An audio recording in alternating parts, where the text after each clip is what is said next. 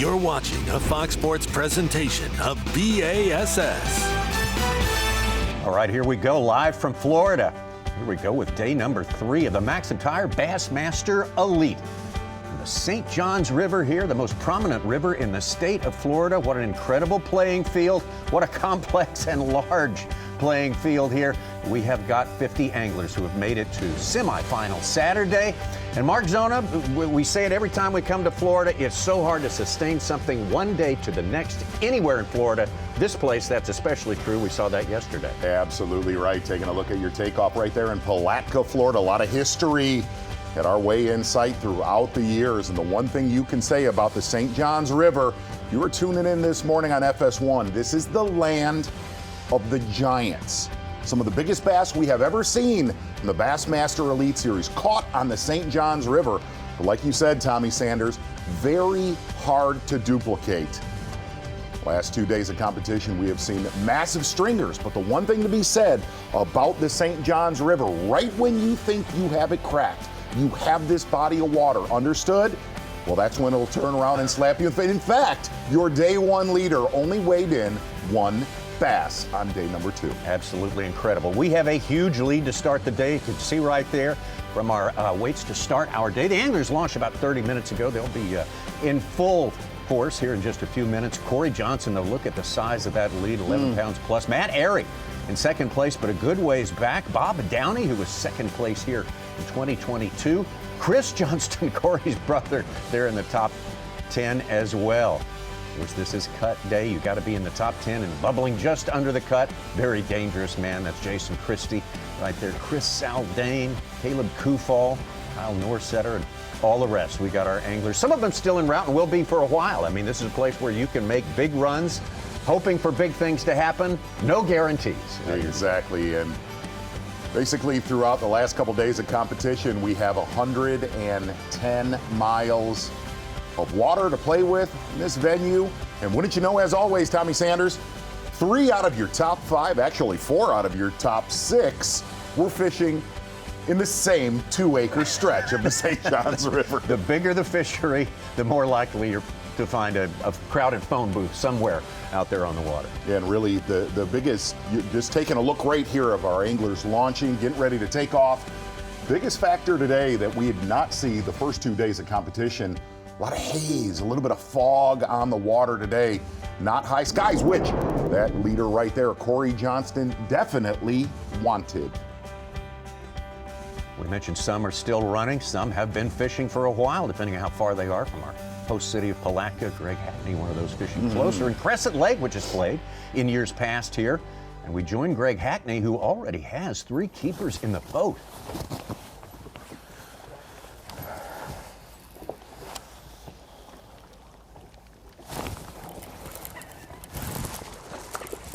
I hope this is a bass. I'm not sure yet.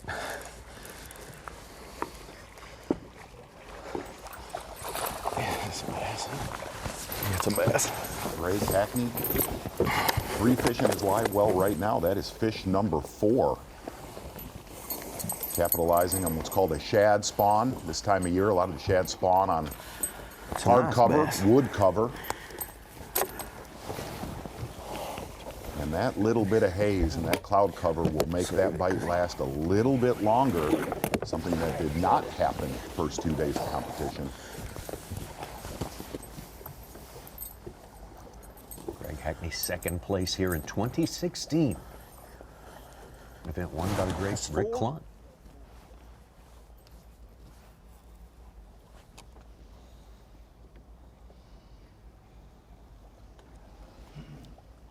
Let's take a look now. We've got a moment to take a look at the 3 previous fish here. We're going to be with Greg Hackney all day long. Yeah, and if you don't bass fish, that's called a spinnerbait. And a spinnerbait usually has 1 or 2 blades. But to match the shad that are spawning, Greg Hackney has a spinnerbait that he had made a week ago from the company he's sponsored by. 4 to 5 blades. And one comment that he made, when they hit it, they absolutely crush it. Good start for Greg Hackney. A lot of history on the St. Johns River with that angler right there. 19.5 on day one, 16.13 day two to gain the top 10. Well, there's still a few of them here. Just kind of has to be in such a big hurry because this deal don't last very long. So, but man, while it's happening, it's good.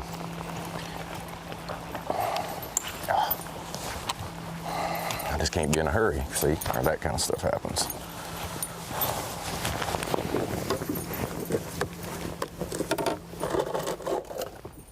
You heard what he said right there. This does not last long. Something that your leader, Corey Johnston's doing, that's an all-day gig. He's sight fishing for spawning bass. Hackney is capitalizing on that shad spawn, which generally happens overnight and then the first couple hours of daylight. So he needs to really make hay quickly this morning because that's about a 1 hour to 90 minutes. Whoa! Hey, how about a big move up? early? Skeeter Boats, big fish alert. Mark Menendez from 19th place, a 6-pound, 5-ounce fish. I mean, let's go. Up to 5th place with that. Mark Menendez always jumps into the fray pretty much here in the St. Johns River. The veteran from Kentucky really has a special connection to this place. Hey, 20 pounds on day one and about half that on day two, only 11 and change. Other anglers had good success here through the years. In his 6th year with the Bassmaster Elite Series, Matt Airy, North Carolina. Yeah, a lot of bites early for Matt Airy, fishing on the main drag of the St. Johns River, but the quality has not been there early in the morning for Matt Airy.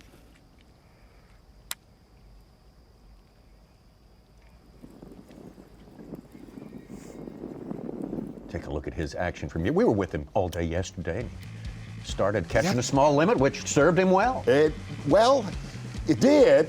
Really, the first 2 days of this tournament, he's been catching. I've said this place is the land of the giants. Do not pay attention to what Matt Airy is catching right here because it's what he has done later in the day.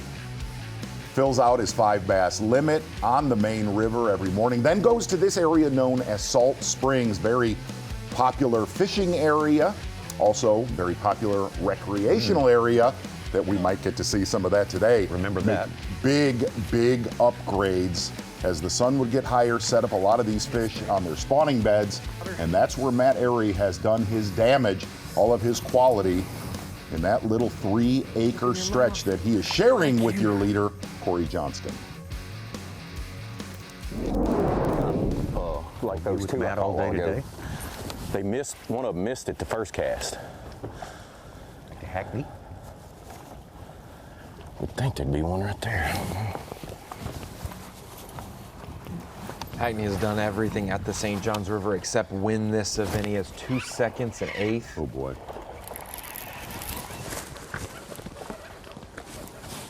I ain't seen it, but it's pulling good. Oh yeah, it's a good one. Number 5.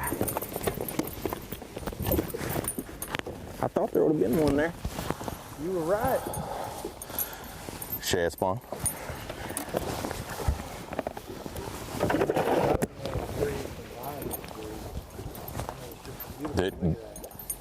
I mean, if this doesn't scream nature.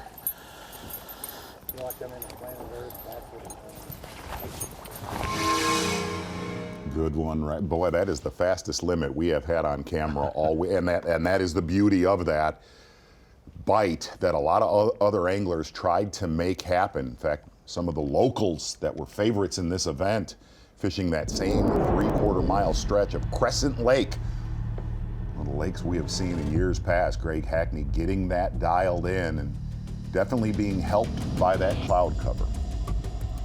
Let's get over to Bob Downey of Minnesota. Bob Downey, again, 2nd place, 2022. Here at the St. Johns.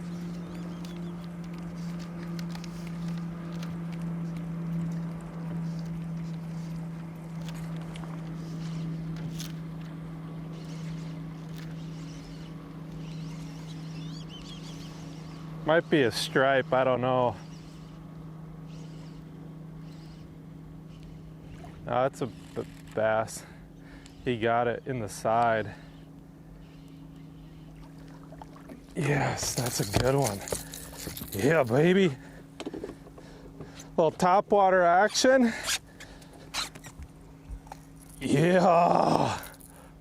Get our day started. Decided to stop on a little sand before we get to our primary area. This thing just busted a minnow up on top of that sand. He got it. What's that drain back there? I think it's just a pipe, just a run in there. And then it's kind of created a delta out in front. That's a chunk. And we got like a sand delta out in front of it. And then when the tide, whatever way the current's going, it pushes over that sand. And they're just sitting up there. Caught a decent one here yesterday, but this one's definitely bigger than that. Yes, it's a great way to get our day started. That was so cool. He freaking came up and busted that minnow. And he wanted a little bit of the walking bait. Yeah, baby. 3 pounds, 10 ounces. Woo! That's a great way to start our morning. Nice fish, bud. Thanks. Old Bob Downey. Known On as the board. Old Bob Downey. What's that? Known as Old Bob Downey That's for right. some reason. Very young, but Yeah. known as Old Bob Downey. And Z, I love all our Elite Series pros, but when he says 310, I trust him a lot more than others. Saying he's more truthful than Yeah. the rest of What? the field. On a fish Understandable. weight, What are you saying, Ron? And I would back you Accuracy. up on that. Accuracy, truth and accuracy with Bob Downey. Bob mentioned the tide. If you're not familiar with the St. Johns you River, get that definite eat? tidal influence here. You did?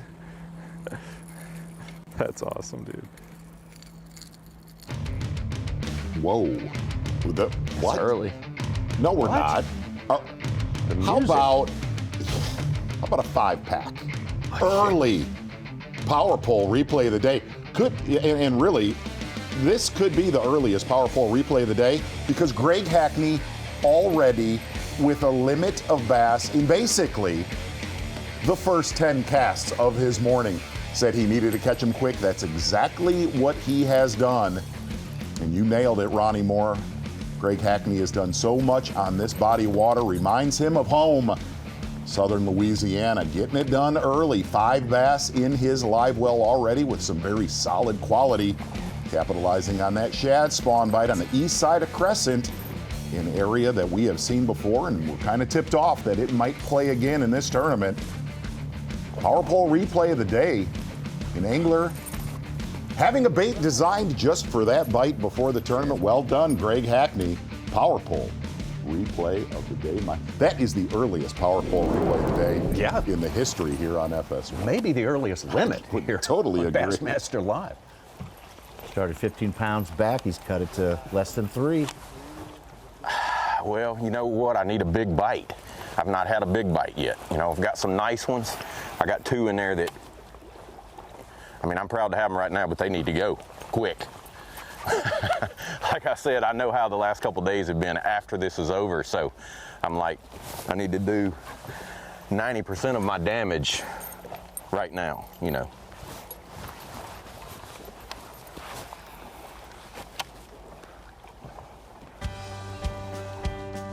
Yes. Good stuff from Greg Hackney. We're going to be with him all day, folks. He's got a long way to go. Big, big lead to start out this day. And Corey Johnston. But it's not, anything can be overcome on this place. And you can sometimes get a help from the leader. On a place like the St. Johns River, it is very complex and changes all the time. 5 minutes ago, Corey Johnston had an 11.5-pound lead. That's unbelievable. Got plenty more to come here. Just getting started. Day number 3. Maxam Tires Bassmaster Elite on the St. Johns River, Palatka, Florida. Is sponsored by Toyota. By Nitro Boats. By Dakota Lithium. And by Humminbird. Semifinal Saturday, one of 2 very important moving days here. Yesterday you had to be in the top 50 to fish today. Today, even higher mountain to climb, got to be in the top 10 There's your leader. Big lead to start the day. Corey Johnston, which has been eaten into quickly by Greg Hackney with an incredible quick limit there. Not too far from our takeoff. Let's take a look at Corey Johnston's day yesterday. Just absolutely perfect to start his day. Not an easy day. But he played it perfect. An easy day, but definitely the meat, the quality was there in his live well for Corey Johnston. Actually thought this area, this little popular, probably the most well-known fishing and pleasure boating area on the St. Johns River. Corey Johnston and a couple other anglers with big bags out of there on day one, and Corey Johnston made the comment, I feel like we burned it down, but I'm gonna stop there on day two. Good thing, because there was bass crawling around just like that, but not, as you said, Tommy Sanders, in big numbers. But the one thing we got to see yesterday with the skies getting brighter, a lot of fish moving in. We're coming in on a full moon, which generally that is the time that you want to be targeting. A lot of fish moving onto their spawning beds. A lot of big ones were coming up yesterday afternoon. So Corey Johnston going back to that little 3-acre stretch that he did all of his damage. This one right here was a late day call.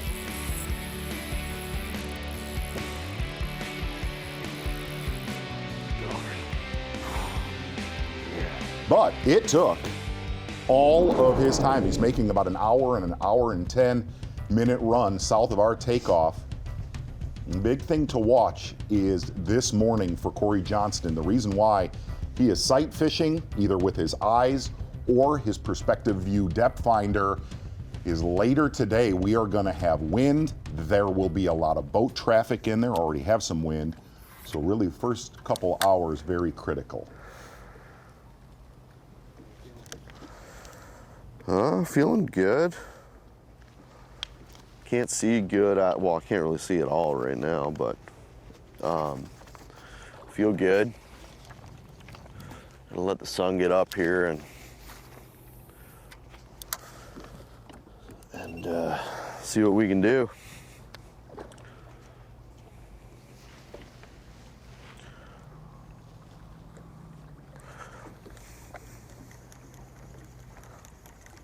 Kind of cast around a bit.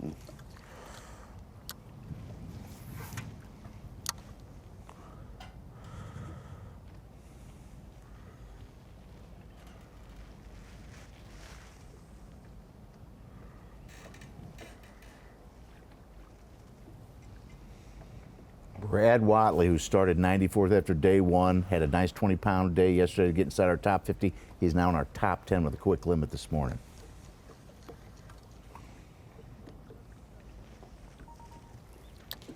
Brad had a good tournament last week at Harris Chain. Yeah, there's a couple people who have carried over both Florida swing events. Greg Hackney with a 13th. Jason Christie made the top 10. He was just outside the top 10 to start today.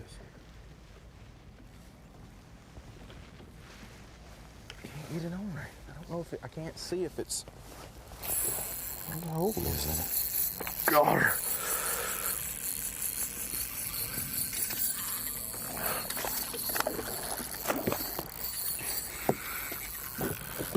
Come on, baby.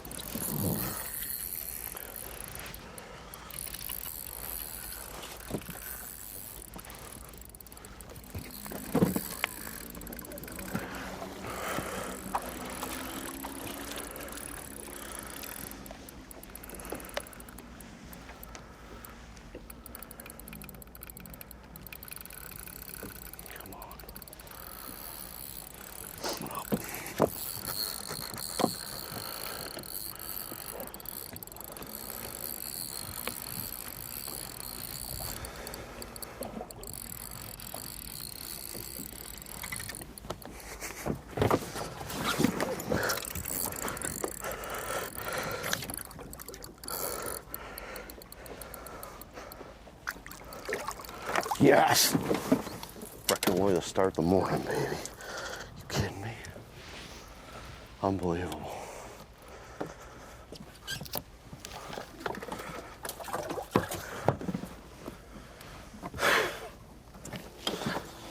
freaking unbelievable. Oh, that is some rough news for the rest of the Yeah, it field. was. There early on day number 3, semifinal Saturday.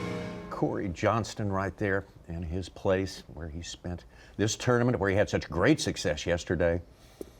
And he said, I'm around plenty of them. I'm seeing big ones everywhere, but very few of them are disposed to bite out there. And we welcome you to Bassmaster Live this morning. Welcome to Bassmaster Studios, sponsored by Marathon. That is Mark Zona right there. And yeah, he, despite just a few inclined to bite, he got the job done in a big way yesterday, and he seems to be on that track today. That was actually a fish that he had marked late yesterday. A lot of these fish, when they set up to spawn, they have little dish pans where they're locked on their beds, and he got to eye spy a bunch of them. Generally, in a tournament like this in Florida, the rest of the anglers that are actually fishing kind of withstand body blows days 1 and days 2, and in a sight fishing tournament, you see weights go down.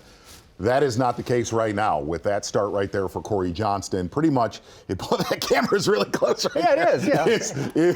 I'm sorry. You're an interesting subject. That's one of the biggest things, that Corey Johnston fishing one of the most pressured areas, and we knew this morning was going to be critical, off to a great start.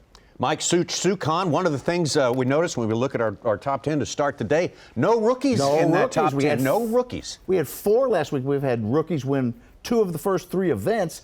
We still have a rookie leading the Angler of the Year, but it's a little closer. We had 4 in the top 10. We only have 2 in the top 10 right now. All right, let's take it to the Dakota Lithium screen of knowledge, and that's, of course, where is Ronnie Moore? He's right there. Well, guys, I wanted to break down, now that Corey caught that big one to start his day, it's a perfect segue to the Dakota Lithium screen of knowledge, because at this point in the tournament, we're only at halftime. We're halfway through the tournament, 2 days in out of a 4-day event. We've seen in other sports big halftime leads not come to fruition, and it becomes much closer by the time the fourth quarter comes here. But on pace, 11 pounds 9 ounces is what Corey Johnston led by starting this morning. 50 pounds 11 ounces. Matt Airy was second with 39.2. So an 11.5 pound lead for Corey Johnston. When we think about all-time Elite Series events, 4-day tournaments, and what the largest margin of victory was, Patrick Walters in 2020 at Lake Fork won by 29 pounds. Caleb Kufal in 2021 at Lake Gunnersville,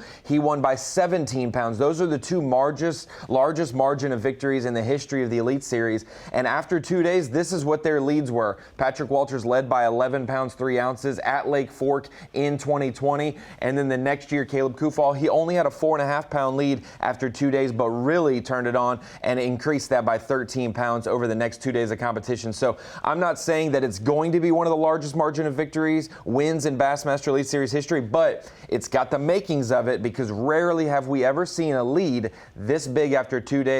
And this does far supersede what our biggest one was most recently, which was Patrick Walters at Lake Fork. So Corey Johnston starting his day with a big one. That is a good way to keep a lead and increase a lead possibly. Something that we talked about yesterday at the end of competition on day 2 is the state where we have seen leads like that disappear is the state of Florida on the Bassmaster Elite Series. Reason being, he has an 11.5 pound lead. There are 11.5 pound bass swimming in here. I think when Rick Clunn won in 2019, he was down by 13 pounds to Corey's brother Chris, and wins by a pound or 2 because he caught 34 pounds on the final day. So as good as that feeling and that look is, it is not safe in a state like this.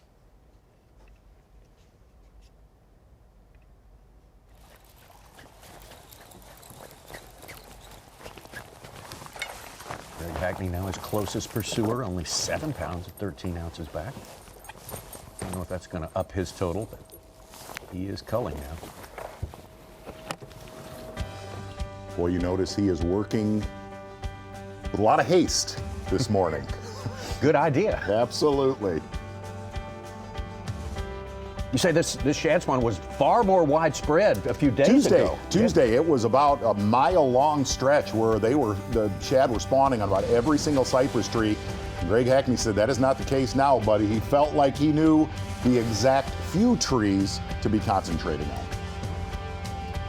still on top, no doubt about that. Corey Johnston with Hackney in pursuit. Corey Johnston really performing over the last 7 or 8 events with the Elite Series. Right now he gives us our Bass Pro Shops top lures.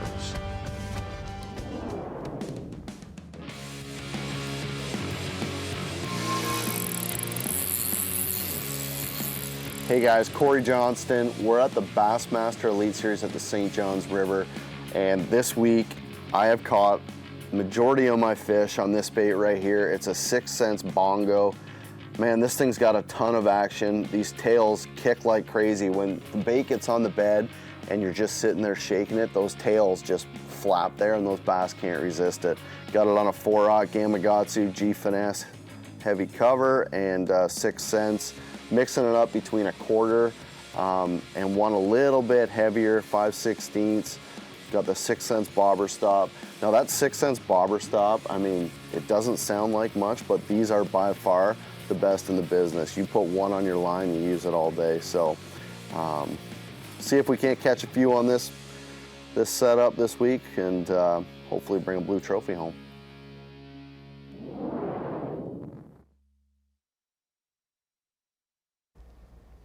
Today on FS1, 2 iconic teams go head-to-head. The Mets take on Mookie Betts, Shohei Ohtani, and the Dodgers. Coverage begins today at 3 Eastern on FS1.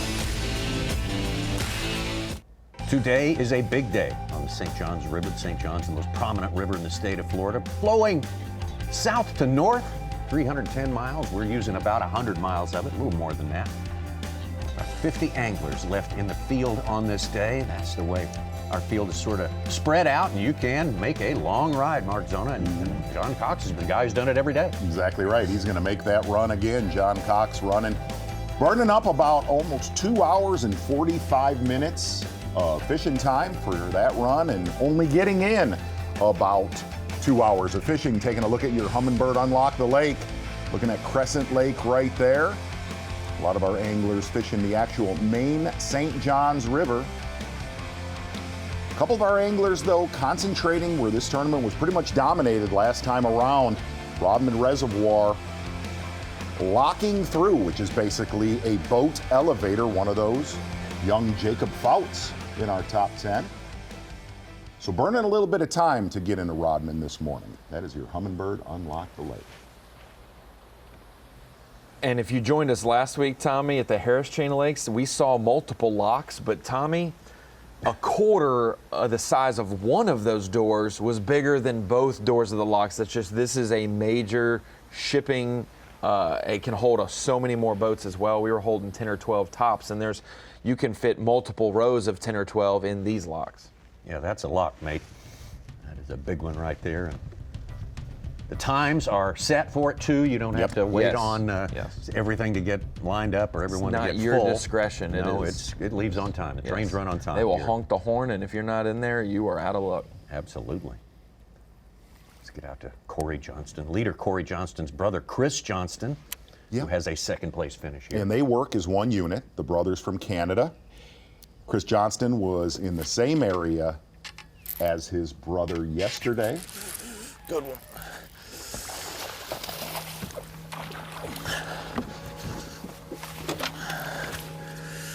Come on.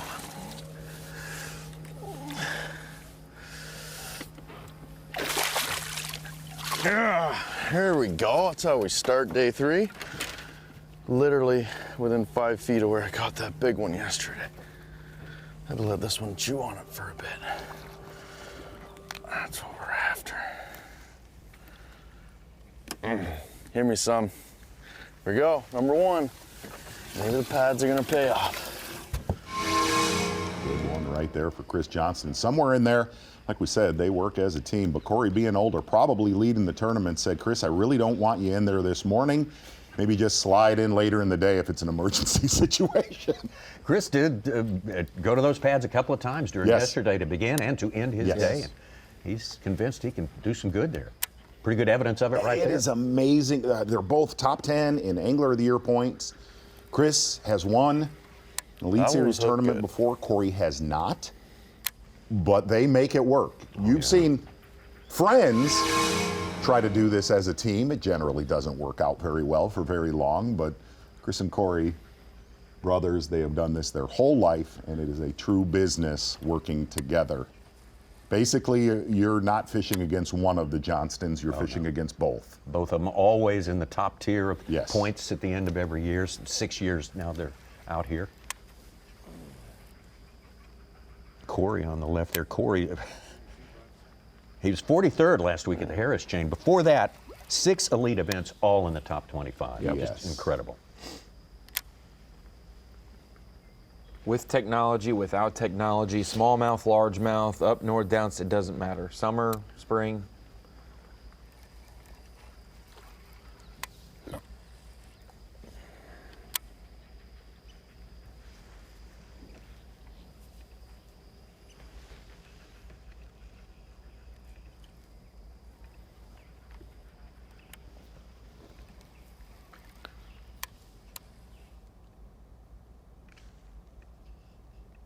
As we say, very odd for this season to not have any rookies in our top 10 on this day. Rookies have been a big part of the story.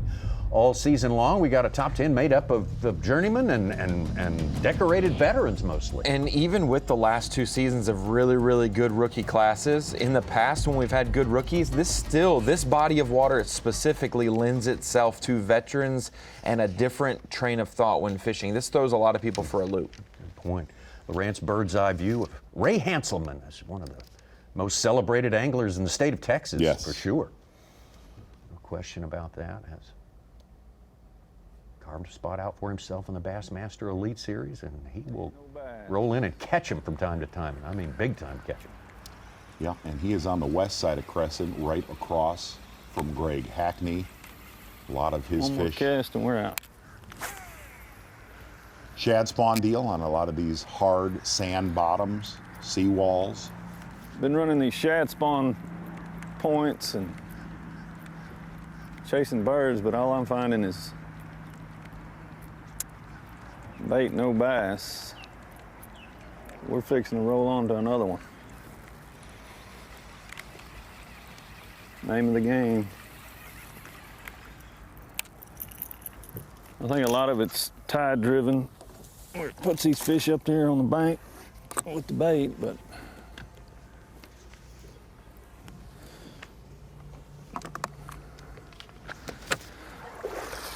let's run to another one. Chasing that early morning bite. You see Hanselman right there. No fish in his live well yet, because when you do get around them, obviously we got to see that across Crescent Lake with Greg Hackney. They are aggressive and they're definitely biting. So Ray Hanselman a little bit behind schedule for what we've seen the first 2 days of competition with the Texas Angler.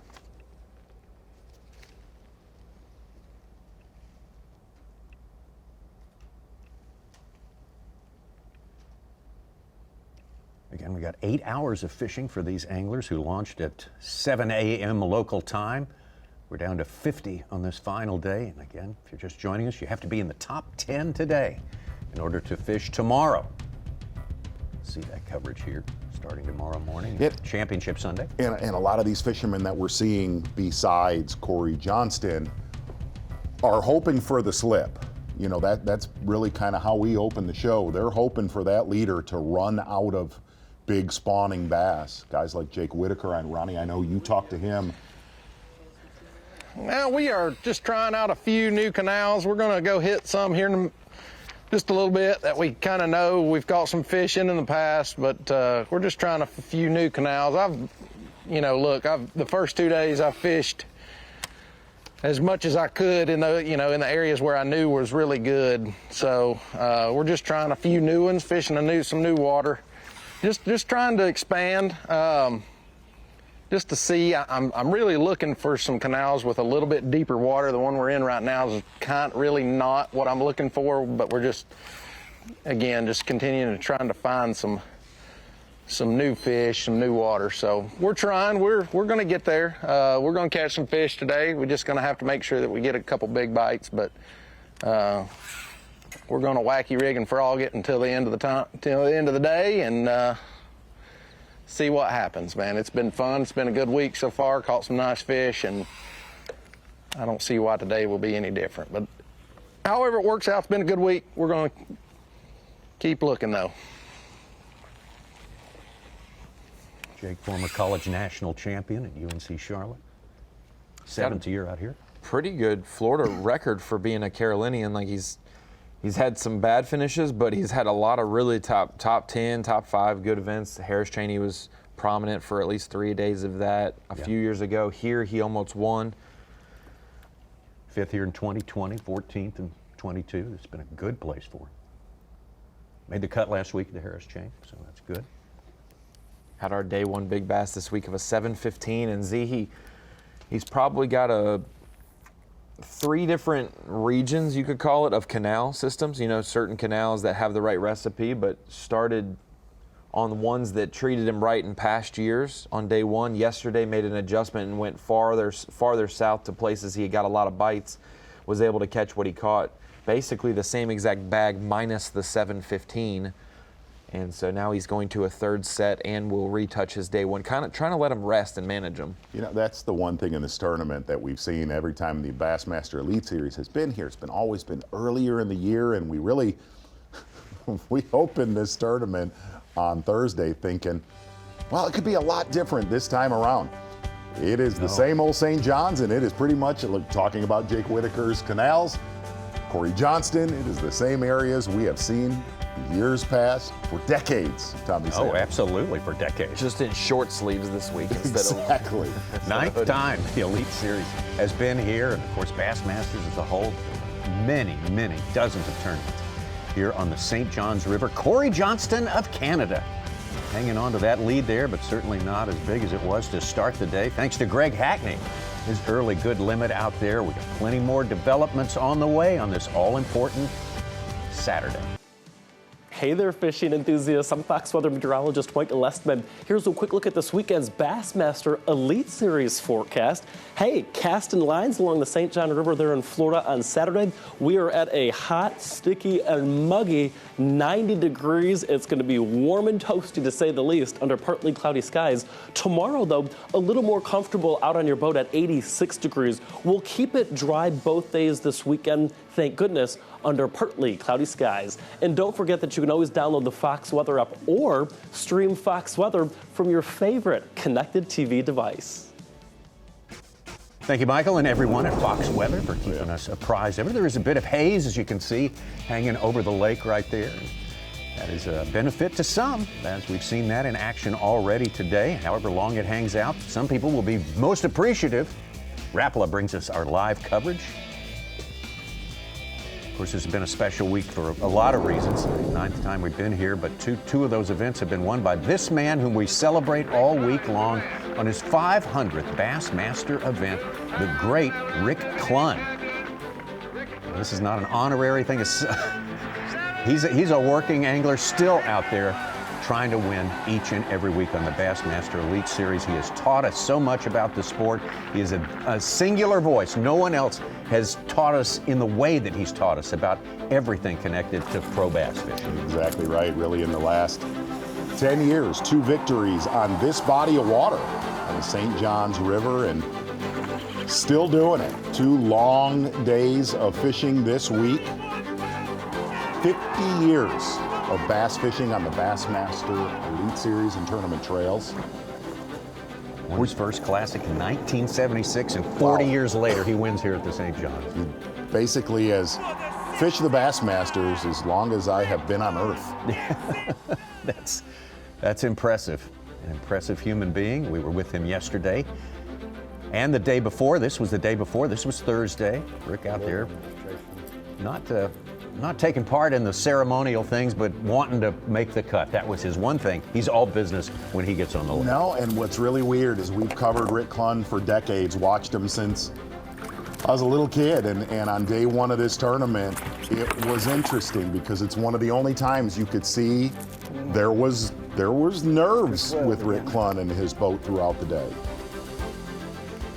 Great issue, Bassmaster magazine, with a unique sort of montage of photos of him making up his portrait. If you get your hands on that, that's going to be a collector's item. It's really, really good. And really, one of the amazing things about Rick Clunn to now every single angler in this field, a lot of the bass fishermen and women that are watching this broadcast, in some way, shape, or form, a certain way you fish, that guy is the reason. The style that he has fished, it has been aggressive throughout the years. It's very power fishing 101, and he has done it the right way.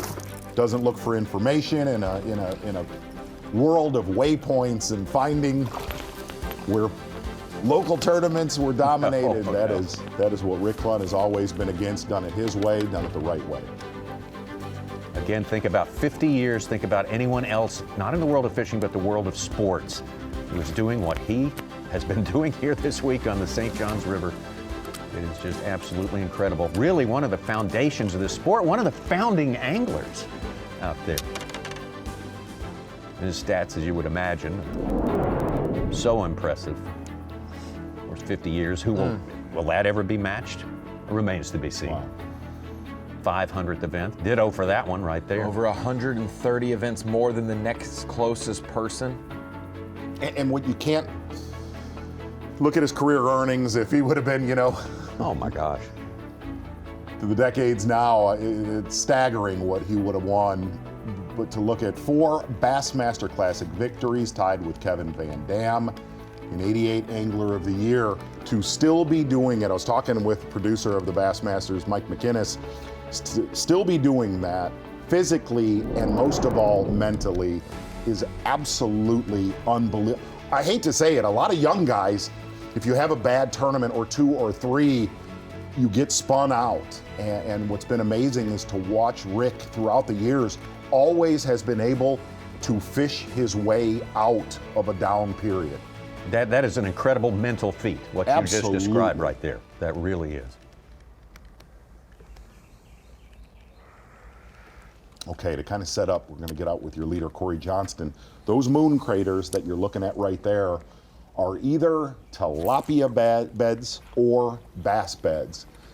And what really kind of happens on this body of water this time of year, when the tilapia vacate those beds, bass will just move in, be lazy, and use that exact same bed. And we're kind of on the tail end of that gig happening.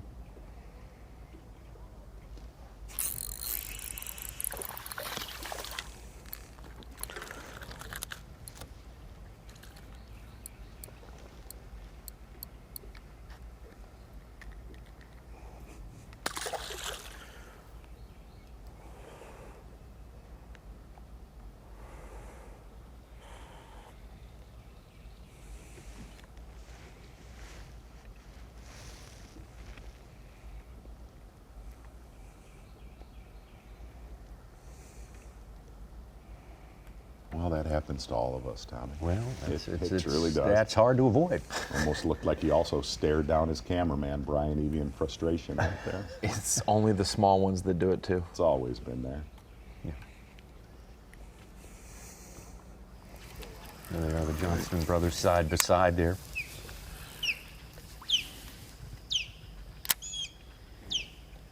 They debuted here back in 2019. What a week that was. Early wave of Canadians, and everyone just shocked and amazed at how they could pick apart What a this year that vegetation was. here. What a year that was. Oh, that was something else. Right. There's one.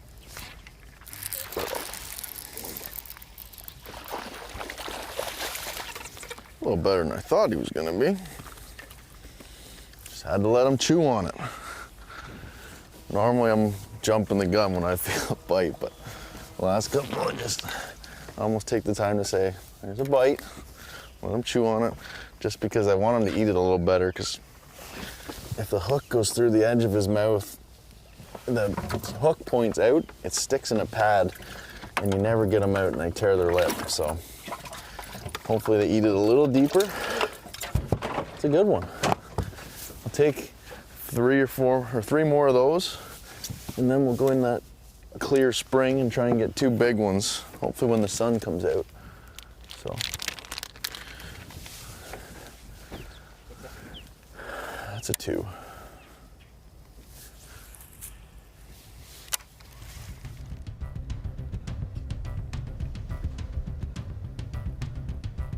Chris Johnston and Corey Johnston, both in our top 10, both with some success this morning. Corey's first fish went in as a 5-pounder. We saw him catch that very early. That is a great shot of the east side of Crescent Lake right there. A lot of hard cover, a lot of cypress trees, laydowns.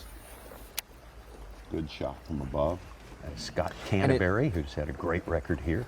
It just goes to show you, Z, how boat number and the first spot of the day selection is key. With Cliff Prince being the local here with so much knowledge, pulls up on the stretch, gets behind an angler who has a great morning, and you find yourself in 96th, and then you see so many guys in our top 10 on the weekend doing the same thing you were doing. And let me set that up. What you're talking about, Ronnie, is these schools of bass that hunt those shad around these cypress trees. There could be 1,000 cypress trees, and there's 10 bass on one tree or 2 trees side by side.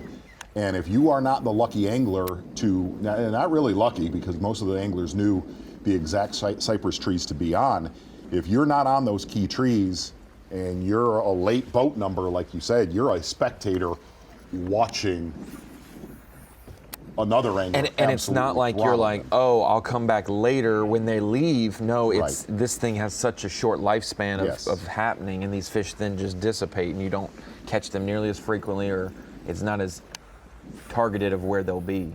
Got a big move from Caleb Kufall, a 6-pounder. Wow. He's 12th place. He had 21 pounds on day 1. He's in 7th right now. That's his first fish of the morning. Mark Menendez in Crescent added 1 to his 6.5. He's close to 9 pounds on the day and up to 5th place.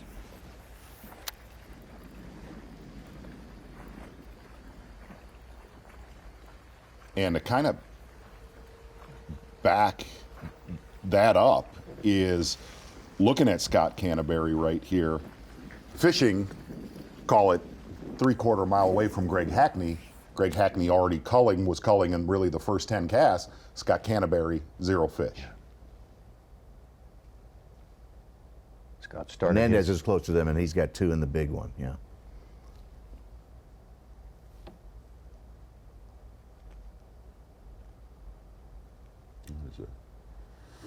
Great shot of an area that we have seen years past. I believe the first time we came here, Crescent was a big player.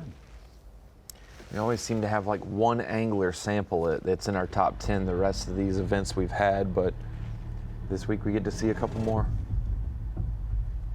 Canterbury started his successful Angler of the Year campaign here back in 2019 with a top 10 finish. Here's a story right here. Jacob Fouts, the only angler in the top 10 fishing in Rodman, where we have seen absolute domination in years past. And he said he is around schools of 20 to 50 bass, all of them 3 to 4 pounds throughout this event so far. A lot of schooling fish on top. Also a jig head minnow that we have seen a lot this year, to say the least.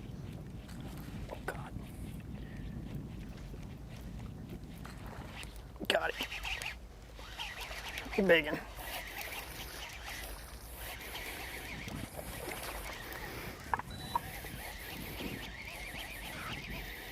And he's the one angler to watch today and possibly tomorrow, exponentially on the biggest schools of bass of anybody we're covering.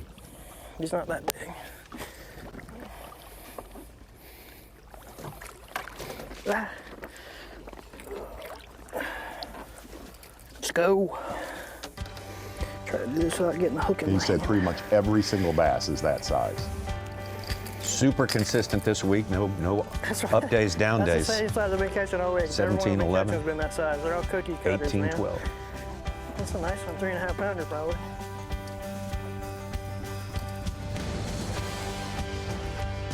Good for him. He needed a good start to the year. He normally makes up a lot of ground mid-season to late season, but this year getting off to a great start. He's in the top of the points as well. 7th place. Corey Johnston on top. Greg Hackney pulling up in 2nd place right now, and Chris Johnston in 3rd. Canada playing big on day 3.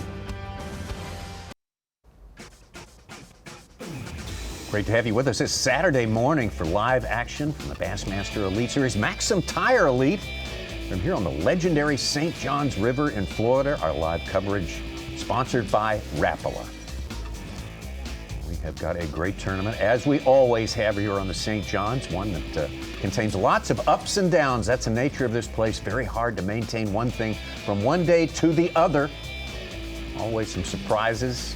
Seems like popping up every hour out here, but no surprise to see Corey Johnson, who started this day with the lead, adding a 5-pounder early on today, despite other anglers also advancing on him throughout the course of this morning. We're still early hours here on day 3.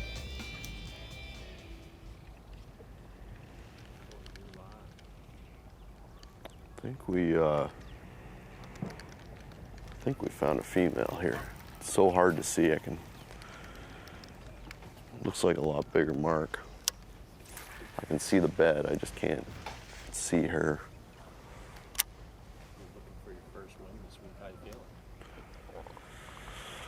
Well, right now I got 5-pounder in the boat, so I'm feeling pretty good, but I mean, we still got a long day and anything can happen, so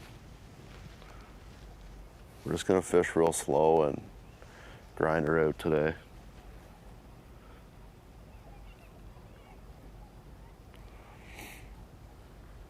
If I can get one more big one early, that would take the pressure off immensely.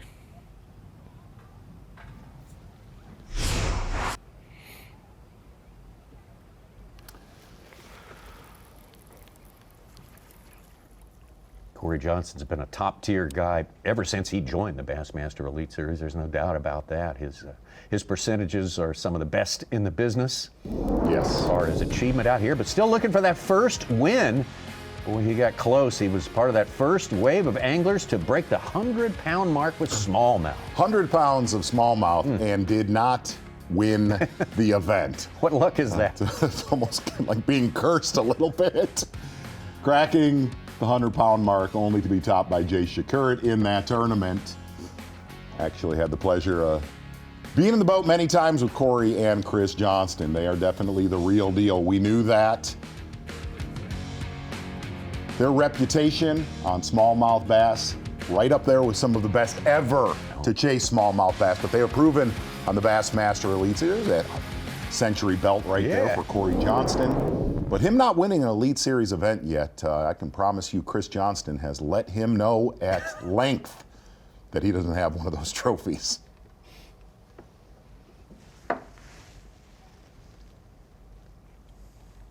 Let's get back over to Jacob Fouts, one of 2 former college national champions in our top 10 to start this day. Jacob Fouts lives in Tennessee. I guess he got some Great Lakes experience too. And he said really what's going on in Rodman, one of the only, look, there were 30 boats in Rodman throughout this tournament. And Jacob Fouts said, I found the magic 300-yard radius. And what he did yesterday after he caught his 5 bass, he just protected these 2 to 3 schools that he's on out in the middle of Rodman.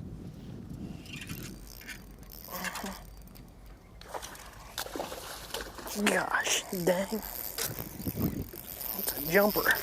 And like he said, they are all that size. They are 3 to 4 1/4 pound bass, but he said there are so many fish in these schools. You're looking at about 10 to 15 feet of water, and most of these bass about 5 feet under the surface. Dude, they pull so hard.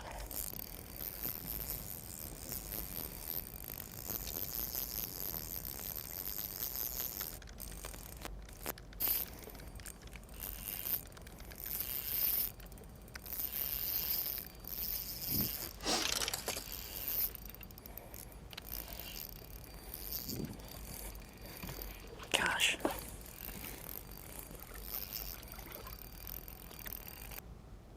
Got me in something. You can't see it under the water in absolute forest with timber, standing timber.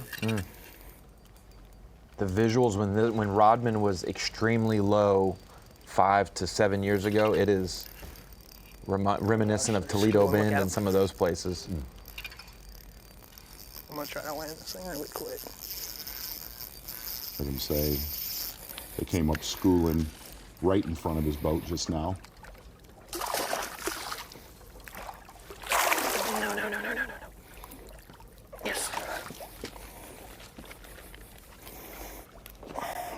off.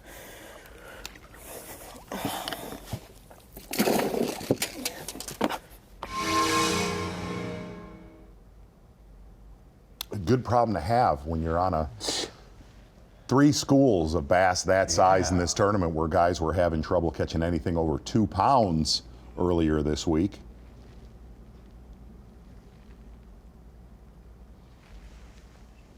Certainly the story last week at the Harris chain too. The 2-pounders, 1.5s were predominant, but the occasional giant really made the difference for a lot of anglers. Consistency in Florida is nearly impossible, so he could be onto something. And listening to the gig that he's on, he is Chris Johnston's biggest problem, because he is not going to run out of them.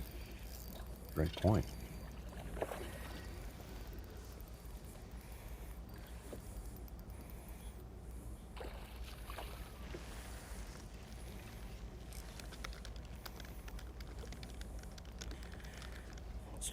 Said they started schooling yesterday morning, Tommy, and said it was about a 3-acre stretch of fish that size. He's on pace. Had 17-11 and 18-12. He's got 3 fish for almost 10 pounds today.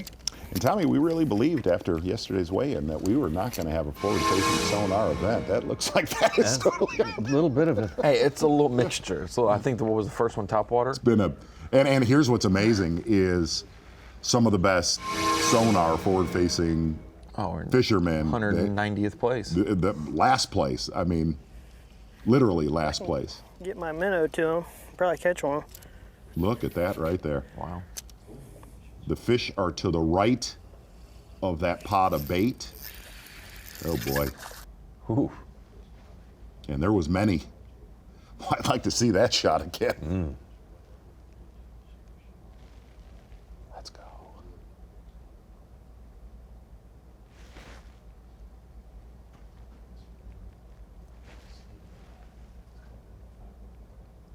Six Elite Series cuts in a row for Fouts, dating back to St. Clair from last season. Good for him.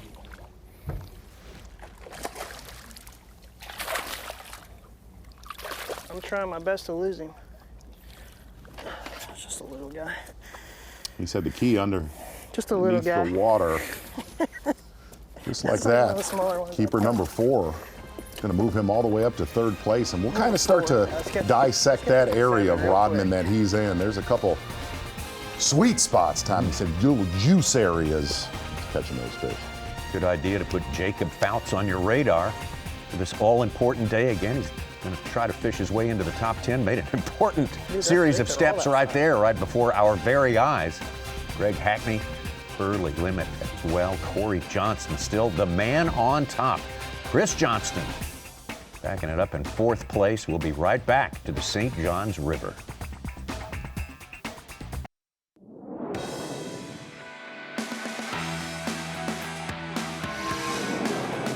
The sight fishing, I'm shocked it's holding up as well as it is. But the thing that's keeping it good, I think, is we have a moon phase right now. We got a full moon. And in that spring, I think a lot of these fish have the same temperature water all year. So they're more relying on the moon phase and the days getting longer. And I think the majority of the fish in that salt spring are trying to spawn right now. It seems like as the sun gets, there's some fresh ones in the morning that I feel like have locked on overnight and easy to catch. And then once that sun comes up, I feel like a few more lock on and you can visually see them better. Here we go. That's how we start day 3. Literally within 5 feet of where I caught that big one yesterday. Had to let this one chew on it for a bit. That's what we're after. Give me some. Here we go, number 1.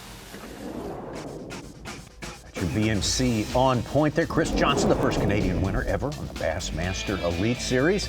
Always a guy who's high up in this list right here. Progressive Bassmaster Angler of the Year points, and this year is no different. You see him tucked right in there in 3rd place, right behind Jordan Lee and Trey McKinney, who had a bigger lead to start this tournament, but has not achieved the top 10 on this day. They're looking to make it to this final day. Tyler Williams, another rookie in there. Justin Hamner, our classic champion, in that list right there. And Jacob Fouts, who's out there. And taking a look at that list right there, we're heading up Lake Murray, and then we've got an Alabama swing, and then we'll be headed up north. The last thing you would want to see are those pesky Johnstons hanging around in that top 10 when we head up north. You think it's a Canadian deluge now? Exactly.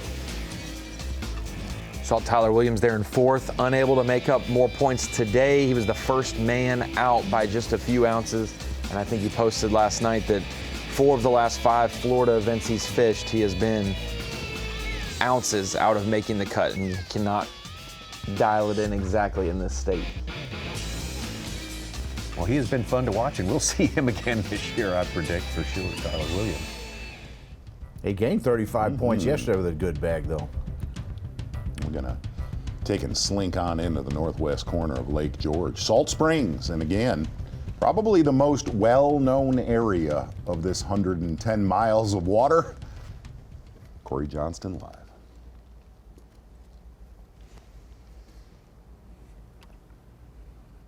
We talked about the wind, but we just checked some of our apps, and there is at about 11 o'clock to noon, there's going to be no wind, is what it's saying, which will help what he's doing. A little more sun so I can see.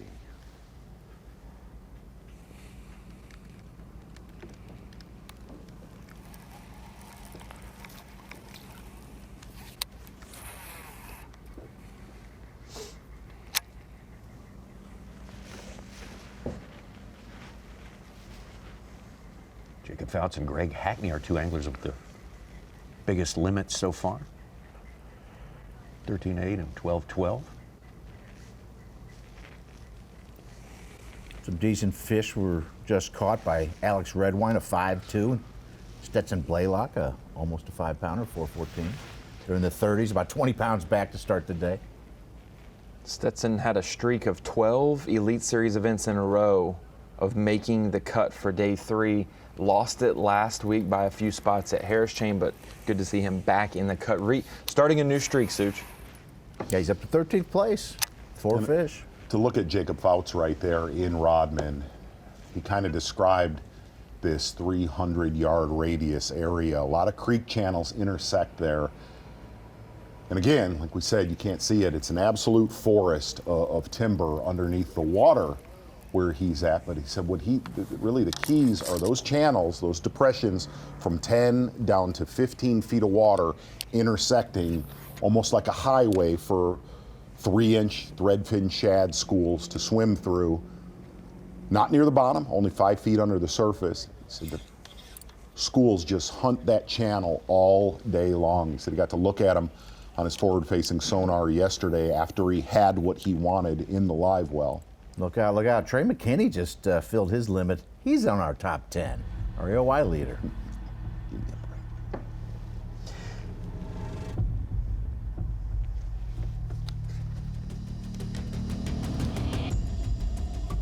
Take it back out to Bob Downey. Second place the last time we were here in 2022. And Tommy, old Bob Downey, sitting in 5th place right now. Take a look at what he's doing right here, an area we have seen tournament 1 in years past, looking at his Mega 360 right there, and what he said's under the water. He said there's a lot of just flooded timber. He said what he thought was old old palm trees from storms from years past. Look at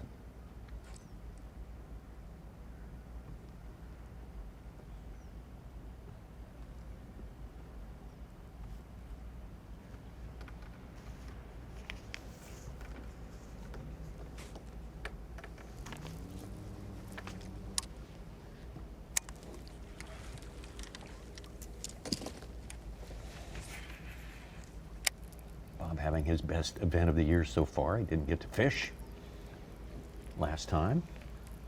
Big event in his life. Can't blame him, man. He had to leave the Bassmaster Classic early to make sure his wife and future child were A-okay at home, and he did. And then a few weeks later, gets to be there for the birth of his first child during the Harris Chain, and last week. Family first. Yeah. And so then he comes down here and has 2 days of practice with everyone else. probably less fresh than they are. They came off of fishing basically a week straight, and he came off of no sleep for a week straight either. So, and a 25-hour drive. He can't just rush down from Minnesota to Florida, but in it again, second place here in 2022, had 3 of the best days of fishing we've ever seen, with one terrible day, and if that terrible day was slightly better, he could have won that event.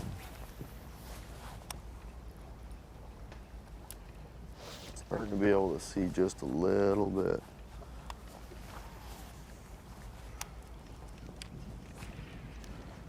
That is pretty awesome right there. You know you're on a diverse fishery when all of these anglers are about 30 miles apart doing 4 totally different things. That's kind of what you want on a semifinal Saturday.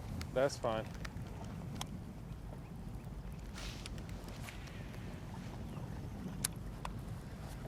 Be a lot of leapfrogging to get in our top 10. Wes Logan just knocked out Trey McKinney, and Stetson Blaylock knocked out Brad Watley. And I do that till the final moment this afternoon.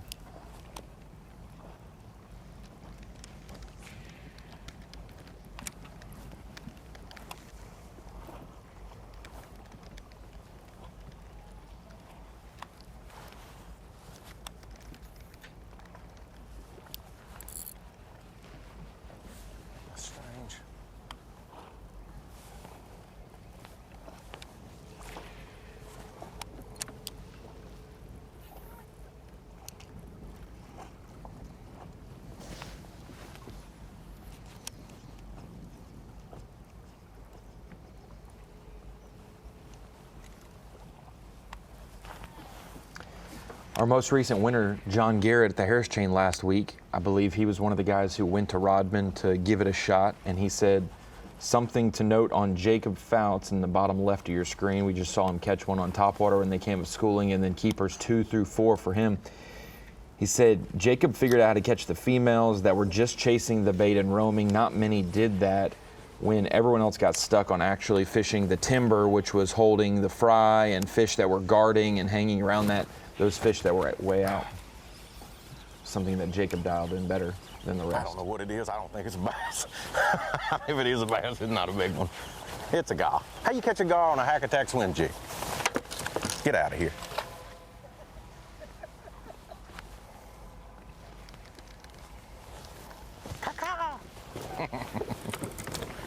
You see that light starting to penetrate the clouds where Corey Johnston's at, and that is going to be a big deal. And over his left-hand corner, you see that little sandbar right there. That is going to be a popular area in a couple hours. Yeah, it gets a noisy swimming pool effect is going to take over there. Hey, and not only that, Salt Springs. just those boats. What's amazing is Corey has not had a lot of competition. You know, there's been 3 or 4 different boats where in years past we've seen 30 to 40 boats in the back of Salt Springs. But there will be dozens of pleasure boaters, and that will churn that water up in there, and that is not a good thing later today.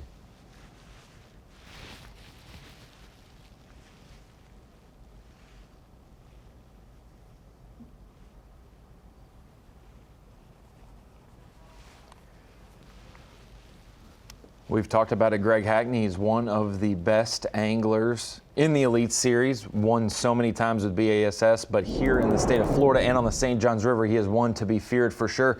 As we're bringing it into the Bassmaster Studios at the Dakota Lithium Screen of Knowledge, and we're talking about Greg Hackney. He obviously got up to a great start with the shad spawn. We've seen him in many places on the St. Johns River have success. This week it's in Crescent. He's been around that Dunn's Creek on the main river part of the St. Johns River before. He's done it in Lake George as well. But Greg Hackney, when you're thinking about Rapala Bassmaster Fantasy Fishing or Falcon Rods Drain the Lake, 2 game modes that we have for fantasy fishing where you can pick your roster and lineups.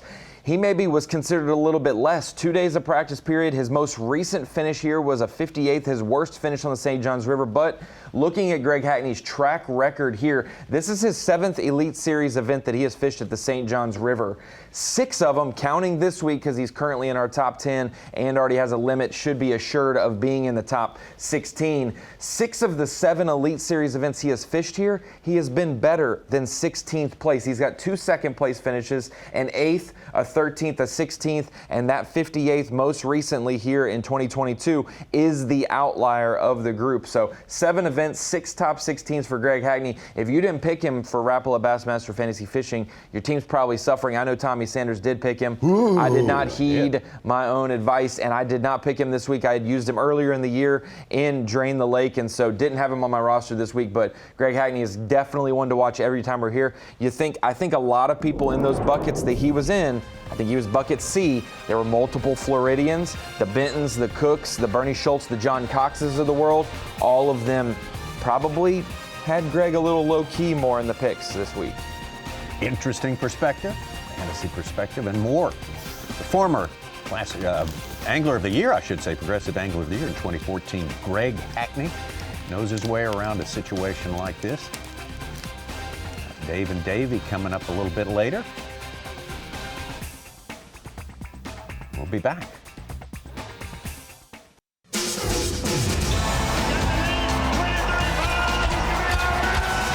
You're watching a Fox Sports presentation of B.A.S.S.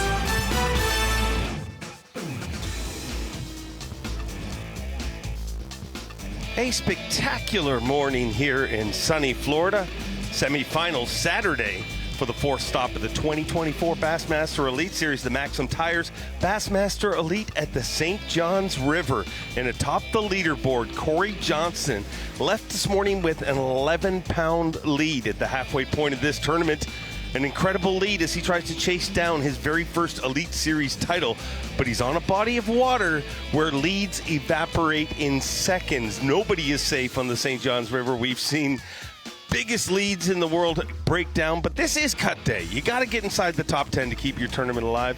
Semifinal Saturday is good, but everybody wants to fish on Championship Sunday. 40 anglers will go home after today, and only the top 10 will fish on Championship Sunday. You see Trey McKinney right there in 11th place, our current Dakota Lithium Rookie of the Year and Progressive Bassmaster Angler of the Year leader, and the youngest angler ever to win an Elite Series event in Bassmaster history. Trying to sneak in there. But where are we this week? We're in beautiful Palatka, Florida for the second stop of back-to-back events in the Sunshine State, and I'm joined by Bassmaster Classic champion, 2-time Angler of the Year, the one and only Davey Height. And Davey, today is a very special day. People celebrate it all around the world, and it is Tommy Sanders' birthday. So happy birthday to Tommy Sanders, and good to be back here with you, Davey. It is great for you to be back here, and glad you got over your illness, or you're not maybe 100%, but you're well enough to be here with me, and I really do appreciate that, Dave Mercer. Well, I'm good. I'm well enough to be here. But this fishery, doesn't matter what time of year we come here, doesn't matter how it sets up, it delivers, and it has again this week. Yeah, we're here later, about 2 months later than we normally come here in our visits to the St. Johns River, Palatka, Florida. And it's a very different fishery. Really surprising to see the leader sight fishing. Typically, we see that in February and March when we're here, the majority of the field sight fishing. Definitely not the majority of the field sight fishing, but it looks like maybe some more of these guys should have done some of that. Corey Johnson with a commanding lead. The other thing that's going on here that's different from in years past is the shad spawn. Greg Hackney, Ray Hanselman, some other anglers have really been able to take advantage of that early in the morning. The cloud cover this morning really helped them with that, getting quick limits. John Cox, Bob Downey, Jake Whitaker, you see guys spread out all over these lakes, and a lot of the anglers in the main river itself, which is a little different than when we typically come here earlier in the year. Well, he came very close to winning his first Elite Series event in his very first Elite Series event, Chris Johnson, but he is the first Canadian ever to win an Elite Series event. He lost it here. Didn't lose. Well, yes, he did. He got beat by Rick Clunn at his very first event, and what better person to be beat by than Rick Clunn. But Chris Johnson said to Corey, he said, I'm going to lay off that area, give you a few hours. And as you can see, he's flipping some pads.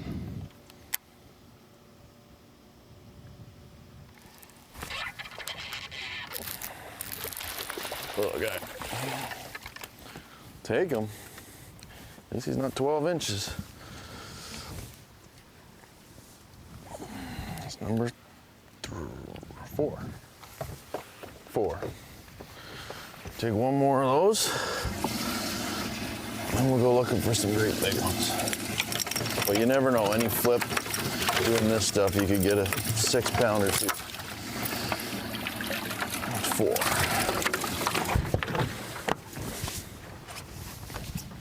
Just had to let them chew on it.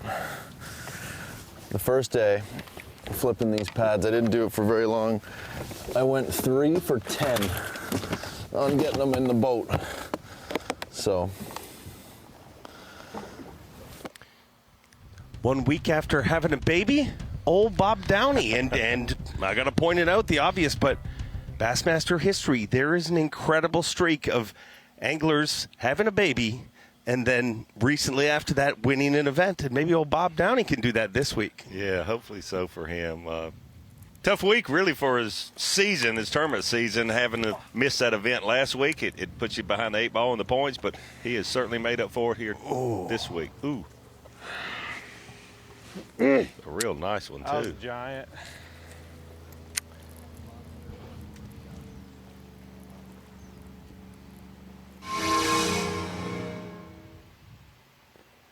Tough loss for old Bob. Take a look right here.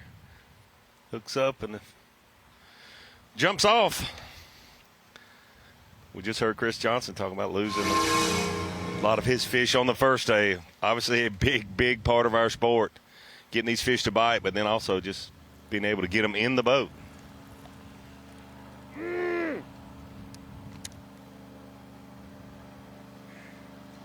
Ooh. Ouch. 2 in a row.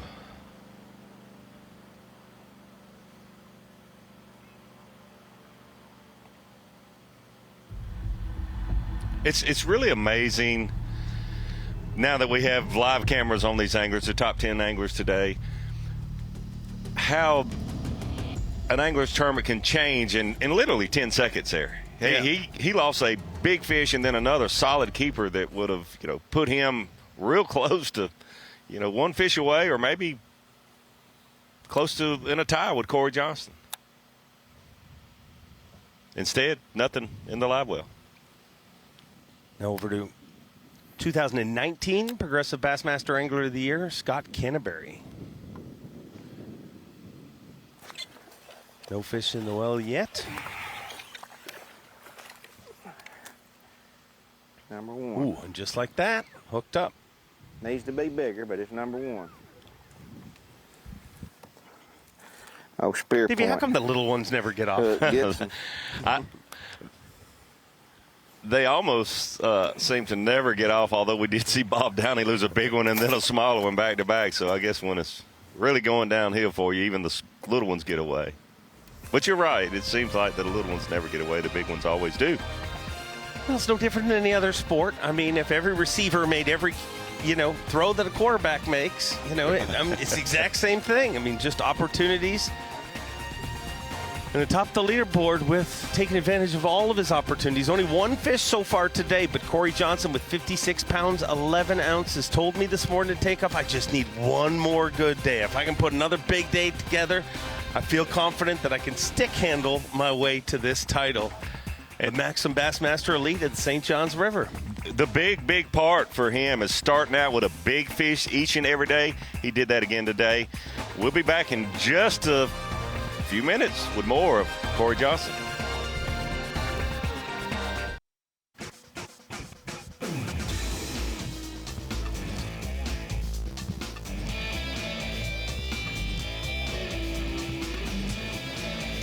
Welcome back. On location coverage in the Sunshine State of Florida. Second of 2 back-to-back Florida events. Last week we were on the Harris Chain. This week, the fabled St. Johns River.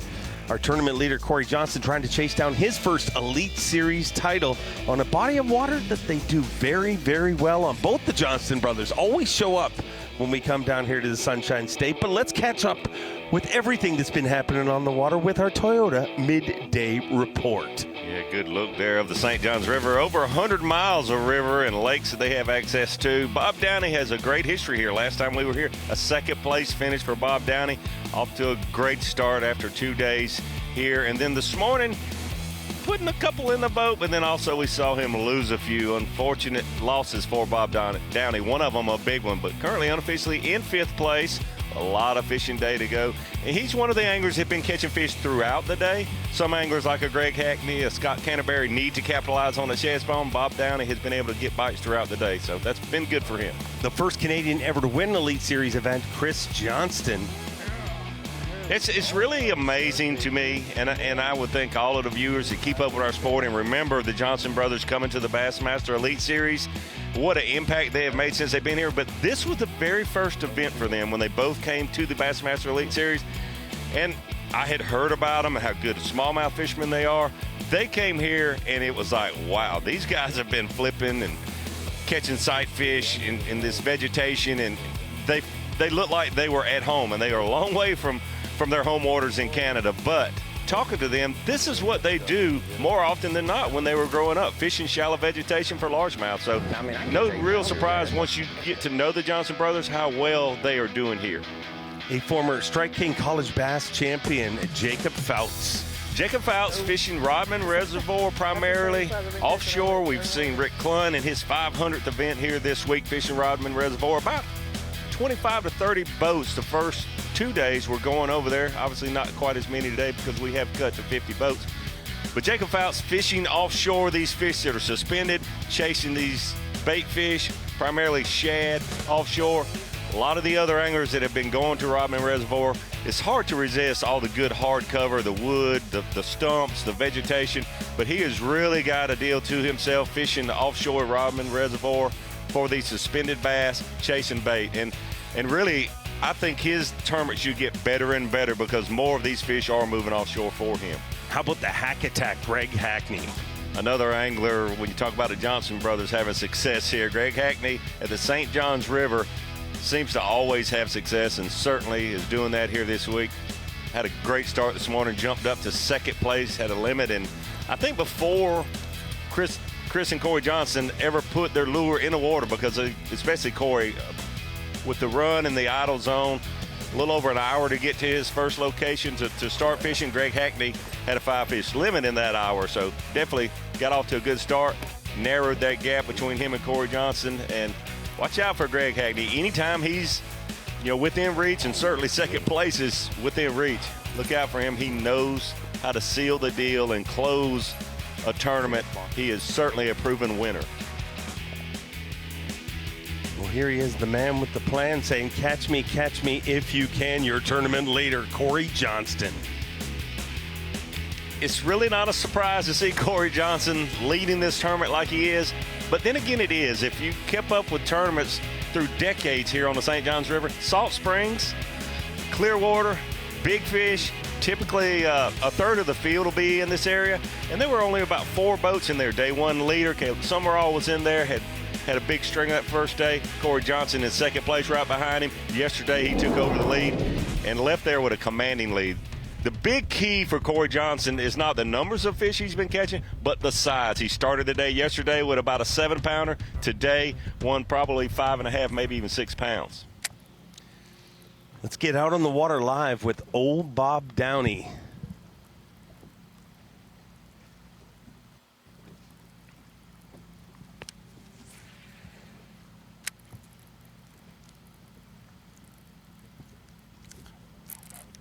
Old Bobby, 2-time Classic qualifier and a winner in the Opens and hooked up live.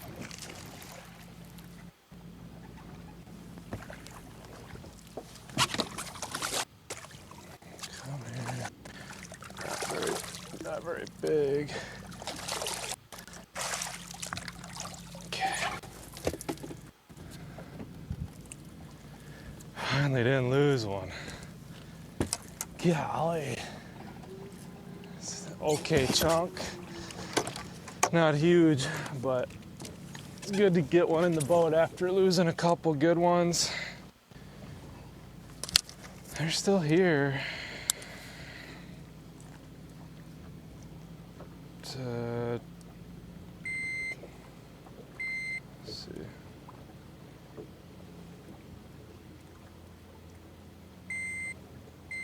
Two and a half.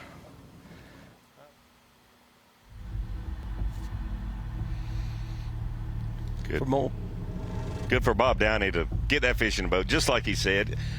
I like to compare our sport to other sports. It's like throwing a couple incompletions, or maybe even that one fish, like throwing an interception and then an incompletion, and then all of a sudden completing a pass and a play, and it means a lot to get off of that streak of losing fish. But it's so important to put every fish you can in the live well.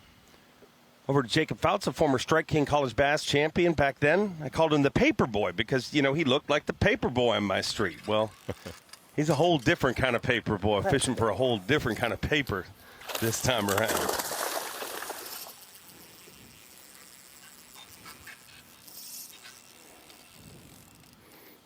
I think they're smallmouth or something. One big thing about Jacob Fouts, I mentioned earlier, he seems to have this whole pattern, not this reservoir necessarily, because there are other anglers there, but you see no one fishing out in the area that he's fishing. And the other thing is always so important. We have a 5-fish limit. Catch quality fish, not numbers of fish. You can catch 5 1-pounders and you've got 5 pounds. He's catching 3 and 4 pounders.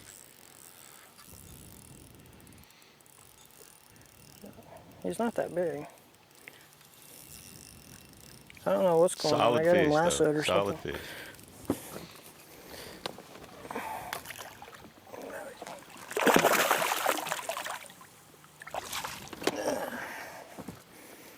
That was weird.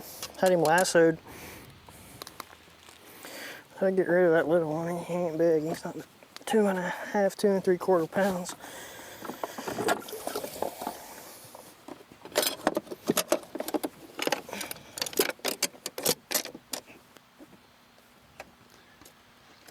Jacob Fouts. Smallest fish, 112. Not anymore. That looks a little bigger than that. But let's head over to the Hack Attack, Greg Hackney.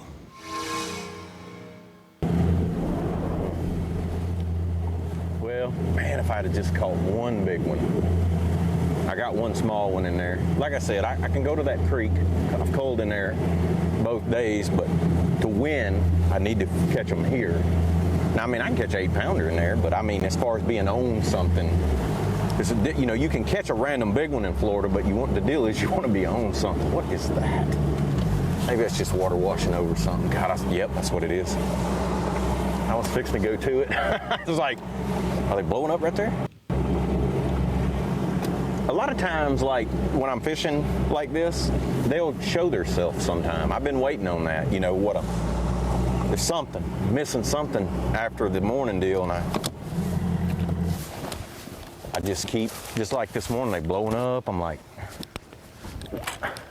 there's a really unique place right out there off that grass. I know we'll hit it sometime today. The birds went right here this morning, so still plenty dark, plenty early.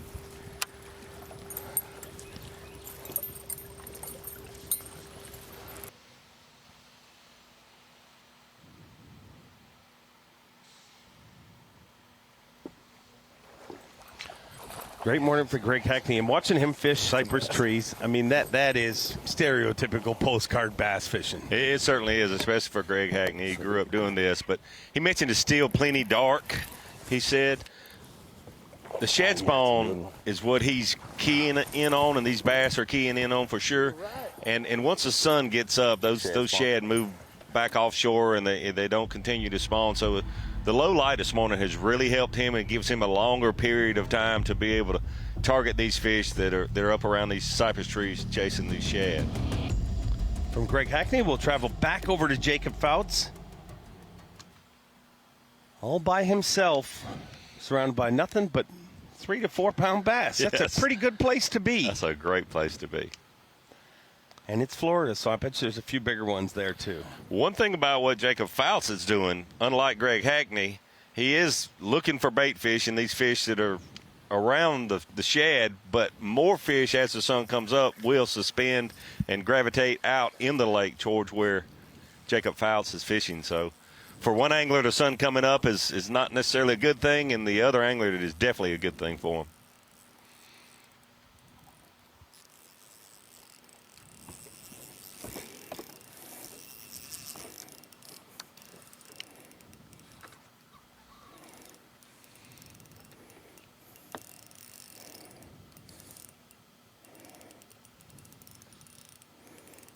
Pretty nice one. Fout's not a very talkative man. He's not. He's certainly not. Does his talking at the scales. Yep.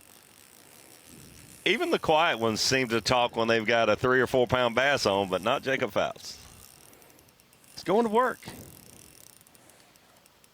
There is one boat out in the lake with him, but I think that's one of our camera boats. So no worries for him. No one else fishing around him.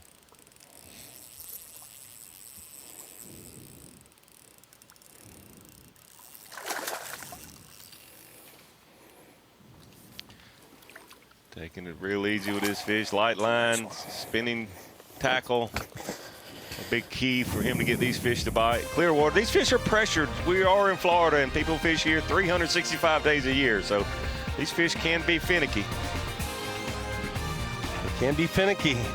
But the pressure will get a lot less tomorrow because the goal today, of course, congratulations, you've made semifinal Saturday. Quest number 2, you want to get to the next level of this video game? You have to make Championship Sunday. And to do that, you need to be inside our top 10. Our tournament leader, Corey Johnson. And you can see Jacob Fouts sneaking up on him in second place. Greg Hockney, Chris Johnston, Mark Menendez, always a player here. And these are the guys you got to watch because they are knocking at that top 10. Who do you think is going to sneak in there? You got to be thinking Wes Logan's going to make a move. He's 11th, of course.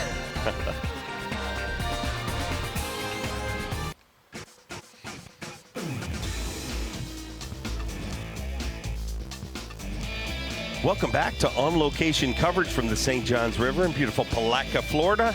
The Maxam Tire Bassmaster Elite, the 4th stop of the 2024 Bassmaster Elite Series, and the 2nd stop right here in the great state of Florida. Live coverage brought to you by Rapala. Our tournament leader, Corey Johnston, been fishing in the Salt Springs area. And Davey, as you said, when they first showed up on the Elite Series, you thought, well, you know, these guys are smallmouth guys. Geographically, we're very far from where they live. But the Johnson brothers, if you look at them fishing this week, it looks a lot like the Otonabee River or Lake Scugog, Rice Lake, any of the lakes that they grew up fishing. The one thing you can't do, though, in Canada is we have closed seasons. So you cannot bed fish, but they are very good at that. And this is a great shot of the area that they're fishing. Tell me what you're seeing, Davey. It really is. It looks like we're on the moon watching these anglers fish. These craters that are around. The water is obviously crystal clear.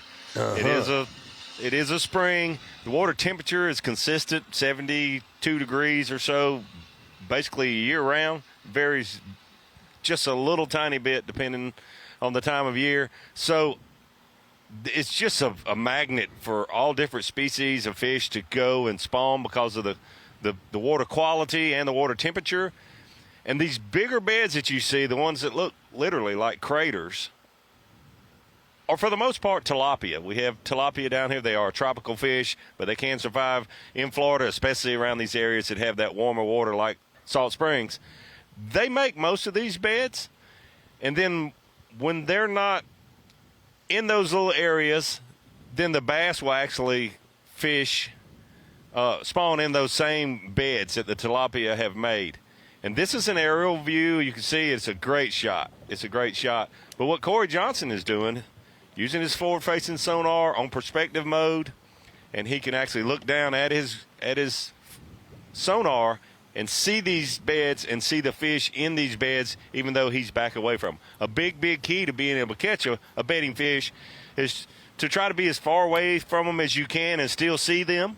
And we had to do that with our eyes for many years. But now with the electronics, you can see these fish out in front of the boat 40, 50, 60, 80 feet. It depends on how far you need to get away from them. And it makes it easier for an angler to catch these fish if they don't have to get real close to them where the fish can actually see that angler. one of the coolest things about that drone shot that I just noticed is, and nobody pays attention to this, or at least generally you don't, is you could see the shadow that he cast fishing. And the fish sees that shadow. Yes. But you don't really notice until you see it from that drone angle how dramatic that actually is. And that certainly spooks a fish. Yeah. So that's the big advantage of using your sonar like he's able to do. You keep your shadow and keep your presence away from those fish as far away as you can and fish for them.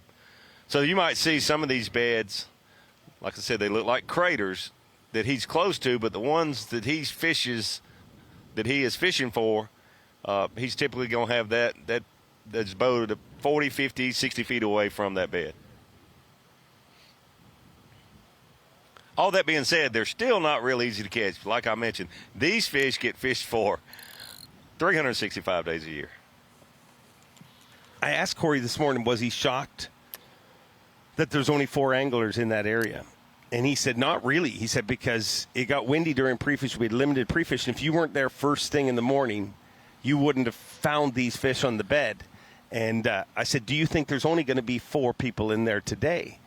And he looked at me and said, I can guarantee you there will only be 4 people in here today. So maybe only 4 tournament competitors. Yes. But it is Saturday in Florida, so it's going to be interesting what the recreational boating traffic, how it affects Corey Johnson and the other anglers, the other 3 that will be in there fishing for these fish. It's going to be very interesting. Typically, we're here a lot earlier in the year, not quite as much just pleasure boating when we're here in February, but certainly expect to see a lot of that today.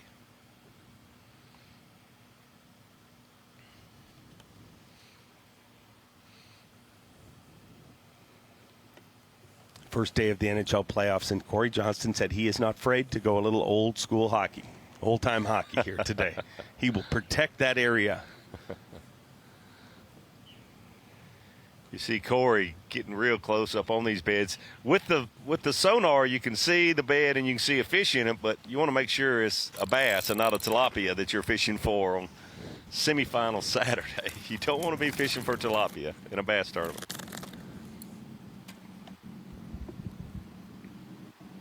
Is it true you took your beautiful wife here for your honeymoon? This is the exact location that I don't know how she agreed to this, to go on a bass fishing honeymoon, but this is exactly where we went.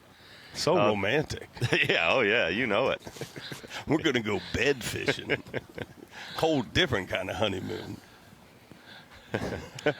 Yeah, I think that was named Party Code about the time we were there. I don't know. Maybe before. I'd never heard it called that until we got there on our honeymoon.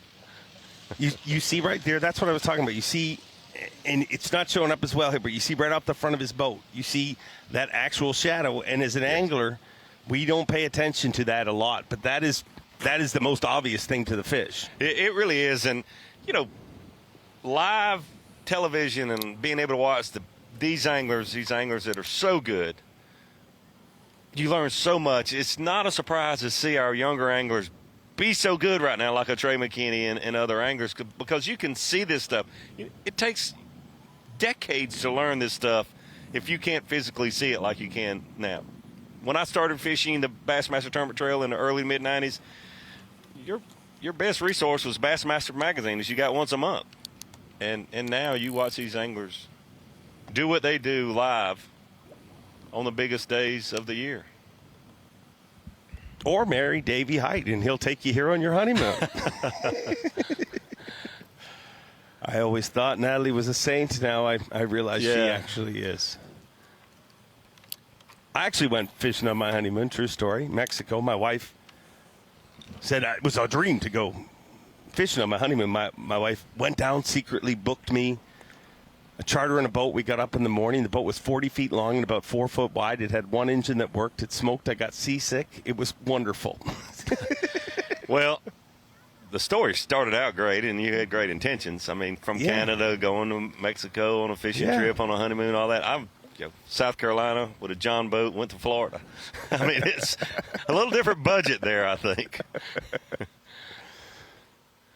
I remember the charter captain's face when he was trying to distract me, and he said, what do you do for a living? I said, well, I'm a professional angler. And at the time, I was chumming off the side of the boat, and I never heard somebody laugh louder than that guy. I don't think he believed me at all. But enough about our honeymoon stories. Corey Johnston trying to turn this week into a celebration like a honeymoon. His family is on their way here. They would love to see. Maybe that's the Johnston family coming out to see him right now. Oh, I think he's going to see a lot of those today. Lots going on here on semifinal Saturday. Don't go anywhere. We'll be right back. Bassmaster Live.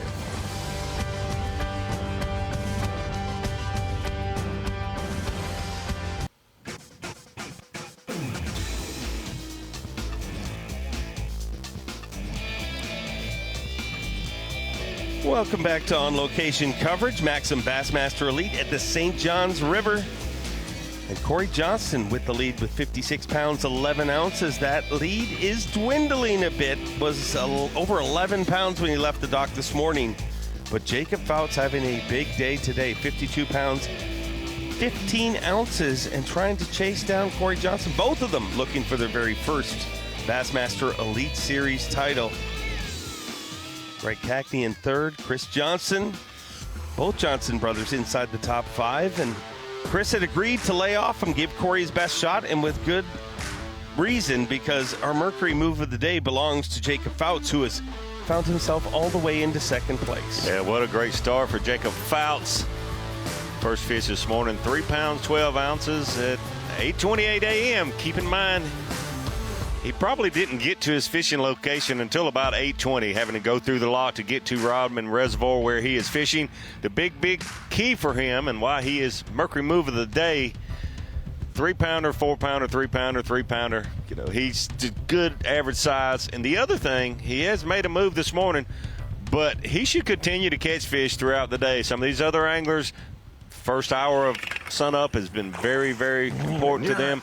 Jacob Fouts been able to catch him throughout the day. Come here. Quit. I'm happy.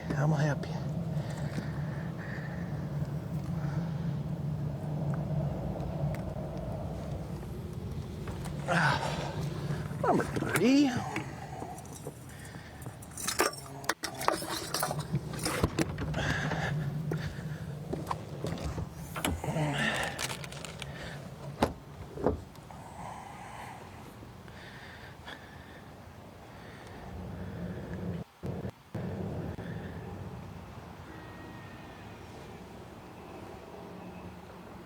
Good to see Jake Whitaker in the mix this week. One of the most likable guys on tour, a 3-time Classic qualifier, and a former Dakota Lithium Rookie of the Year, currently in 10th place.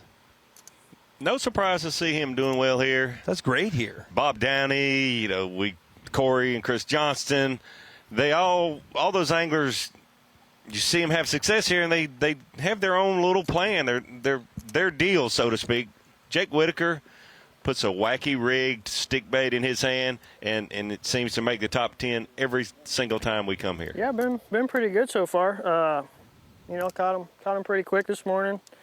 I guess I got 15 or 16 pounds, I guess. I don't really know, between 15 and 17. Yeah, good start. They haven't been schooling nearly as much as they have been the first couple days, which is a little weird. I thought this morning they'd really be going with the cloud cover, and it was a pretty good breeze going, but yeah, not a bad start. Can't complain none. Just need to we need to catch like a 7 or 8 pounder. I'm due. I haven't caught a true Florida giant since we started at the Harris chain last week, so I'm due. But this would be a perfect time for it. But and we're just gonna keep meandering around out here, and hopefully they keep showing up for us. They've been here all week. They ain't gonna leave, so we're just gonna keep looking. But when it gets sunny and slick like this, the big groups break up, so then they can get a little tough to catch. But they've been schooling on and off until about 11 o'clock, so hopefully they'll come up a few more times, because when they do, you can get around them, and typically you can catch a few after they come up schooling. But Yeah, we need like 22, you know, like, hopefully, we need Corey to slip up is what we need. Doubt that'll happen, but you never know. Female here, but I caught the male by accident. I let him go, so hopefully he goes back to the bed.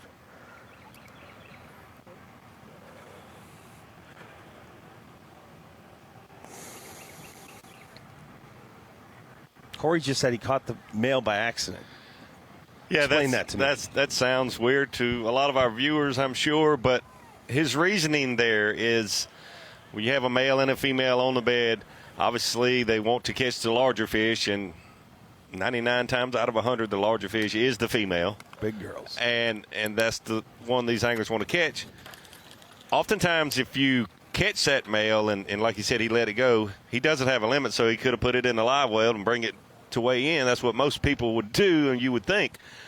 But he wants to release that male to let it, hopefully, like he said, go back to the bed, and that bigger fish, the female, would settle down more, and it'd be easier for him to catch her. Now, sometimes just the opposite happens. Sometimes it's better to get that male away because he'll literally be trying to protect that female and you know, guard that nest and keep that female from biting your bait. So the problem is when you do take that male away and say he did put it in a live well, more times than not always, but more times than not, that female will leave, like searching for the male or going to find another bed with another male, whatever the case might be. But most experienced sight fishermen, if they catch that male accidentally like Corey did, will release that male.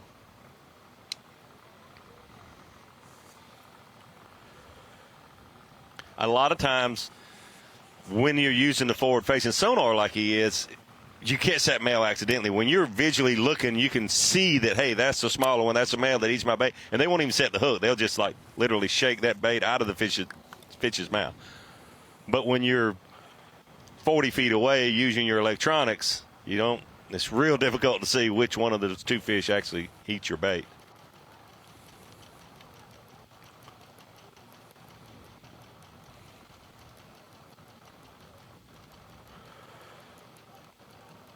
See the way Corey is standing there now, he is actually visually looking with his eyes, not using his electronics on this particular fish. Some fish will let you get closer to them and actually you can see them with your eyes, and some are really spooky and you have to be farther away and use your electronics. Now they have the capability of doing either or. As you say, these fish receive a lot of pressure, and it's so late in the year for this bite. I mean, Yes. I guess we saw it last week. We saw sight fishing happening last week, and this is further north. You would expect it. Yeah, you'll see fish spawning here certainly in the month of May. The majority of the fish here have already spawned, and I think that's why we're not seeing 20 or 30 boats in here fishing for these, because a lot of people, I think, just wrote the sight fishing off because of the time of the year. Fouts hooked up again. He's definitely winning the numbers game. Oh, different species there for him, I think.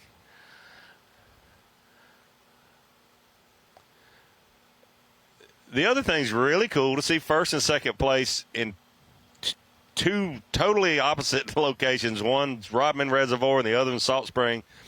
They are both using their electronics as part of their game plan, but their approach to fish they are targeting are so different. Obviously, Corey Johnson, these fish are spawning. Jacob Fouts, these fish are out roaming with these groups of bait, and you can see he's looking at his electronics to be able to try to find these balls of bait, oftentimes little small groups of bass following that bait around, trying to ambush.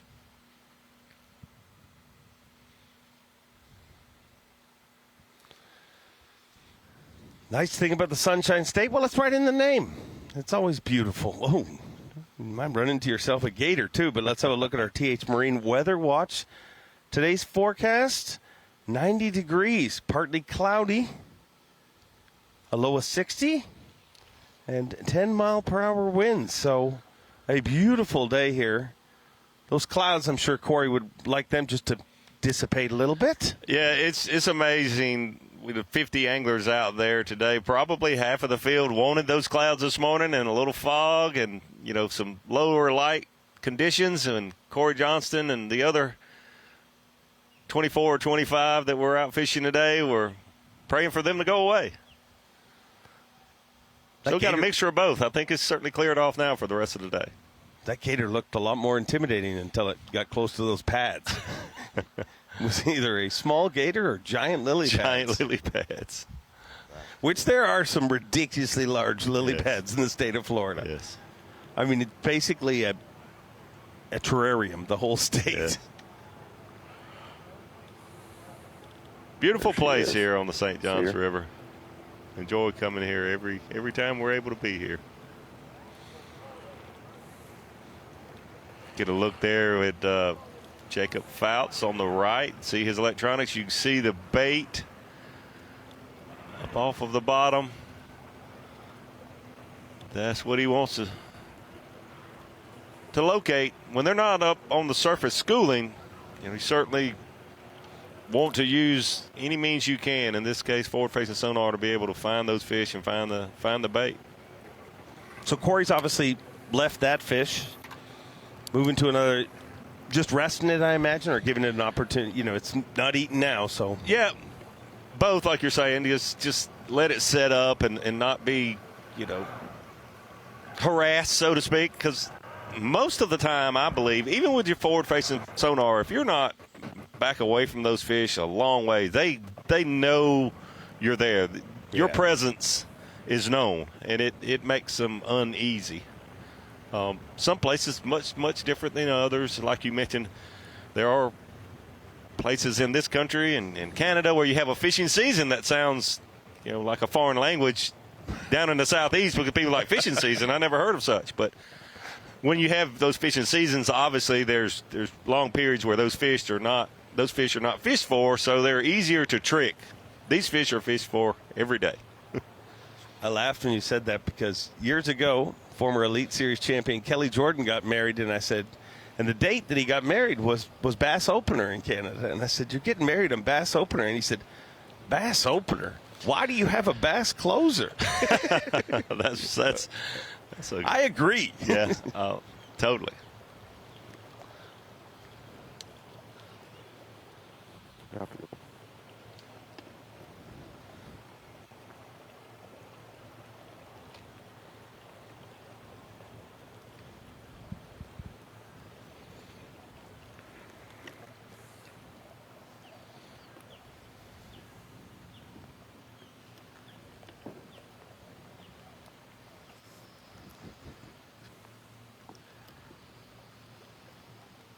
Well, Corey Johnson, one fish so far, and he's given them an opportunity to catch up, but a lot of fishing time ahead. And as you said, the sun will get higher and his bite should get better. Those fish will lock on a little better. I do think so. A lot of fish that he didn't need yesterday because he had such a big stringer. A lot of 2.5, 3 pound fish that I think Corey Johnson has yet to try to catch this morning. Matt Airy starting out on the main river, but then going into that Salt Springs area later in the day. He actually waits for the sun to get up before he goes in there. Well, in this sport, everything's officially unofficial until they hit the scales this afternoon. Weigh in this afternoon on Bassmaster.com. Currently, Corey Johnson is loading our Yeti hot seat. Can anybody chase him down? 10 fish away from a lifelong dream. Davey, this has been fun. Don't go anywhere. We'll be right back from the studio. TZ, Ronnie, and Such. Bassmaster Live.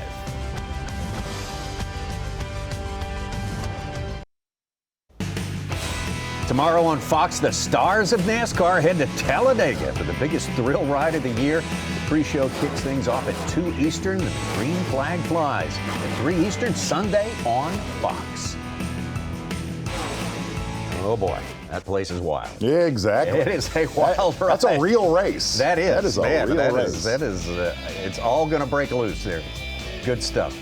Bassmaster Elite Series, Maxam Tire, 4th stop of the year. The Bassmaster Elite Series, sponsored by Rapala, is our live coverage today, and we have seen some great stuff live all week long. As a matter of fact, Canadian Corey Johnston on top of the leaderboard. Started with an 11.5-pound lead with this day, but Jacob Fouts is around some good fish, got a good solid limit in the boat.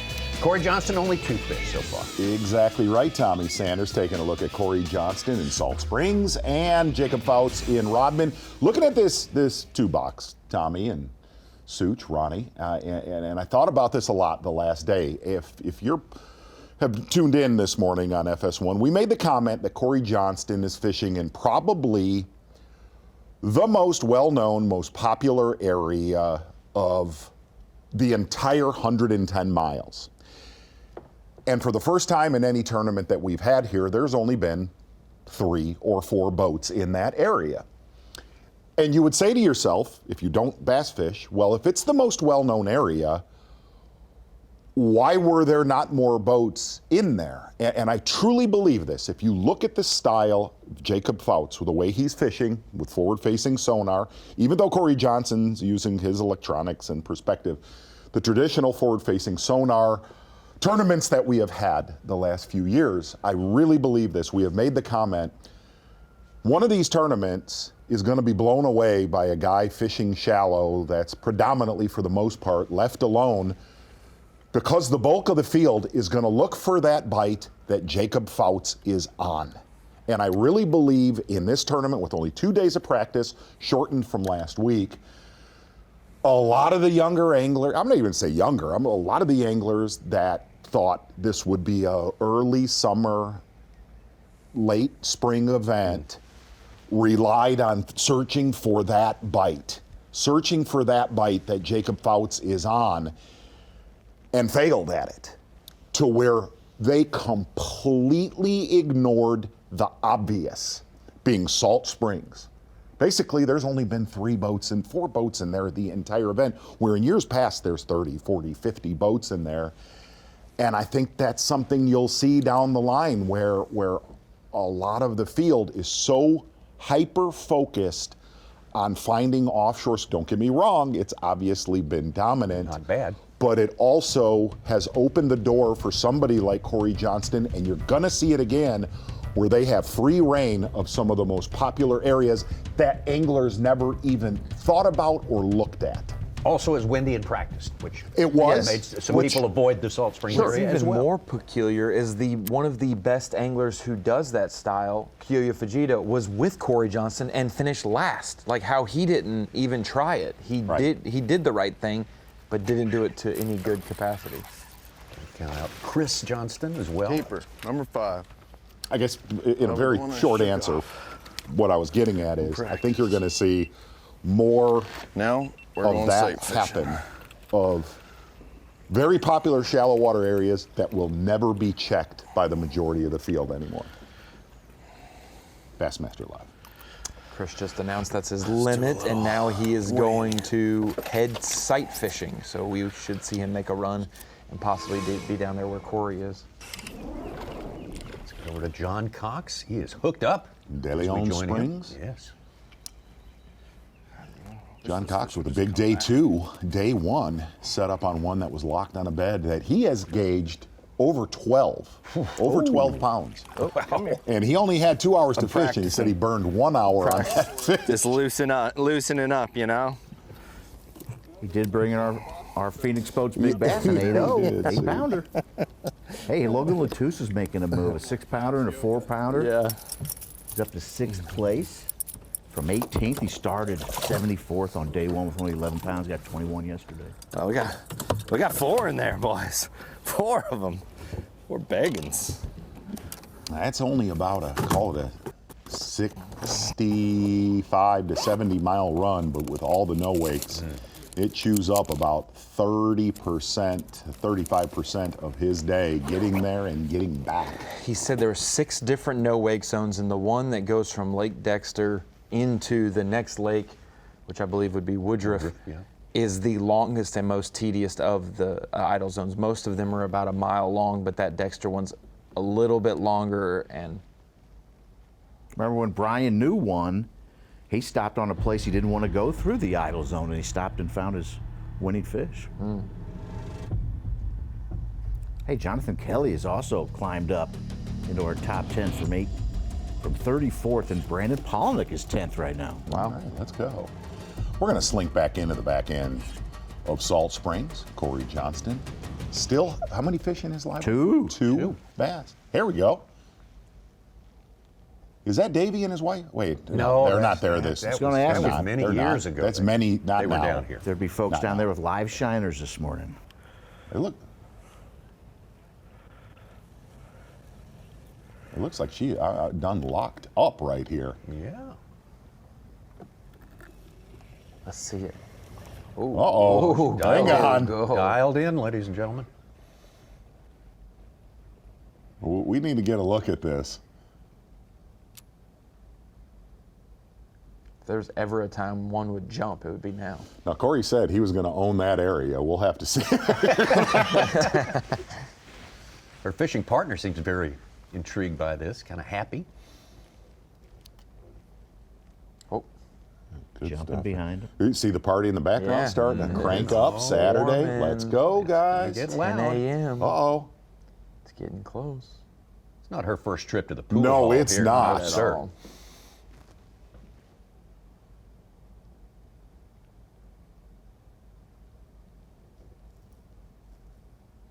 You going to go bass or tilapia here, Tommy?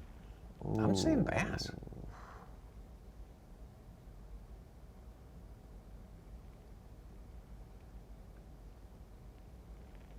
I think it's bass, but I will hope it's tilapia. Well, we are running a Bassmaster campaign, so this kind of fits That's in. right. Exactly.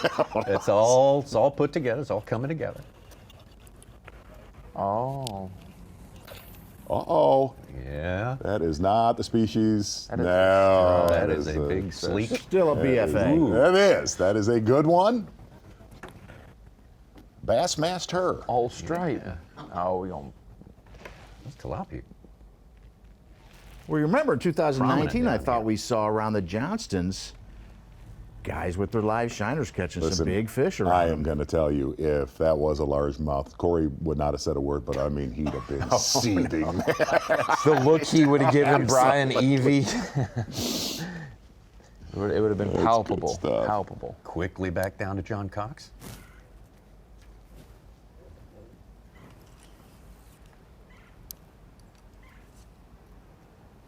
John with almost 21 pounds yesterday to make it into 9th place. Nothing over 1.5 pounds today. He's fallen to 18th.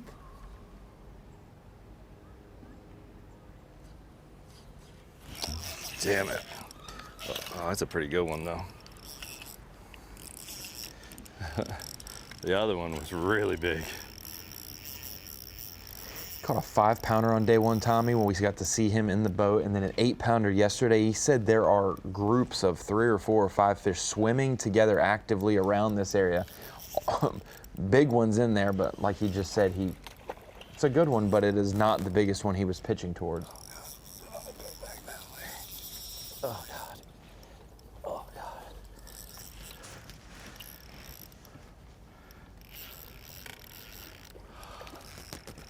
Come on. John started the day with a 16-pound deficit. He definitely came down here to find some giants. It's like they know to go up against the bank.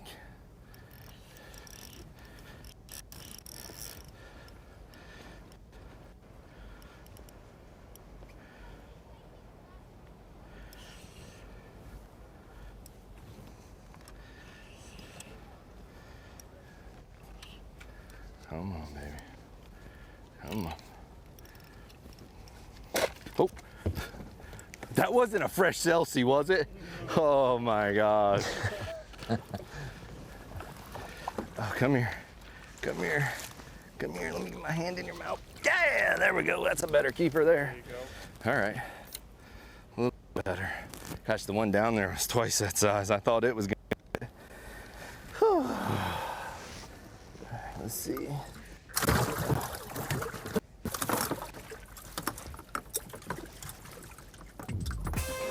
15th place at the Harris chain last week, including an 11-pounder. John Cox looking to upgrade. He's got limited time to spend all that way from HQ in Palatka, Florida. Desperately trying to make it into the top 10 or just stay where he started today, be in there when it's all said and done, but we're a long way off from that. Corey Johnston still on top. Jacob Fouts making the biggest move on him today. Corey, only 2 fish, so he can change the landscape very, very quickly. Greg Hackney, Chris Johnston, Bob Downey, and Logan Latuso moving up big time into our top 10. We'll be back.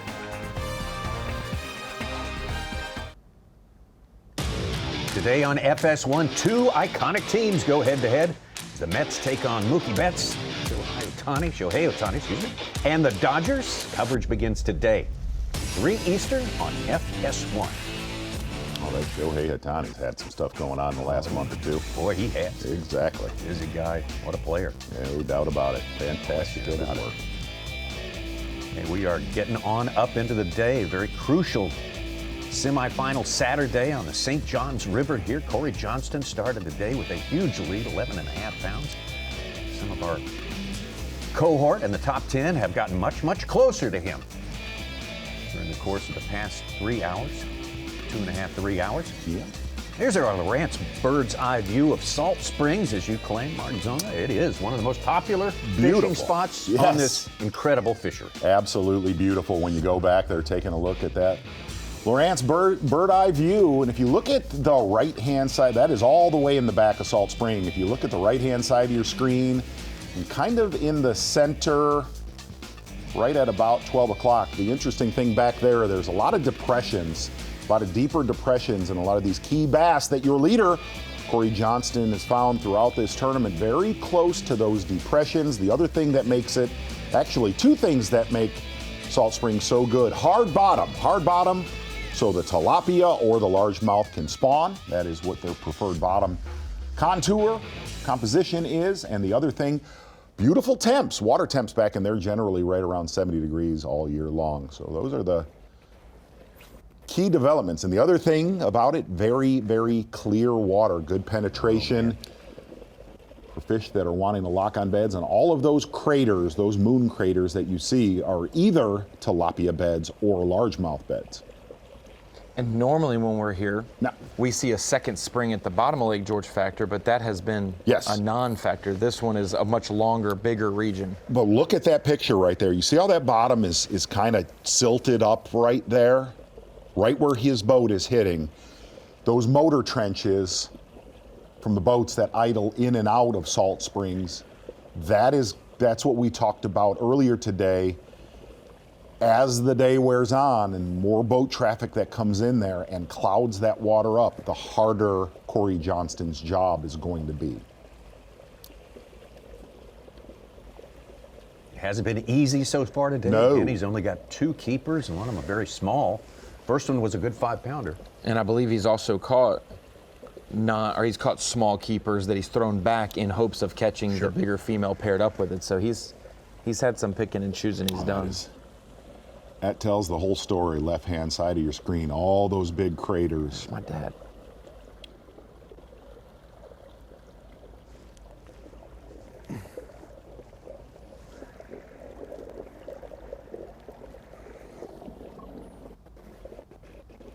See Matt Airy over Corey's left-hand shoulder. He's been in there all week.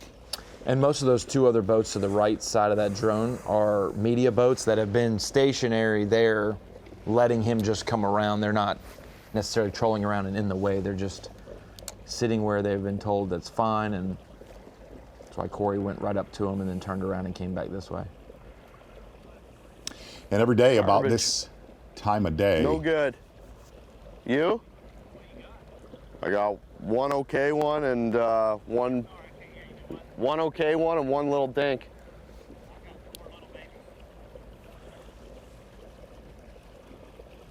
I haven't seen, I've seen one female. I don't know what's going on. No. He said he was going to bail really quick if he didn't catch him. Yeah, I bet. That's what he said.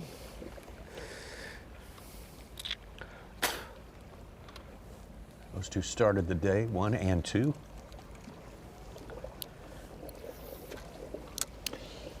Really what we've seen in here this week is definitely an early bite. Listening to Chris Johnston, Corey's brother, feeling that there was some big females that would lock on overnight that they would pick off in the morning, and then when the sun would get high and the water would kind of bake a little bit, you would definitely see from this time all the way until 2 o'clock was real key.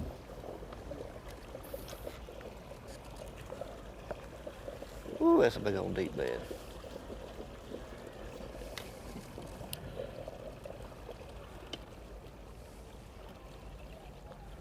So one okay one and one dink. It is a heck of a lot tougher today, which I kind of figured was coming.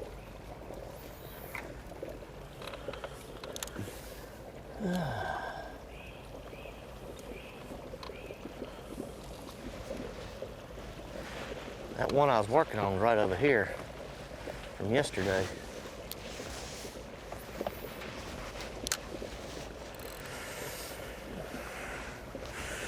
Gosh, he left a dang mud cloud, didn't he?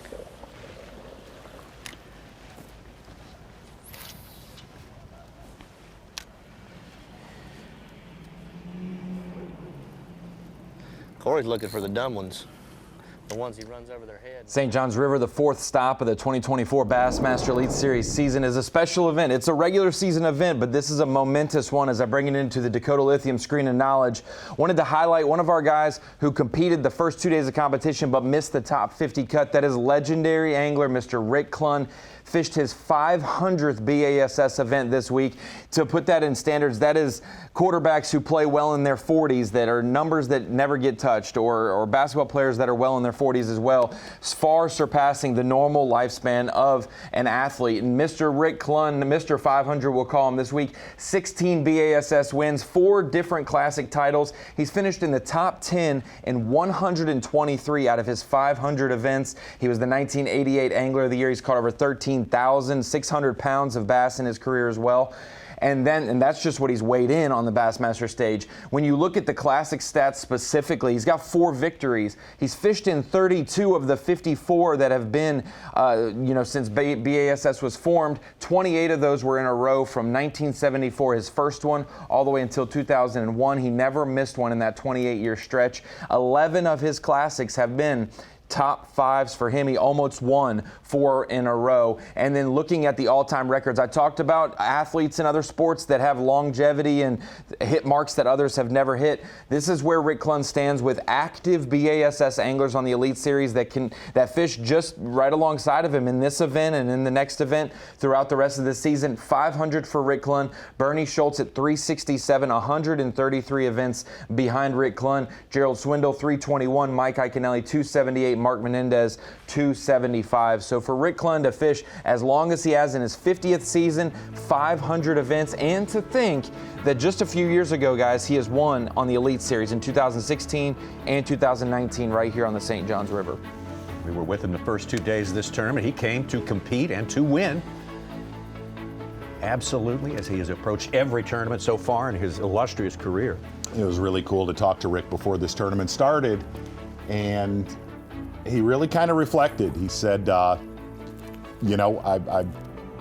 talked about it a little bit at the Classic. So thankful for all the fans, and has a lot of perspective on it now, and also made the comment, man, it is about the trophies and it is about the money, but above and beyond that, and it was really cool to hear, he said, it's been pushing myself mentally and physically for as long as I have and defying what people thought he could do. And he's done exactly that. 51 years ago, he was working for Exxon in Houston, had a steady job, quit that job, made the outrageous decision to become a professional bass angler, went broke immediately, sat down and thought, you know what, for everything bad that's going on, I'm way better off than I was before. He continued on that path. Ended up pretty good. Pretty good result. We'll be right back. The Maxam Tire Bassmaster Elite at the St. John's River in Palatka, Florida is sponsored by Mercury, by Power Pole, and by Progressive Insurance.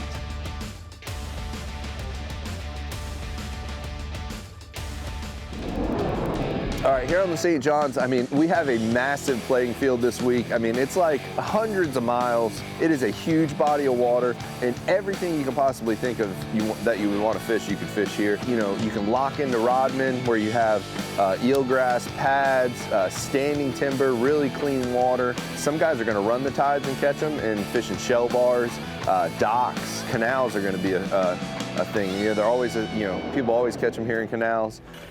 You know, you can make really big runs here, you know, and you have to really bank on certain areas, and it's very nerve-wracking, and I'm so used to doing it so many times here where, like, I already know I'm only going to fish for a couple hours. I stay calm and, you know, stick with the game plan and try to get 5 bites and make it home in time for later. Gosh, there we go. Finally got one of those good ones. Oh my gosh, and we are running out of time. All right. John Cox sacrificing a huge part of his fishing day to make one of those long, long runs. Let's get back down. Well, Corey Johnston, the leader, to start this day. Only 2 fish in his live well so far. A little bit of audio issue right now, and Corey Johnston, really the only time during this event that has been slow has been here semifinal Saturday for Corey Johnston. For the most part, it has been flawless, and this would be fish number 3. Mm-hmm. That's a good one. It's a good one right there. Critical fish for him for sure on this day. Wow. Yeah. Look at that.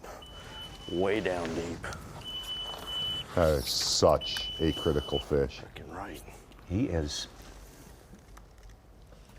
has not been catching them one after the other. No. Any of these days here. He's a lot of patience, a lot of looking. You just feel like a typical sight fishing tournament in Florida. The majority of his work is ahead of him and not behind him. That's right. Over to Ray Hanselman. Slow morning so far.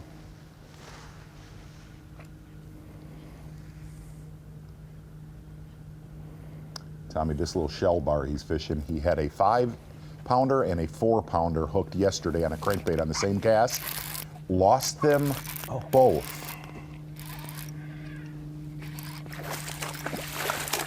Not a bad one there, at all.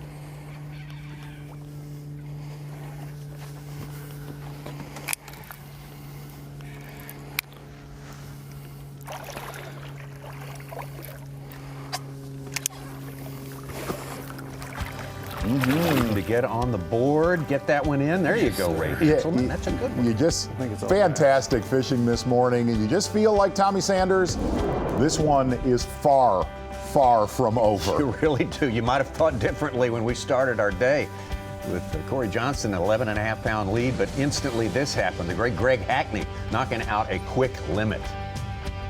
Brandon Palatka has jumped into our top 10 with 18 pounds, the big bag of the day so far.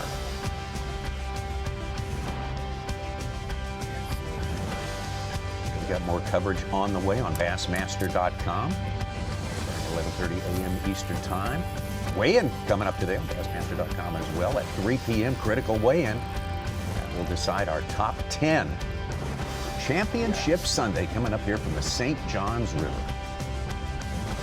Right around the corner, NASCAR Cup Series qualifying from Talladega. Can't wait for that. Coverage continuing. We will see you tomorrow right here on FS1 for 3 hours of coverage to start the day.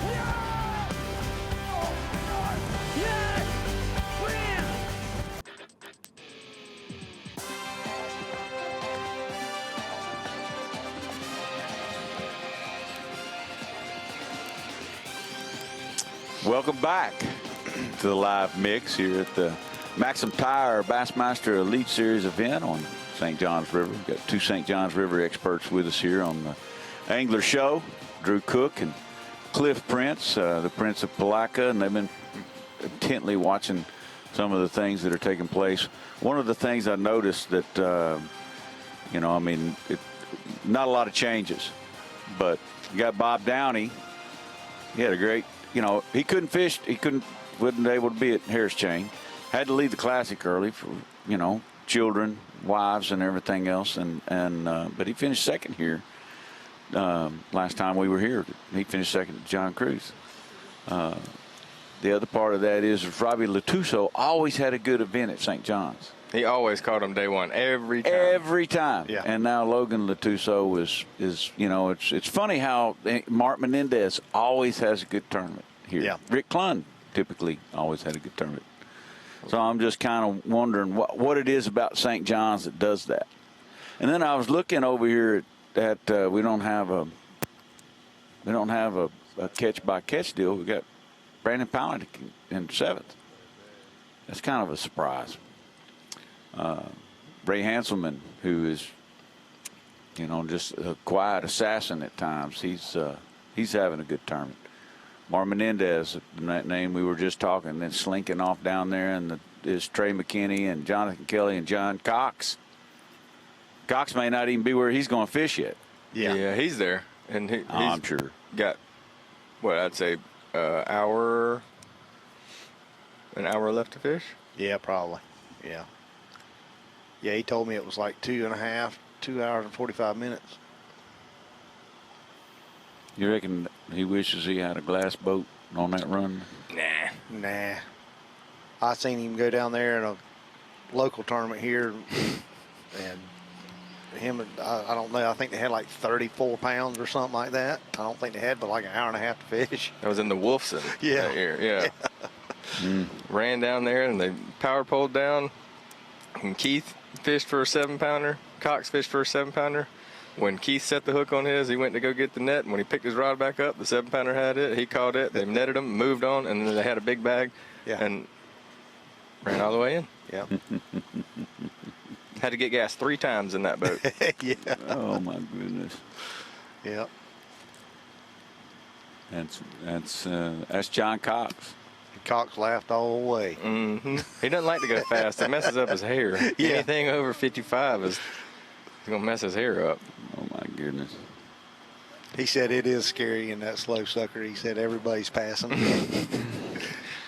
like Ricky Bobby. What were those? What was that? That's funny. Just a little stirred up for us. There he is, the man. I watched him in a highlight yesterday throwing a wacky rig, and he skipped it up underneath the tree, and he was working it just as fast, like on the surface, just twitching it. And I guess he saw one, he stopped, checked his drag, and it got up behind it, and he popped it real quick, and it ate it. Oh, wow. And I was like, that's John Coxish. Yeah. Like John Coxish. That's the Joker can catch them now. What is that in the background there? That's the spring. It's got a concrete wall around it. Oh, really? Yep. So you can drive up to that spring? Yeah. Yes.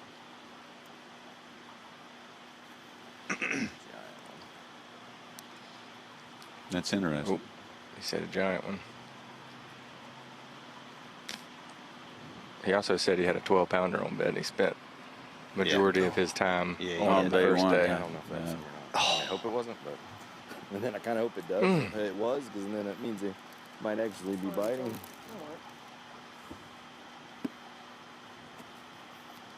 I don't think that was a wacky rig.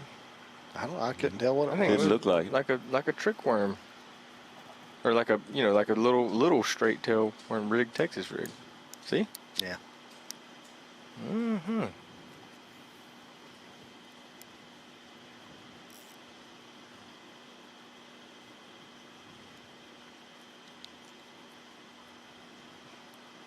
Yeah, I mean, every time you look at him doing something like this, you think, oh, my gosh, he's fixing to catch a 7, 8, 9, 10, whatever. Well, and every time that he does something like this, you're like, ain't no way he's going to catch him again tomorrow. Right. Because he caught 5 bass, and then he catches him again tomorrow. Yeah. And the next day, and the next day. Get my attention. He's one of those people that can win a tournament with 20 bass. Yeah. That's it. So all he needs is 20. Yeah. And by that, no culling, just the first 20 bites. Yep, just catch the 5.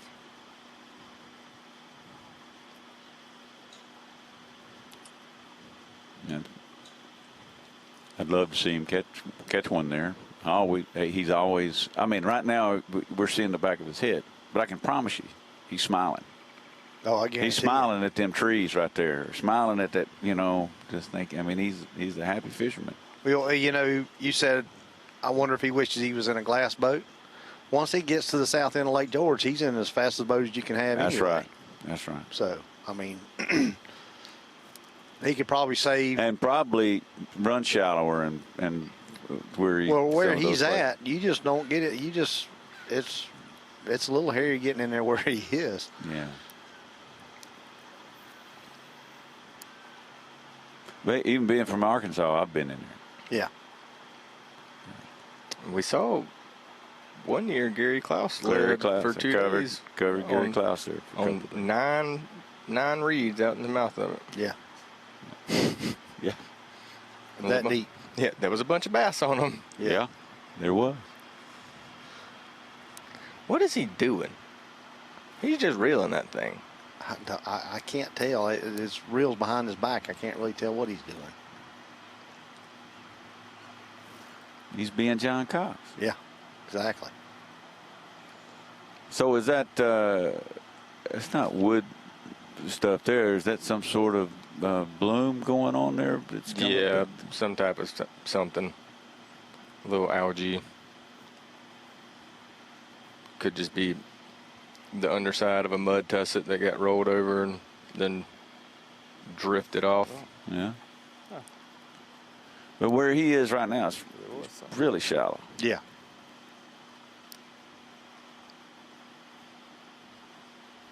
It's really shallow out in the mouth of it. Yeah, where he's got to run in. I don't think you can run in. You have to idle. Oh, is that right? Mm-hmm.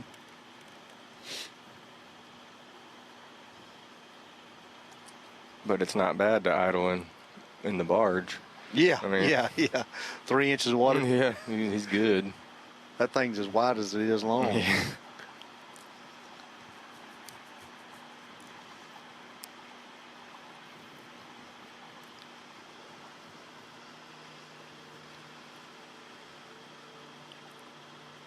I mean, his head's on swivel.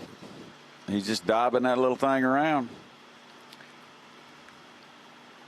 I would like to see one of these little shaky, then jerky things that you were talking about that you saw him do. I'm still curious that why he's not throwing a wacky rig like normal.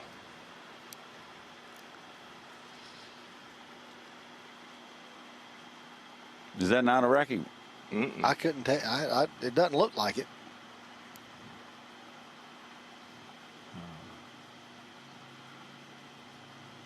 What does it look like? Looks like a finesse little type 4-inch worm. little worm, straight rigged. And it might have a little swivel on it. Might be a split shot rig or something, but it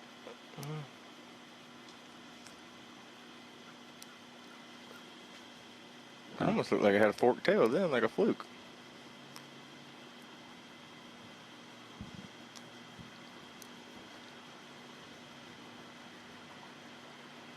Y'all just make me realize how much I don't see. Oh. Weird. He's like eating in all different places, and then the big one's just like they're just not ready at all. And like, but I can't see anything either, so I don't know which one. Yeah. I wonder why he can't see. I don't know. I can tell you there's boat traffic on Saturday. Yeah. Can you launch back there? I don't know. Is that a launch back there? I don't think I see a dock.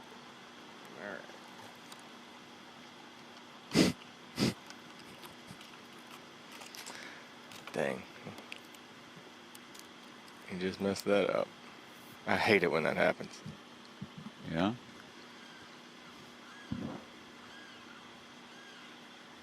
This is when I would want to have those sea brakes. Yeah. So I don't muddy it up there shallow. I can just hit a back trolling motor and back me on out. That or a push pole. Yeah. I'm done push pole. And I'm sure I'm done push pole. My shoulder's still killing me from the Yeah, I first day. bet.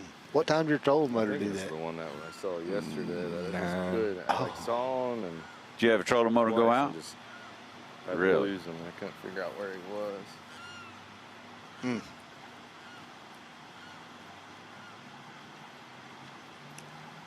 I guess you were an hour away. I was a long way away. Wow. We'll make it tomorrow. 2 8s. Yeah. You know, It's 2 of them. it sounds like he's joking, but he's dead serious. Yeah, he is Yeah. dead serious. Gotta get one first.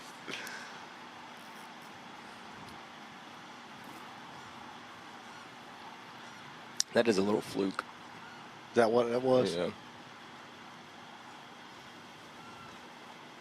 It did not look that fat whenever he first rigged it up. But that makes more sense now. Now I see boats in the background. Big old Party barge. Party barge or kayak or something else over in wildlife excursion. Yeah. See, that could be bad for anybody that's fishing the main river and also fishing the springs, boat traffic. Yeah. So one of the things that I'd heard with Corey Johnston and Matt Airy and those guys are fishing, that's a big party area. Is that what that is? Big time? It's not as much as Silver Glen. Silver Glen's the center one, spring down there on Lake George, and that's where 90% of the people go. Salt Springs, a little bit, but not quite as much. You have to idle too far. Yeah. I think that's like one of the main reasons why they don't go That- and the middle one is the closest idle to where you actually put your anchor out. Yeah, and like Juniper, it's a lot shallower. You're trying to get in there and stuff like that. Silver Glen's deeper, and like you say, it's a lot closer. I got you. So now we're off the boat docks and back around the Cypress. This is what I seen you doing Swimming yesterday. jig. Yeah. It was a big fish. I don't know what it was. It couldn't have been a. Dang it! I bit my tail off. God, it smoked it. It was a blunt-headed fish. It wasn't a wooden gar. Wasn't a pointy. Wasn't pointy. I can't believe he pitched back in there. But Texas rig. God, Maybe we're going to learn something.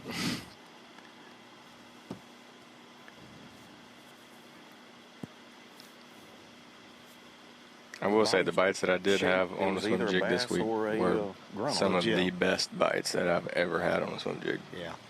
It was 100% not a gar. I was looking at it. Never had a bite on it in the tournament, but So we could fish it till.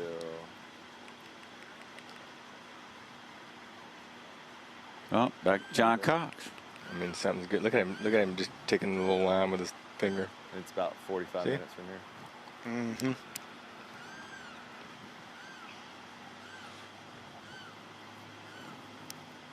Huh. The things you pick up on there, Cox, I appreciate you pointing that out. I guess it's essentially doing the same thing as whenever you beat the butt of your rod. Yeah. Yeah.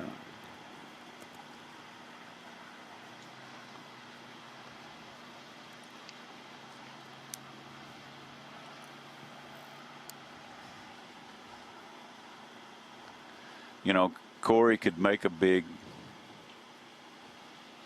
Right now, he's, of course, this is bass track, but he's got 4 fish, 1 to give. He's got an 8-9, almost 9-pound lead over Jacob Fouts in second.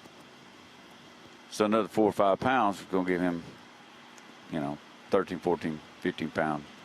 Yeah, and he also put that one in earlier as a 4-pounder. I believe it was a little bit closer to 5. Or more. Well, and they're all, y'all are all that way. Don't act like he's the only one. No. So is this, this is Salt Run. So this is Corey? Matt Airy? Okay. Yep. That's the spring right there. That's Salt Springs. So they like going there because it's easy to access and it has a spring that keeps everything from getting too hot? Yeah, it's 72 degrees coming out of the ground there, so it never during the summer when it's 100 degrees, you can go down there and that stuff's like ice. But Really? none of the boats will be like where they're actually fishing at, except for that kayak. That kayak's definitely in the way, but they're going to stay up there where they are. That's right. Yeah, all the people that are anchored will be up that way, but they either put in at the boat ramp there and idle over there, or they have to come in from the lake. And if they do that, that's what could muddy it up. Right. It could muddy it up before tomorrow, whenever it's really going to be muddied up. With the wind. Yes. That's just a double whammy. They need to make hay right now. Yeah. Or they can, because after lunch, there's going to be more boats come in there. Oh yeah, it's a fact. Sure. It's Saturday. It's going to be 93 degrees. So what they did from 10 o'clock to lunchtime is going to be very important. Yeah. Like I would say, if I was one of them, if it wasn't a 3.5 pound male or a bigger female, I would not be fishing for it right now. Be rolling on past it. Yeah. Marking it just in case, but rolling on. Yep. See, Matt has 4 for 4.5. Yep, he's got hardly nothing. And of course, he's got more than that. What about Caleb? See what Caleb has. I hadn't seen Caleb in the background. Have you? 2 for 2.0. Yeah.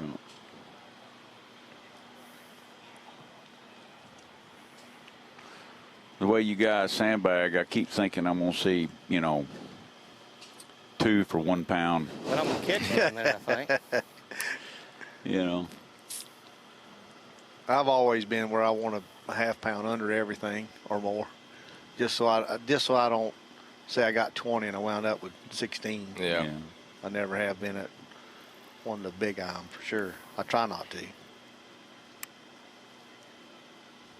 See, Matt just said I don't know how big this one is. Yeah.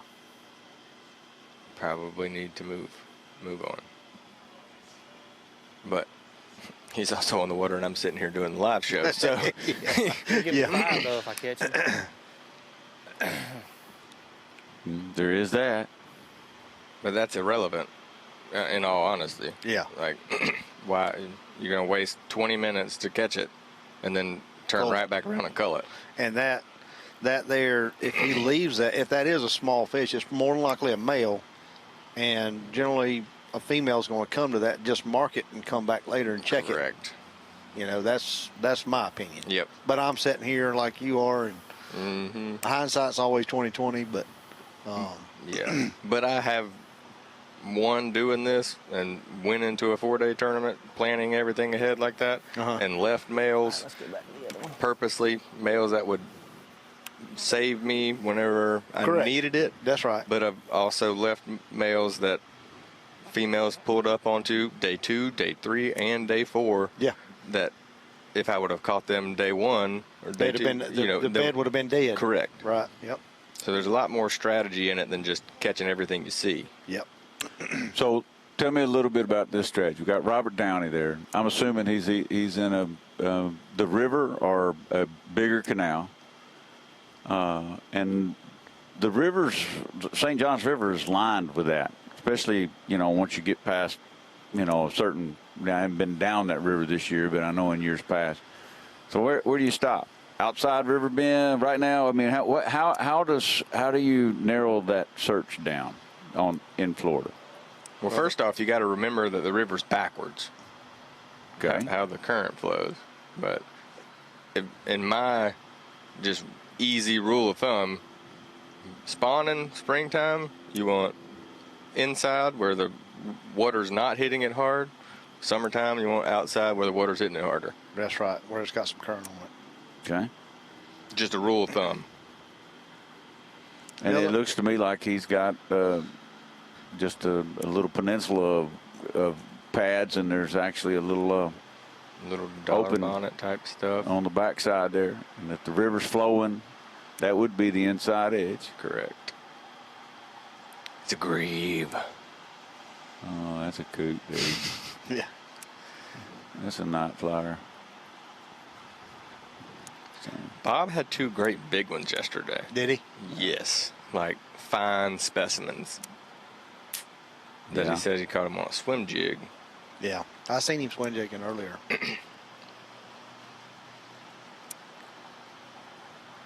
Like they would have been really, really fun if they'd have ate your swimming jig. So the swim jig, though, isn't indicative of a spawning fish necessarily. So, I mean, but he's flipping, and there's no wind. Right Yeah. here. Yeah. And I did see where he was throwing a white one. So he's still on those fish that are feeding on the shad. Yeah. See, I was fishing pads that were as close to the bank as they could be, that were shallow, with a brim-colored swim jig. Right. And they all left. They all spawned and got out of there. Yeah, that happens. Everybody's like, man, yesterday they were stacked in here, and what you got to understand is when one leaves, generally all of them are done. They all come in at one time and they all leave. It's like a school. I've seen it too many times. How does that work? I'm not sure I understand. I was, when the lake had grass in it, I was down there in early February. And I went down there on I don't know, it was like a Wednesday. And it was like the first wave of big females pulled up. And me and my buddy stayed down there and we caught fish all day long. And as we were idling out, we were standing up in the boat just idling, and you'd come up on those pockets. And it was getting late. You could still see a little bit. And there were, like droves of females, just like wolf packs of them. Waiting to swim in. Yeah, I mean, they were in those opening holes in the grass, suspended up high. And the next day we go back, and it was even better. Yeah. I mean, it was just like they were all coming at one time. And then come that Saturday, they were all gone. It's just like they come in, got it done in 2 days, and they were done, gone. But the bucks are still there. Mm-hmm. Yeah. Okay. They, I mean, you know, we hear about these mass infusions. You know, Dean Rojas and catching the big stringer there, and at different times. I've seen it happen one time in my world, but that's kind of, we're so far away from that now, or are we? Because you mentioned the moon is coming. Could we see another little push? I mean, yeah, you could see a little push, but you're not going to see a Dean Rojas push. No, I know that. That was the perfect storm. Yeah, no kidding. Yeah. But I could see some more fish moving up, maybe in different areas than the springs, you know, on this moon. But still, probably some fish on the springs moving in. Yep. Well, things are changing, and we don't think we'll see this big push anytime soon. But we got to take a break, and maybe during the break we'll get a push of something. So. And Corey just caught his fifth fish. Corey did catch his 12. fifth. Okay. Well, we'll look at that when we get back. Hope you stick with us here on Live Mix with Drew Cook and Cliff Prince. We'll be right back.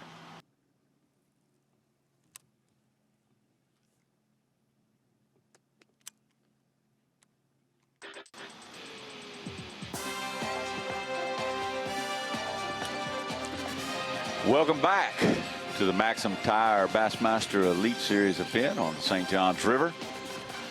This is the live mix, the Angler Show. We got an interesting lineup of guys today. This is our finesse guys. No, maybe I don't know how to describe you guys. I thought that I wasn't aware that the last hour went by so fast. We've got John Sukup and Jeff Gustafson, Gussie, our Bassmaster Classic champion. It's almost been a year to 2 years now. Yeah, it's time flies, but when you have a bad tournament like this, you hear that and it makes you feel a little bit better, I guess. Yeah. Well, they'll never take that away from you. So I am going to ask you this: what? Explain to John and I. We're from the South, and to a lot of our viewers and listeners, what is it that makes St. John so special to Chris and Corey? Yeah, man, they sure have a good track record here. I think a couple things. Like, it's funny because for me, I don't think I've ever really had a good event at a title place before. And they've done really. They have a really good history at the Potomac title. And yeah, they've have. I think one of them's in the top 10 just about every time we come here. But they're phenomenal sight fishermen, shallow guys, and I think that might be an overlooked part of their game. Everyone thinks they're. We all know how good they are at smallmouth fishing, but just kind of growing up with them and being around them a lot, they're as good as anybody at sight fishing. And Corey's putting on a show for everyone. That's for sure. But I've been in two. This will be the second. So, and he's out of the original 3, he's the only one without a blue trophy. Yeah, he's going to get one, and when he does, it'll probably mornings in a row. They'll probably start coming a little bit faster and furious for him. He's been close, probably more than anybody. Over the last 6 years on the Elite Series. I mean, he's been in the top 10. He's probably got as many top 10s as anybody, and. Yeah, I texted him last night and just said that you're due, and it's yours. Go get it, pretty much. But it's the scary thing here. You just never know. There's a lot of big fish at this place, and Chris was in the driver's seat for one of these the first time we came here, and Mr. Clun took it away from him on the last day with the giant limit. So anything can happen at this place. You talk about them being really good on tidal fisheries, but when you watch studying things about them, it's not like they quote unquote run the tide. It's almost as if they just ignore it. Yeah. And that's their advantage is the sight fishing thing. And of course up north, you guys still have a bunch of vegetation. They're really good in the vegetation game too. Yeah, and that's what for northern anglers, our season's shorter, but I think the one thing that we are lucky with is that we get a lot of variety in how we can fish. We have lakes, rivers, lots of grass, clear water.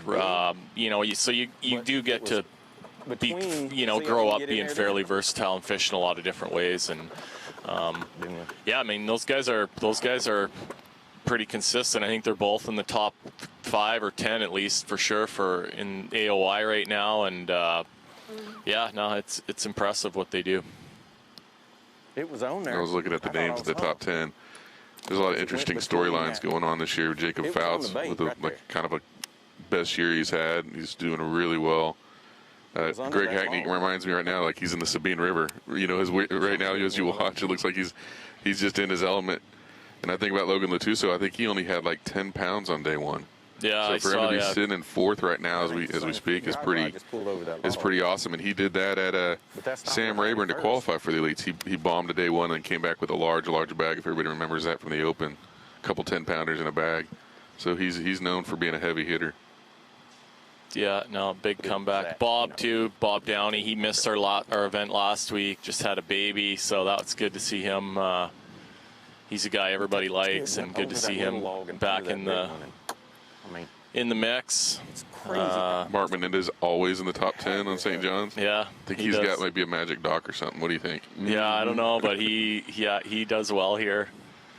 Palatka, no surprise. He's kind of had a few tough tournaments here, but that's not surprising to see him making it, climbing back up there as well. I was in Rodman. Fouts was in Rodman, and Palatka was in Rodman.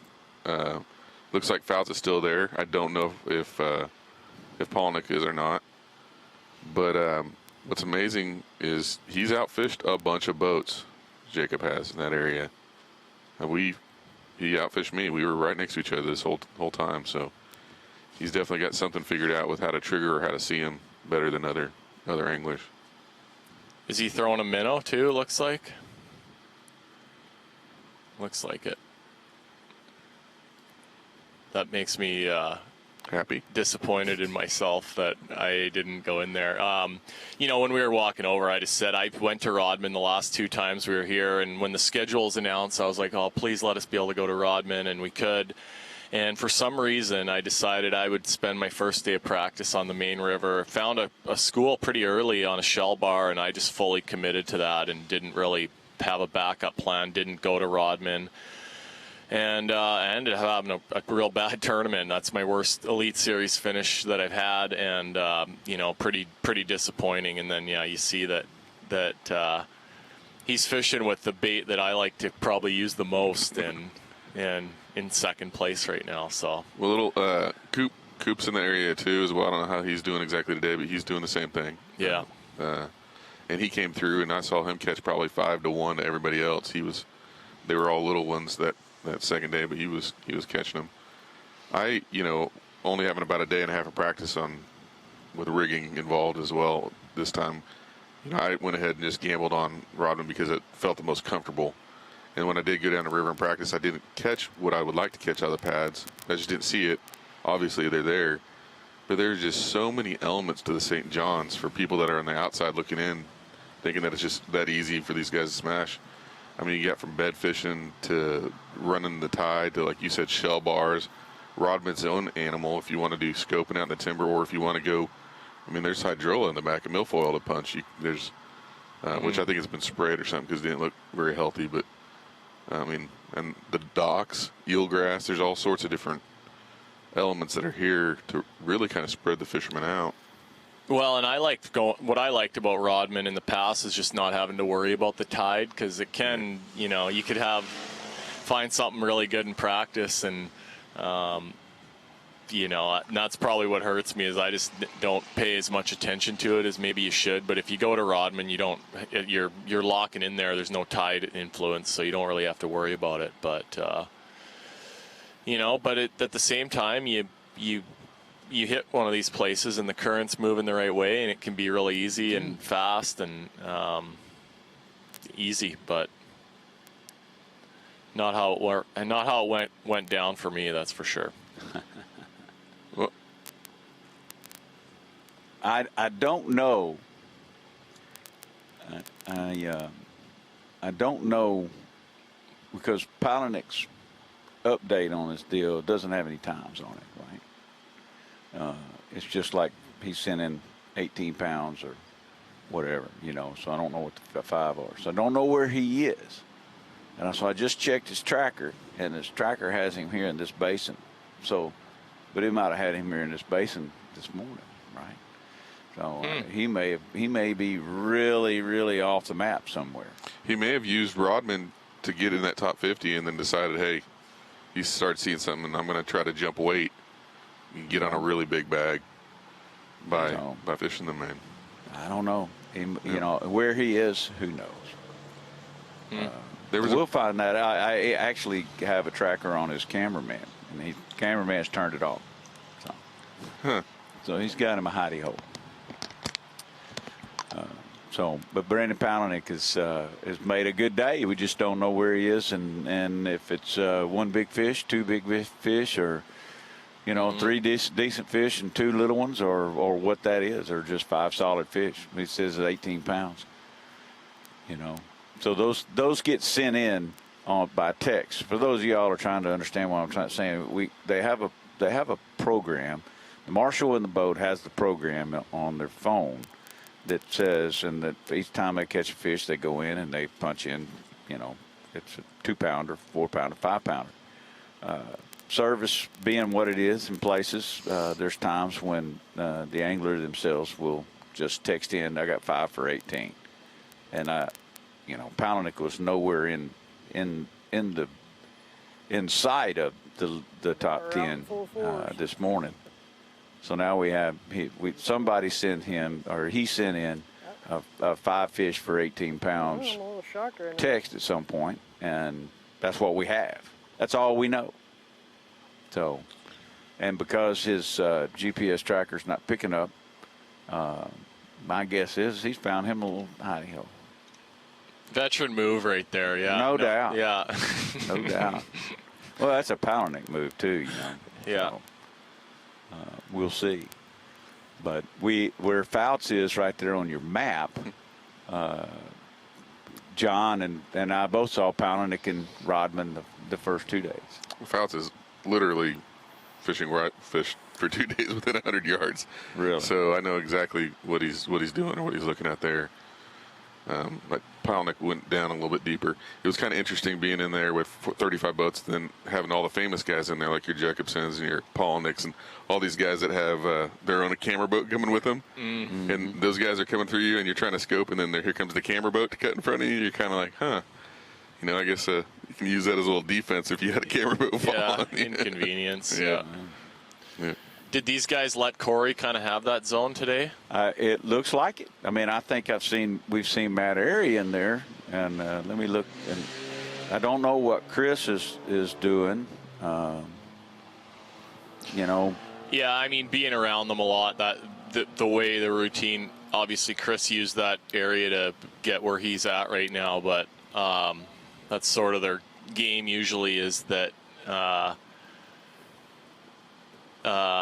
So Chris Chris and Matt is in are the there. neighborhood. Looks like Caleb Summerall has backed out. Okay.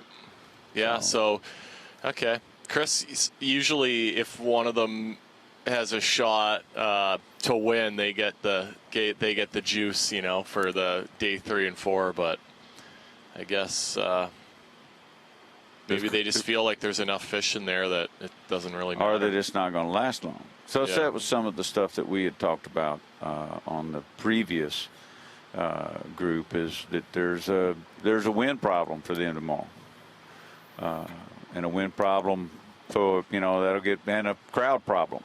The place gets really muddy, and it might be best for them to get in there and get it and get out. Yeah. Guess he was pulling up Corey's stats for today, and he's got 3 small ones. I mean, he's got room to jump up 3 or 4 pounds just with one swing of the bat. He's already got, a 12-pound lead unofficially at the moment. Right. So Chris also could potentially be in there helping defend him and looking for other fish for him. Yeah. I don't know if he finds a good one, if he'd say, hey, Corey, I got one over here for you or not. I could see him doing that with their relationship as they are. Yeah. No, absolutely. No, absolutely.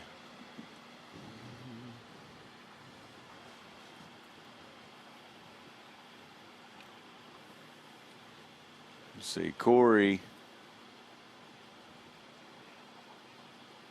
Yeah, he's got a 5 and a 4 and 2 dinks and 1 probably 3-pounder. I've not seen those dinks. But I know that I've seen at least a 5 and a 4, and it might be more like a 5 and a 6. Yeah, that first one he got this morning was a big fish. Yeah. Tell me what you think he's using there for tackle on this bed and fish. I mean, we're in Florida. There's giants. Like, he's got a spinning rod in his hand. So. Yeah, well, and I don't know if you saw the big fish he caught this morning. I mean, he fought it for a while. He's light hook, small hook. Here we Hooked up go. there. That one will cull at 1-pounder. A little bit of a helper, yeah. Another half-pound cull. Maybe get him a half-pound. Yeah. But I would guess spinning gear, it's either a drop. I know they're pretty secretive with their drop shot and routine, or their bed plucking routine. But I know they use a drop shot a lot, and little Nico rig quite a bit too. So I would guess probably one of those 2 things. But What size of line do you think he's throwing? probably 8 or 10. You think these Florida bass, just like up north, they get line shy? I mean, it looks like it's pretty clear in there. I think more just your bait just looks a little better, more natural, with that lighter line. I tend to use, when I'm down here, I use spinning gear quite a bit last weekend, this week, and I was putting 10-pound leader on 10 or 12, and Nope. You're in open water for the most part, so you don't really need the way I was fishing and what he's doing there. It's not like he's around a lot of cover where you gotta, really muscle him too much. You can he's been getting those big fish on the spinning gear and just letting them swim wherever they want. One thing you notice there is he's not weighing his fish. He's beaming them. Yeah. So these fish that we got are really unofficial weights. That 5 could be a 575. It could be. They were a little heavier, and I would just tell you right now, that fish that he just caught did not help him. He threw it back. So he's got listed here 1 pound and 1.25 pounds. And the fish that he just threw back was 1.5 pounds. Yeah, at least. So they he's weren't got, those little skinny he's got 12 2 inchers, pound and a halfers in there. So that gives him an upgrade of 3/4 pound. From what we see right here, just 3/4 pound. And I kind of feel like he's slided us some on the 5 and the 4. Yeah, he's probably in the pushing 17. Yeah. Now, one thing that's interesting in Rodman and Timber is a lot of the fish that I was catching, a lot of the guys are catching were fry garters out there in that 12 and 15 foot range. You'd see a bunch of fry, and there'd be, you throw in there, and there'd be one in their garden. And he'd just do like a bed routine. If he followed your bait 5 or 10 feet away from the fry, he'd turn back around and go back to the fry. Wow. So you had to get him to react right in the fry. Well, I'm wondering how much in this area fry will start appearing here pretty soon. And if so, what's the biggest males in Florida that you've seen? Have you seen some giant males? Or it seems like there's a lot of just 1.5 to 2.5 pound males in Florida. Here, though, somehow. I don't know how, but I'm fixing to get one here. They beat the men down over here, John. I swore I just heard Greg Hackney. Yeah, you did. And then with a spook. Yeah. Yep. He just said he's fixing to catch one here, so. He just feels it. If I would have tried that cast, I would have hooked on that Spanish moss for sure. Had a backlash. I did well in a tournament a couple years down here ago in Florida, and I had a bunch of Spanish moss hooked to the top of my truck, and I left it there, and it stayed there for an entire year. I drove around with that. It was my good luck charm for an entire year. You know what Jimmy Houston says? If you don't want to hit the Spanish moss, aim for it. I'm serious. Yeah. You just basically aim for it. You can't hit it. Yeah. I threw a swim jig a lot last week at Harris Shade. I had a pretty decent tournament, but I blew up two of the days I blew up a reel, just, full send, and that stuff's like, it's almost like Velcro. I mean, you get near it, your bait's getting stuck and not going anywhere. So with the topwater out, he's obviously capitalizing on the shade lines and stuff, but he's talked a lot about being on a shad spawn when he was throwing the spinnerbait this morning. Mm-hmm. But also with those fry garters that are around these cypress tree knees and things like that, as the sun comes out in the afternoon, they really raise real high and they start looking up a lot more. So I wonder if he's still got a shad spawn going on this late in the day, or if he's just probably, like you say, just taking advantage of that little bit of shaded stuff that's left, and kind of feels right to throw a topwater, I guess. I know, I stay with Jason Christie, and he's fishing the same area, and he hit on that shad spawn one of the days in practice, and then didn't hit the first day, and then hit on it yesterday, and it was just in a different place every day. But it didn't sound like it lasted real long, but who knows? Which way they went? So they've been blowing up. Now he heard something, so he's moving over there. So that might have got him turned on to throwing this topwater right now. Yeah. Just hearing him blow up.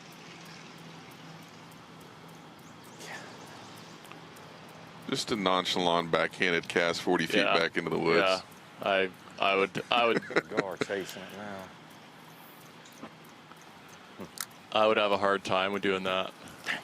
And this place is loaded with gar. Yeah. Loaded with gar.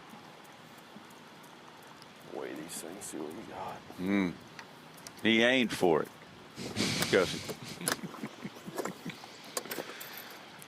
I know where Greg grew up, and I'm just telling you, he could close his eyes and he could feel like without the Spanish moss.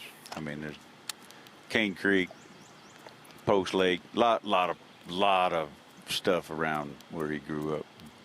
He's known for. They was catching spawners last time they were here. Flipping the same. I don't know if it was the same lake, but the same style of. Yeah, same kind of deal. Trees. So that's I was a part of that thing is what you guys go through, and they always try to figure out. You always try to figure out how to get closer to home, right? Something that you're comfortable with. I'm talking about confidence level, comfort levels, that kind of thing, and that's what that is. For him, And that's why I was asking about Chris and Corey. And what is it that makes this comfortable for a Canadian? Because they do have an incredible track record. It's the 90 degrees heat, I believe. Yeah, That's they what- get ready. They're used to that. Yeah, no, I think they smell blood on that. If they can sight fish and they love it and they're good at it, and I think that's just the biggest thing. They can fully commit to it, and yeah, that's three weeks in a row we've been fishing. With the three of us fished a tournament up at Lake Lanier before we came down to Florida, and they both did real well in that one. Chris won it, and that was full sight fishing as well.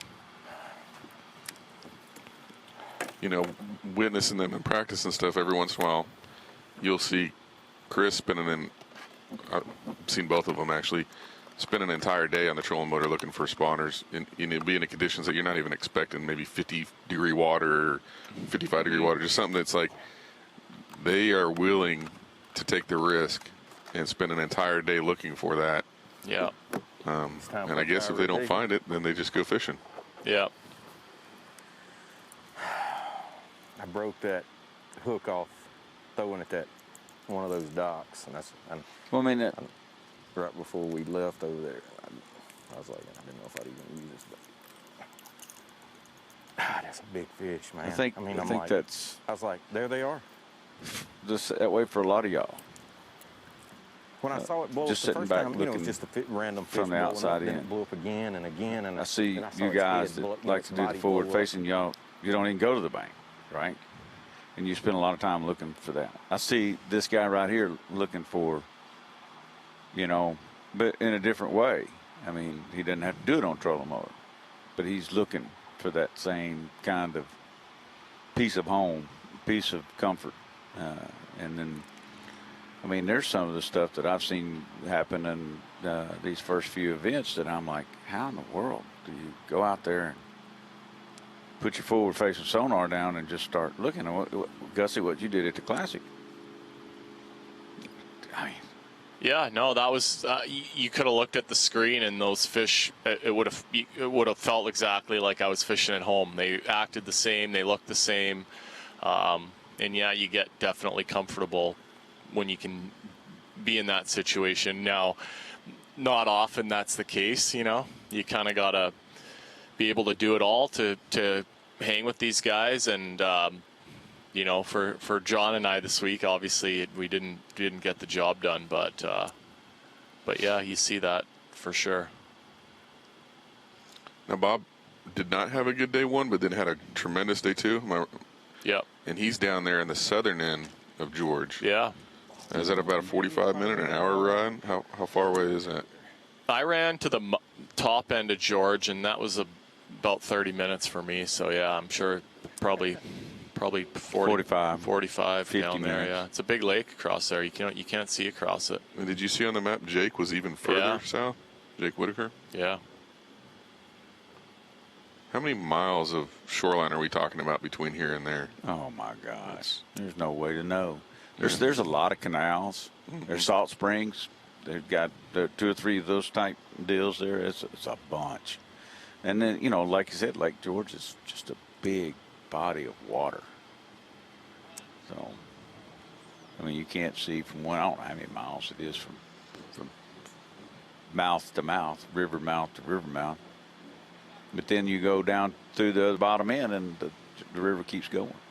And there's a lot of places. John Cox is way down or way up there. Close to home. Yeah. Yeah, he lives down that way, doesn't he? So. Now, is Cox just not reporting, or does he not have service to report his 5 for 7? No, we were watching him the last hour. He may be on his way back in now. He may have to be on his way back in. What do you think? Florida more than anywhere I've ever been. One day the bed fishing thing can be on, and the next day it's almost like they didn't move up, even though they're still, where we're from or where I'm from. If a fish is on a bed, it's pretty much on the bed for its time. Florida, it's weird how they'll just one day they'll come in, the next day they won't. and it almost looks like the bed fishermen are having a little bit more struggle today. Yeah, and I think as late as we are too, they're probably, it's, you know, we're not talking about like a full bed fest happening out there. It's they're just, it seems like they're in limited areas, but there are still some to be had, and these guys are exploiting it. They do seem to be a lot more like a salmon or something that's going to go return back to where it was spawned at. They do that in Florida more than probably anywhere, it seems like. Okay, let's roll right into the final 3 hours. The Maxam Tire St. John's River Bassmaster Elite here from Palatka, Florida. Sponsorship of our live coverage is provided by Rapala. And we have got some more fishing to show you on this all-important day as we roll towards weigh-in time at 3 p.m. Eastern Time, but that's a ways off. Corey Johnston came to town to lay down the law. Yes. Here, the law of averages says I should have won by now. I think he's hoping to fulfill that, and I think he has, in the past couple of hours, he'll fulfill that promise. Is it fair to say an outlaw is laying down the law right now? I'm totally comfortable with that. In all honesty, watching Corey so far today, it has been painful. It has been a stereotypical sight fishing event. Big weights, days 1 and days 2, and then things start to go away.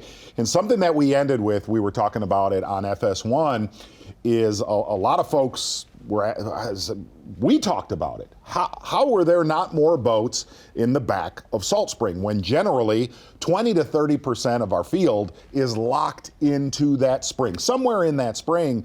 And I believe this. I believe with only having 2 days of practice and a lot of our field, I am not saying all of our anglers, I need to clarify that so I don't get arrows and darts thrown at me in the next few minutes, but I really believe a lot of our anglers going off of our season were chasing that Jacob Fouts situation that's going on in Rodman and ignored. And we talked about this. We said eventually one of these tournaments, 1 or 2 guys are going to be left alone up shallow because everybody is chasing the scope and deal. And I think this is one of those tournaments that definitely happened. Look, you can't find what you never looked for. Does that make sense? Yeah. Oh, absolutely. Mark Zona here in the Bassmaster Studios, sponsored by Marathon. Also, Ronnie Moore. And Ronnie, we've talked about our leader there. He's on a roll. He's been on a roll basically since he joined here. Also on a roll is our second place guy, the only guy within shouting distance of him, Jacob Fouts. Tell us something about him that we need to know. Yeah, I mean, Jacob's, it's documented last fall. He had a lot of videos go viral, and he needed a good end of his career, a good end of the season last year. He needed to not do videos. Well, they could have possibly helped. But at the end of last year, he needed a good stretch. He did have that good stretch. Rolled it into an off season where a lot of things changed in his life, needed a good start. He's always had good ends of seasons, needed a good start. He has gotten that good start and made it work. A lot of anglers, good anglers, went to Rodman expecting to do this, and they said Jacob beat our tails doing what he did. All right. Such, who has made the biggest move today? Is it Logan Latuso or Brandon Palatka? Well, the Florida's fickle figure of fate is showing out, really. Palatka has gotten up there from 41st. Latuso is in 4th place from 18th. The guys who are our leaders have not really caught him yet, but those guys have jumped inside our top 10, and Jonathan Kelly is knocking on the door as well as Trey McKinney, who just caught a 5-pounder. Hey, that's a lot of people to keep up with. On the Jacob Fouts deal, I was talking about the video. The video was that he put out there was complaining. It was complaining about he wasn't getting state of pay from sponsors, the way the sport stuff like is, that. And he actually called me and he said what advice could you give? Because he was struggling to requalify to stay on the Elite Series. He said, could you give me some advice? And I said, man, I hate to be as blunt as I'm going to be right now with you, but I said in the NFL you have to put in the end zone. In golf you have to put in the cup. I said in fishing you have to put bass in the live well, and everything will tend to fix itself. So here's what I can say: he has done that. He has done that. Top 10 in AOY, and possibly the only one who could challenge Corey this week. We'll see him doing that and more as we launch into our Yamaha midday report. What a start! Semifinal. A lot going on, Tommy. Yes, there is. Yamaha We got a lot to digest here. Talk about Ray Hanselman, one of Texas' foremost anglers, coming here, doing a great job this week so far, but a slow start for him today. Exactly right, Tommy Sanders. Been concentrating on that shad spawn and crescent. Couldn't get that to pop, but had one little shell bar. Caught a big one here right before we got off FS1. Only sitting with 2 bass, but he's got around, call it 8 to 8.5 pounds maybe. From there, Bob Downey from Detroit Lakes, Minnesota. A lot of friends up there. Bob Downey with a great tournament after missing our last event on the Harris chain. New father, said everybody is healthy. Good news right there. Bob Downey, 3 fish for 7.5 pounds. Lost a couple key ones. Look for a big afternoon with him. He's got a little something going on the bottom end of Lake George. There he is again, Bob Downey. Big time here last time. The elites were here in 2022, finished at the 2nd place right there. That's why so many eyes on him as he launches into this, his first full event in quite a while, as a matter of fact. And old Bob Downey told us a lot of blown over palm trees, a little depression on the south end of George. He's had it to himself really the entire tournament. From there, going to get out with Chris Johnston right here, starting interesting. I was listening to Gussie and John Saukup. The midday break we were taking, they were talking about how Chris or Corey will kind of back off of a primary area if one of them sniffs a victory. Well, Chris Johnston did that this morning with a little bit of success, Tommy. That's right. The karma will get you. If you do a nice thing, maybe something nice happens to you. Outlaws being outlaws. That's right. Wait a minute. That's in a whole different outlaws laying different down special. Something like that. Yeah. Starting off today, Flippin' Pad said he lost a lot of fish doing this earlier in the event. And I believe he has also made his way to Salt Springs. Solid tournament. Join the circus down there. Yes, which and we will get to we're very going to get soon. to that circus. Ronnie Moore. Good morning, Chris Johnston. Chris Johnston. Second place, his first Elite Series outing, which is right here on the St. Johns River. First guy to strike this morning, though, was this man, Greg Hackney. Chasing the shad spawn on the east side of Crescent. Small window. Greg Hackney with a custom Strike King, what he calls, get ready, the shad spawn special spinnerbait. Has 4 or 5 blades on the spinnerbait. Had them custom made right before this event, just for this event. And the interesting thing this morning, a lot of bites for Hackney early in only about a 30-yard stretch. Really had a limit in about 15 casts. Getting it done on the cypress trees that those shad spawn around. What's interesting, not many anglers able to make this bite work in this tournament to where Tuesday and Wednesday in practice, that entire east side of Crescent was firing, not the case, but Hackney getting it done with a big one right there. Yamaha midday report.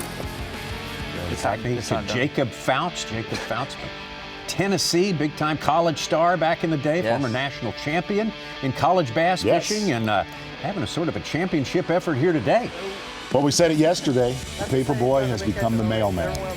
He has brought the mail all year.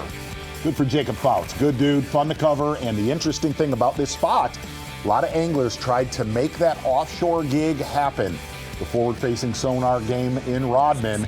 And Jacob Fouts leading the pack because a lot of the folks that tried to do that are not in the event anymore. They're on their way home. Call it 10 to 15 feet of water. A lot of these fish suspended on threadfin shad about 5 feet under the surface, a topwater bait, and a little jig head minnow. Good for Jacob Fouts. Yeah, good. Not one of those lopsided Florida limits. That was very steady, very similar fish all the way through. Solid keepers. Now the man, it took him, not too long to catch his first solid keeper of the day. That was a big moment. Yeah, that was a big moment. We had low light conditions this morning and a little bit of a breeze. Something you don't want for this. And here's the other side.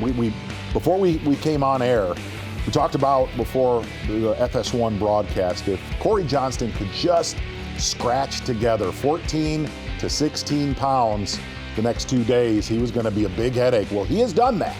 He is in that 14 to 16 pound range with a lot of time left, but The recreational circus in Salt Springs has arrived. From reports we're getting off the water, we kind of had a vibe that would happen. That's exactly what has happened.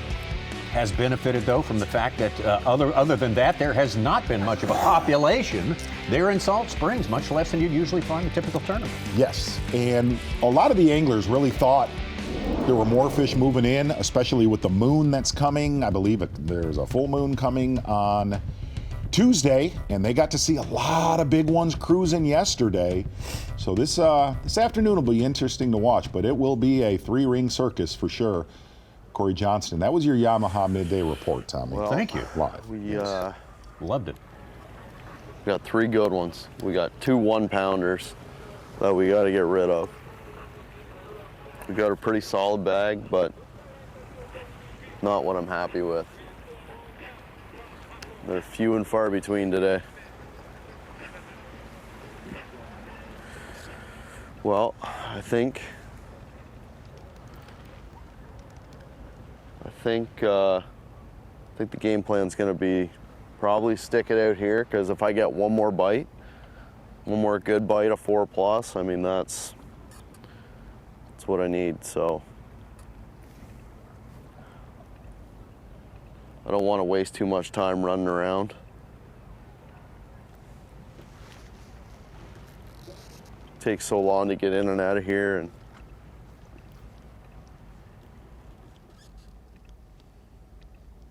we're just gonna grind her out, I think. Yeah, he's definitely going to grind it out, Tommy Sanders. Yeah, he is. You can see he's got the calculator going, though, in his head. Oh, absolutely. And he always has his eyes moving, his head on a swivel. Nobody covers more ground with their eyes than that. Cover a little bit of new water that hasn't been hammered, but you can only see in so many places, and all these boats have everything stirred up.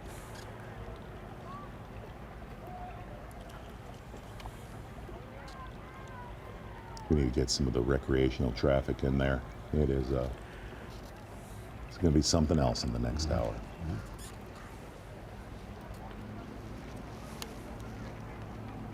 Yeah, you may not see it. You see all those boats there. Kyle Jesse said, I have had 10 or 12 run between Corey and I just sitting here. I come from an area called Torch Lake, and there's the sandbar out there where things like that go on. You can live a lifetime in a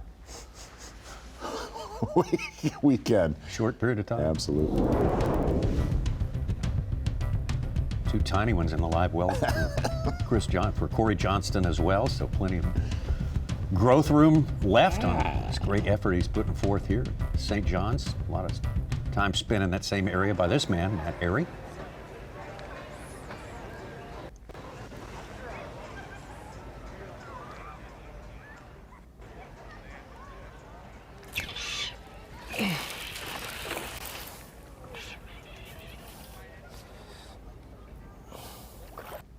I hope he's outside the mouth.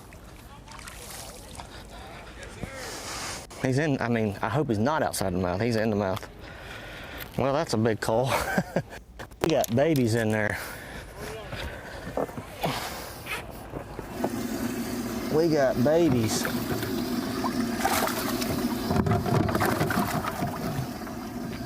I can leave this one alone, ways.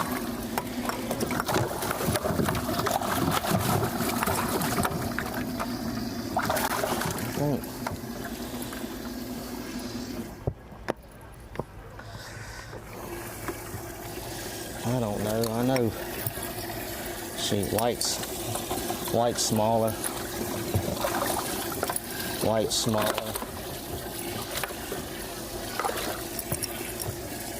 It's between white.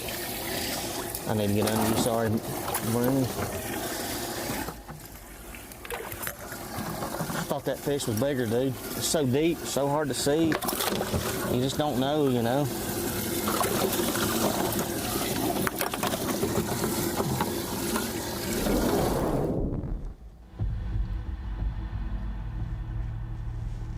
Solid call right there for Matt Airy. We're going to slink back down to the bottom end of Lake George right now. We're going to leave Salt Springs to good old Bob Downey. Brad Watley caught a 512 He's up to 13th place, knocking on the door.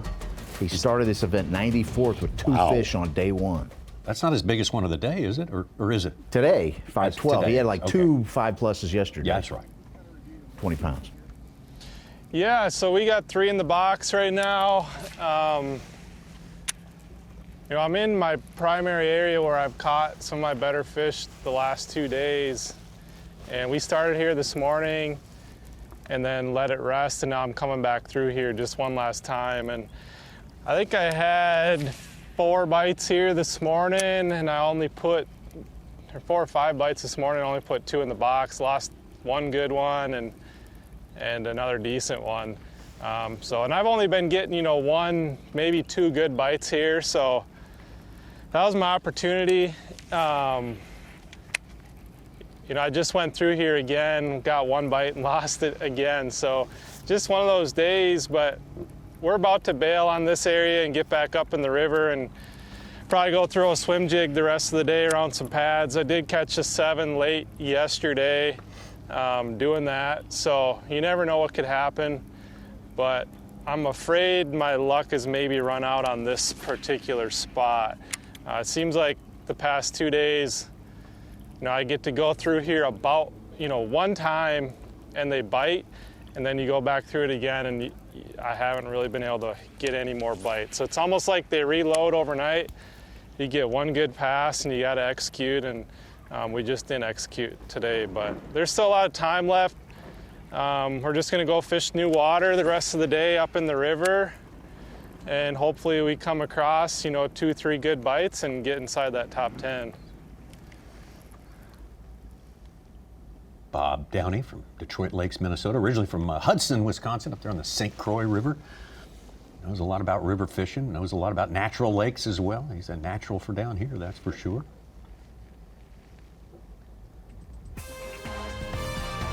Well, he lives in one of the best fishing areas of the world. Oh, no. Yeah, absolutely. Yeah, no doubt, no doubt.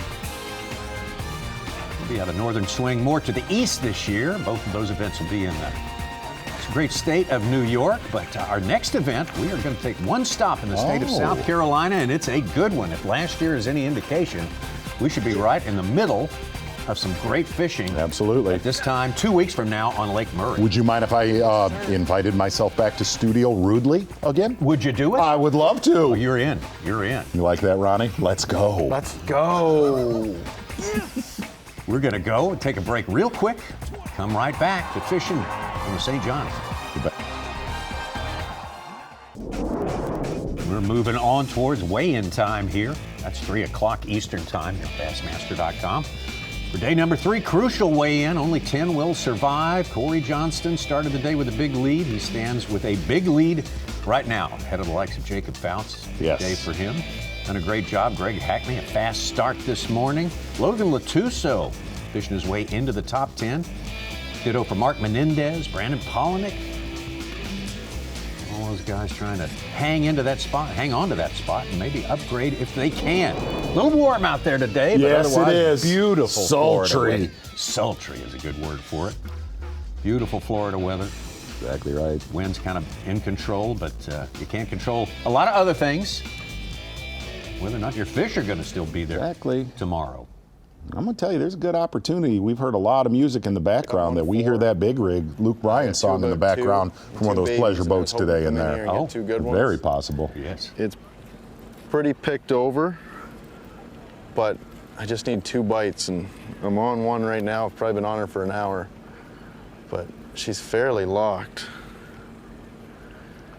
I just need to trick her. But if I get 1, probably like this one here, probably be enough to go fishing tomorrow. Get 2, all of a sudden you're in the top probably 5 again.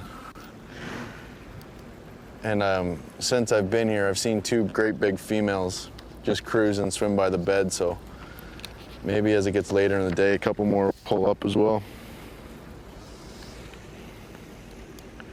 Just need 1.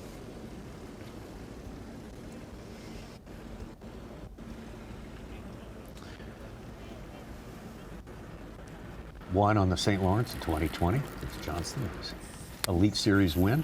First Canadian to do it on the Elites. she's staying right in this area too.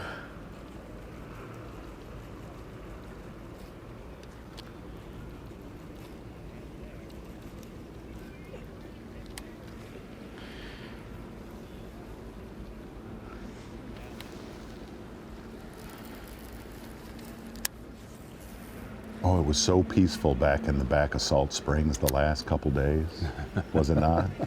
Quiet. Yeah, civilization has, oh man, they just keep coming. That's great.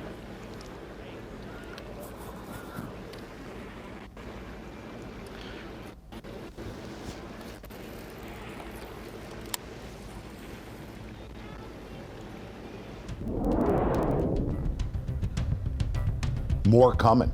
More coming, really? Tommy Okay. Sanders. All right, I'll trust you on that one. Day like today, yep. No doubt about You'll it. see something like that. I'm going to slink on down to the south side of Lake George. We're going to see Jake Whitaker, maybe? I think so. Stuck on 3 fish for a while. Really works those canals over when he comes here. Usually gets a good result. 2 hours without a bite or a fish weighable.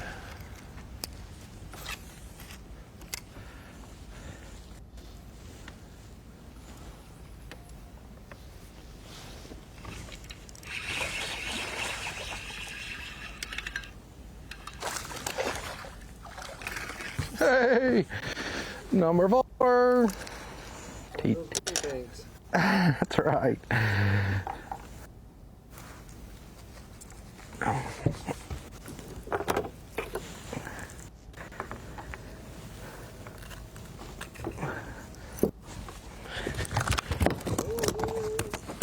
Easy now. No. No. No, we don't. Thank you, Jesus.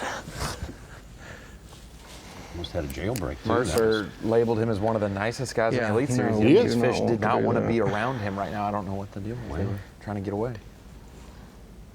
I'd say more wacky rig catches with Jake Whitaker and John Cox than the rest of the Elite Series combined, those two anglers. Fair? Yeah. Yeah. Here we go. No Caleb Summerall in there today, I notice. No, I No? wonder where he went. Everybody else is in there. Felt for Caleb yesterday. Just everything that could go wrong did go wrong. That was rough. And you're starting to see that silt trail in there with all of the boat traffic right down the center. Get a little soupy, isn't it? Summerall made a move today and has been around Dexter. Okay. For portions of today.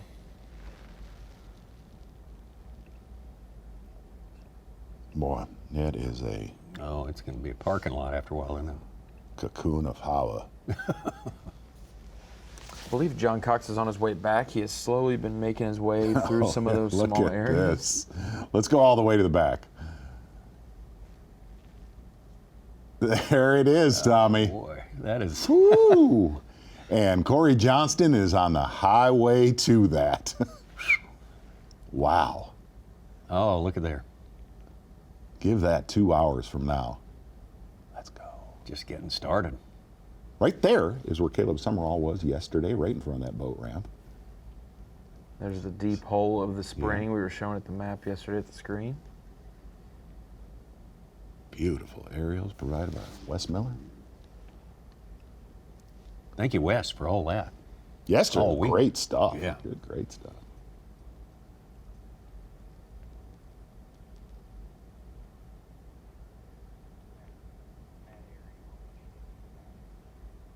All right, above the boat of Matt Airy.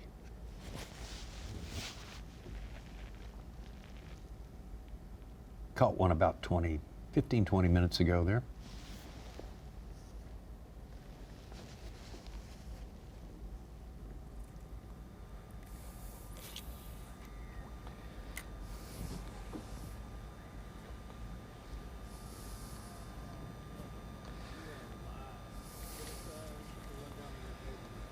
Yeah, we got two somethings in here, and caught one other little bitty one that caught an ounce maybe.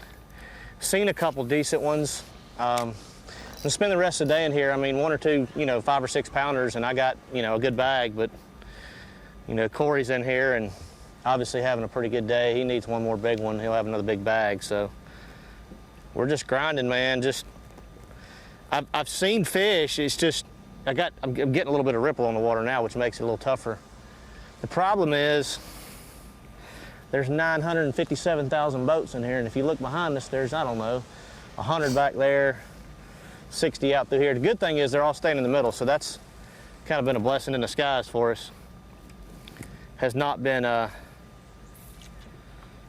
too detrimental for what we're trying to do here. It's just not that many left in here is the problem, but again, like 1 or 2 big ones, and it's a good day.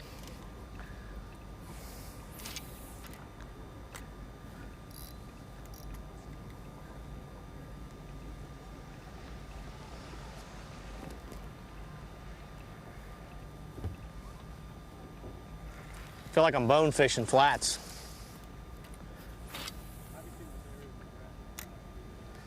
Man, I'm surprised it's held up this long, to be honest with you. I just know that the right ones are swimming around in here. I just recently seen a big one or 2, so we got hour and 45 minutes left to fish, and all it takes is to set up on the right 1 or 2. I mean, you catch a 3-pound buck and a 6-pound female, and all of a sudden you got a pretty good bag, So right now I'm fighting to stay in the top 10. I need 1 or 2 good ones, I think, to stay up there. So we're sitting on like 7.5 pounds, and that's not much.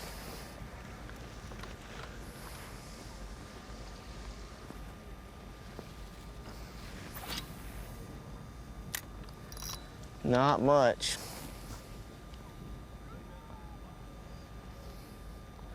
There was several out here at the mouth. I may work my way across and out.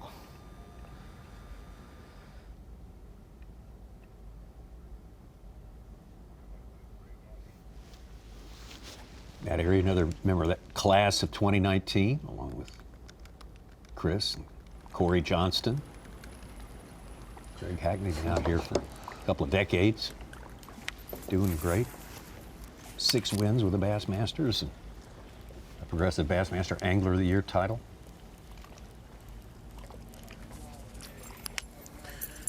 I had a great start, but I've had this trouble every day. In the middle of the day, I've not caught anything. I don't know. I've tried a little bit of everything, and I think the biggest thing is those fish are they just spread out on nothing. And that water's so shallow. I don't know. I mean, I came down on this end because there's still plenty of water around the cover on this end. The upper end of the lake where I've been fishing is just about goes dry when the tide falls out, and it went dead low at 9 o'clock. Of course, it's coming back now, but I don't know. It's been misleading. Now, I have been going out there in the creek and just flipping some bites later in the day, but I just felt like if I could have ever really figure out the middle of the day deal here, I'd have a better shot, because there's a lot more fish and the average is a lot bigger, but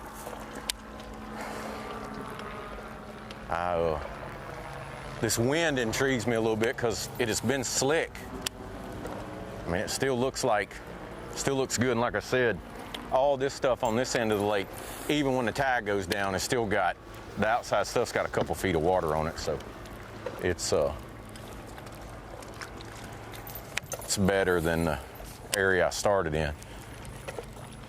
The area I started in on dead low tide, I just have to drag the boat around. It gets so shallow.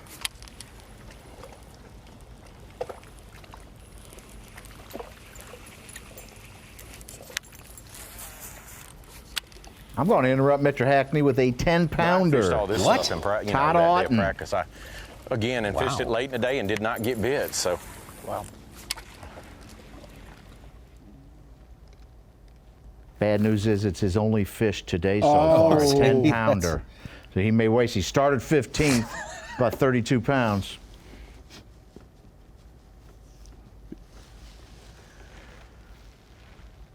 What was the previous big bass? 8. 8-0, John Cotton. Wow. Kind of a slow one for Scott Canterbury today. He too tried to make that shad spawn bite work in Crescent today, and really never ever fired for Scott Canterbury.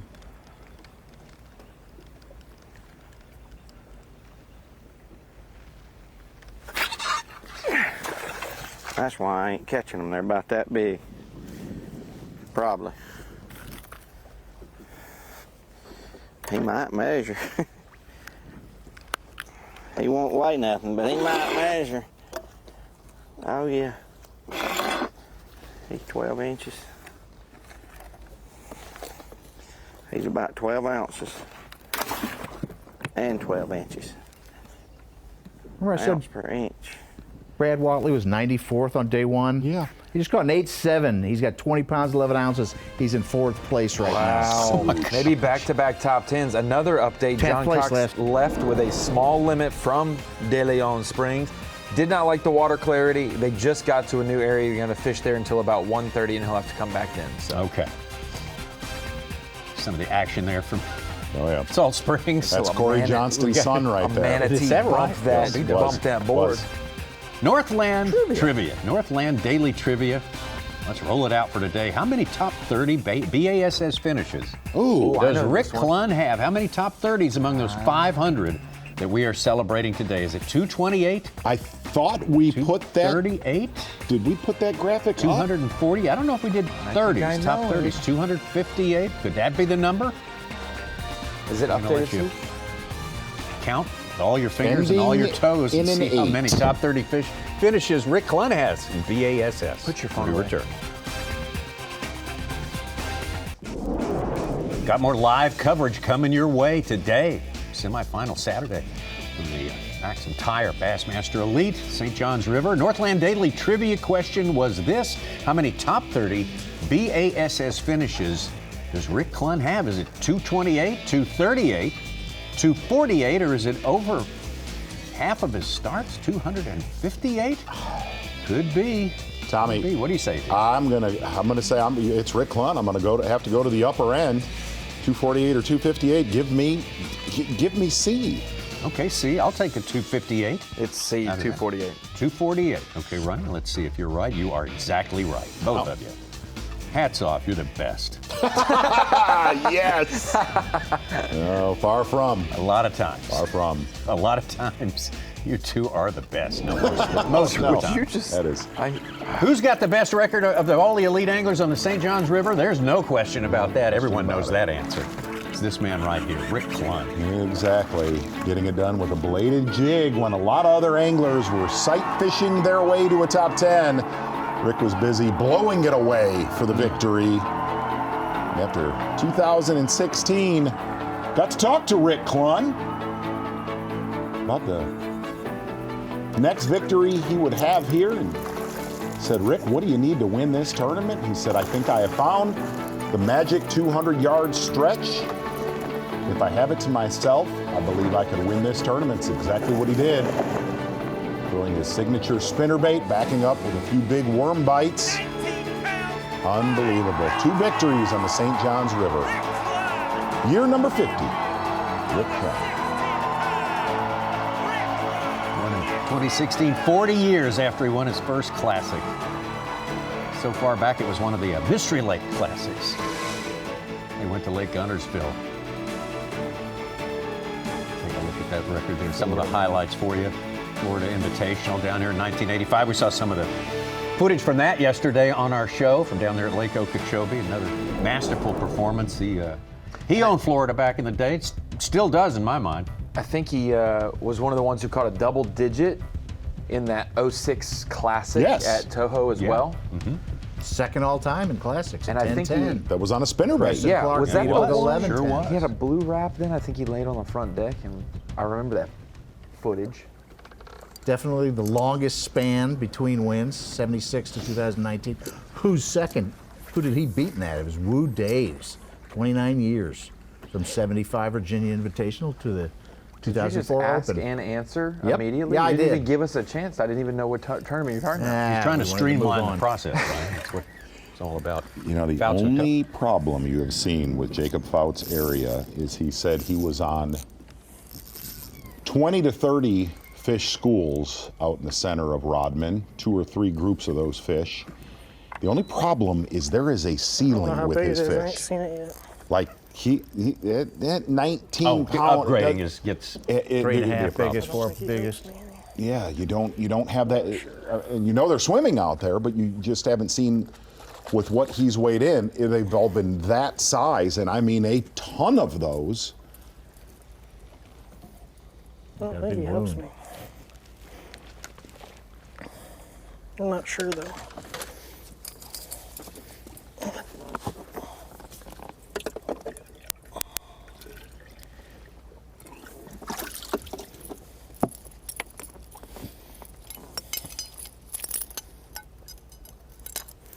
We'd think his plan would include going to look for some lunkers. Has a 4 and 2 3s, 312.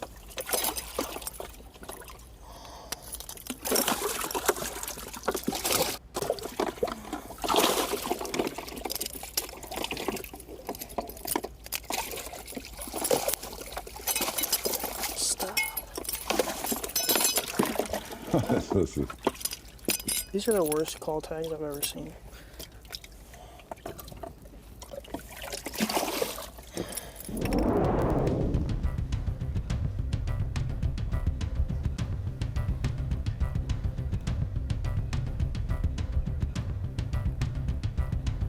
Hey guys, we're gonna head down to Chris Johnston right now, and actually we are gonna take a look from above. He has been on this fish.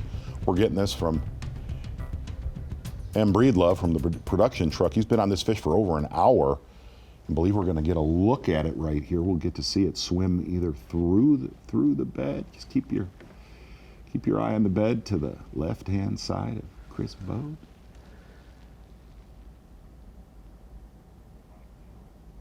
There it is. Oh. Ooh. Yeah. Ooh. An alligator. He sort of he sticks out like a sore thumb right there. He's huge. Wow. With part of the deal. That is cool. A great shot. That is a big one. Giant one, but it would help us. See if he locks on.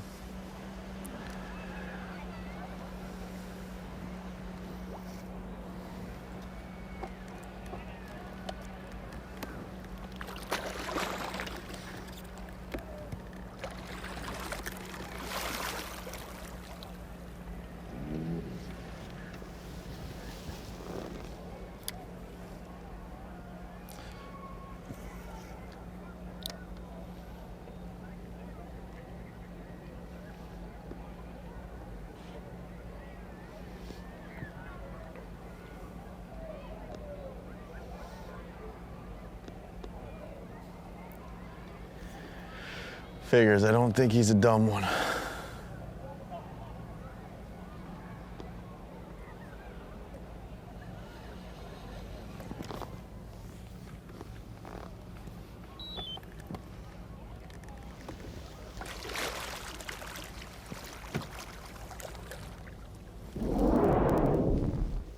Chris Johnson hanging in there in 6th place right now. Started a little higher than that, but Got a good one on the bed right now. And Fouts and Hackney I mean, passed him. And now Watley. She's relatively locked. I mean,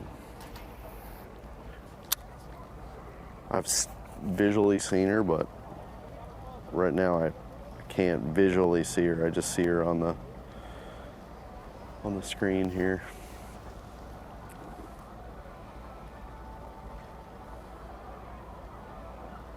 I'm shocked I haven't caught her yet. That could be a pretty critical fish right now. Putting this thing sort of out of reach then.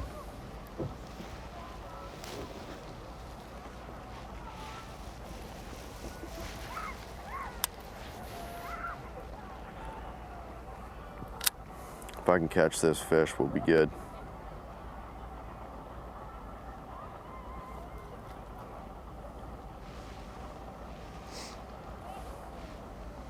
Sitting at 14 pounds for today is Corey Johnston, excuse me.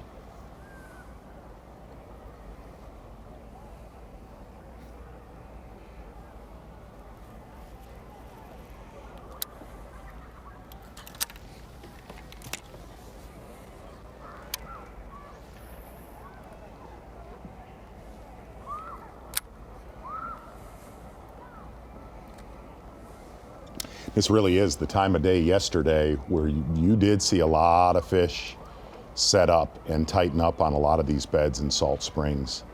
Now all the way really till about 2 o'clock. What's crazy, Tommy, is Jacob Fouts has had a good day. Some of these other anglers have had good days, but because they're a pound behind the next person, and that person's a pound behind the next person, and they're 11 and a half behind Corey. Corey's able to extend his lead by a few ounces today compared to coming in. Even though it seems bleak for him, he's actually extended his lead because Jacob was 6th coming into the day.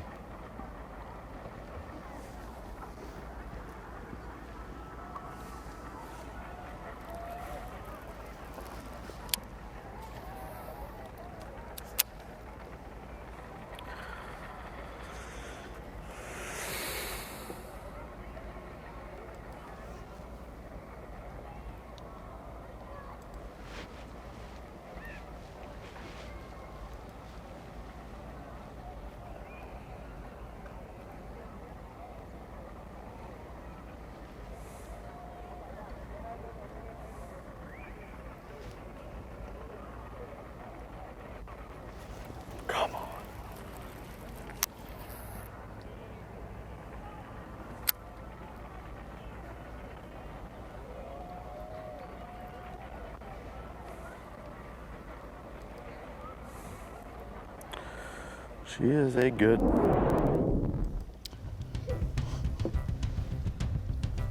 we going to take and leave Corey Johnston's boat? Hop, skip, yeah, we kind of went away. And we're going to swoop right back in. We reframed it a little bit there for you.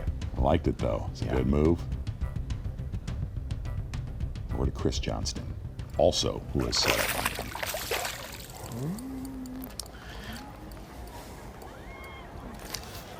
That can't be the one we saw on the drone. I would not think so. I feel like that's not the one I saw. Okay. Well, he told you. Okay, good, thank you. I was worried.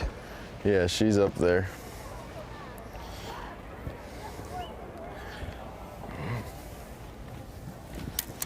Way quick. She went right back on the bed, so maybe.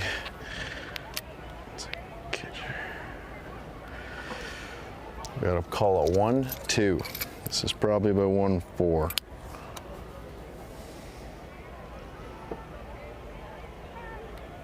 Three-ounce call. Whew. Yeah, 3 ounces. Wait, where are you? That giant.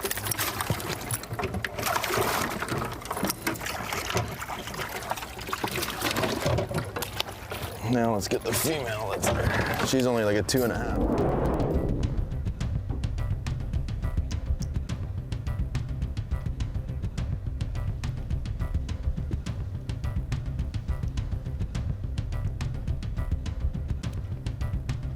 Back to Ray Hanselman. Slow start for Ray today. Yes. Has stuck with it over there. He's had a slow day. Indeed, he's had a slow day. Ray Hanselman Jr. from Texas. I thought we were flying for a new fish, but it was, and then the music started. That's fine, and good thinking. Yeah. Fish right here off a little shell bar on the north end of Crescent. Ray Hanselman. Look at that fat thing. Yeah, exactly. Almost looks like a pre-spawn fish right there. Good fish for Ray Hanselman. Had a great tournament. Gonna need a few to hang in that top 10. He's been creeping around that cut, Such. Oh, yeah, Powerful replay of the day. Ray Hanselman Jr. Down there in the Amistad area where they, like this place, have a lot of tilapia, big tilapia roaming around.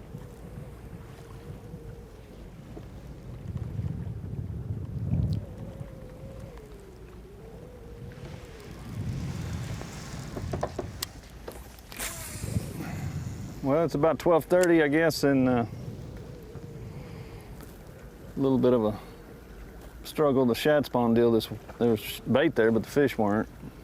I think the tides have flip-flopped a little bit.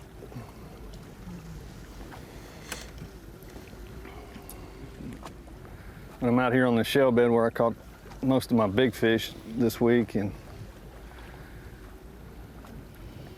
I just side scanned it and it looked like there was 4 there. I fished it already, but nothing, and made a wide sweep and it looked like there was 4 dots there on that hard spot. And with the tide starting to move again, hopefully they get fired up.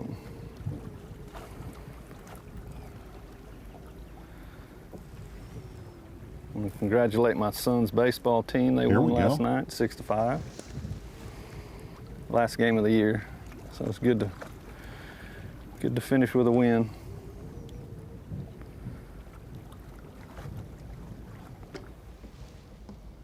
$6.5 sounds like it was a nail biter too.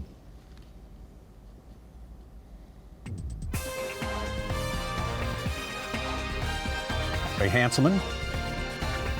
Try to get some more going before this day is done here. Got to find a way back into that top 10. That's what the all-important job is for today. I say the eagle flies on Friday. Well, it flies on Saturday, too. Down in St. John's River. Well done. Look at that majestic bird going through the sky. And we have got 50 anglers out there striving so hard.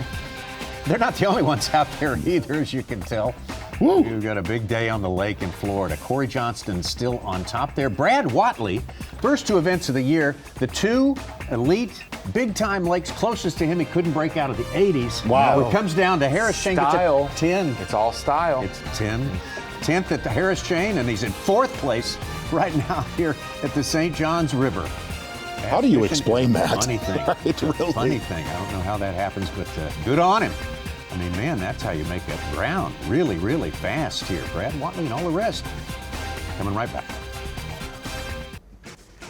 Are you ready for some more fishing? We've got it for you right here. I am here to tell you. Talk about another level of fishing. How about the pathway to the Bassmaster Elite Series? That of the St. Croix Bassmaster Opens. 9 of those events across the country this year. And, of course, contained within that the EQ circuit, which is anglers who commit to all 9 in a points race. Top 9 get entry into the Bassmaster Elite Series. Pretty exciting stuff. Next stop, Logan Martin Lake. That's just a couple of weeks from today. We will have that live coverage for you. The final day from Logan Martin Lake there in Alabama. You say it should be pretty good fishing this time. Should be a really good one, Tommy. Thank you. Okay. And since we last were live with the Opens at Santee Cooper, we announced that the last Open of the year at Hartwell, where we will decide our Tackle Warehouse EQ points race, which Evan Kung is leading, we will have all 3 days of Lake Hartwell, the last Open, live. So that's a new little treat. Okay. Big talent contained in that list there. I've observed all these Opens, the 3 of them so far this year. And these mixture of ages as well. You've got some young guys in there. You have the E-Bears, the Fothergills, the Paul Marks, those guys, Tucker Mike Smith. Sermon but as then well. You have Mike Sermon, and you've got Matt Adams, he's right in between those. Andy Newcomb, Ozark's Hammer. And then just outside of those, EQ, Ishmael gotta keep up with lurking around as well. Get back out to Salt Springs, one of those popular fishing destinations on this popular place, the St. John's River.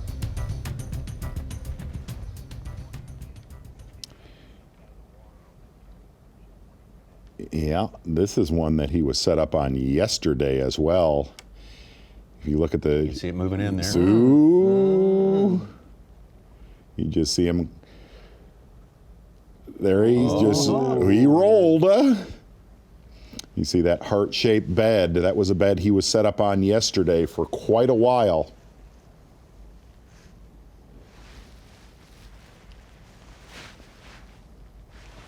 Such a critical bass.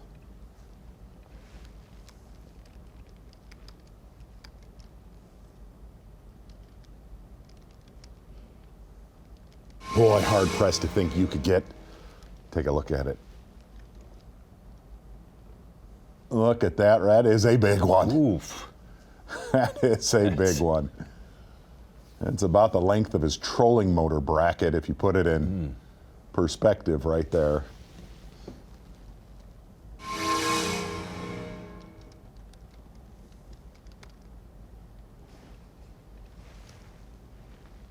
Still working away on the same fish. I don't know.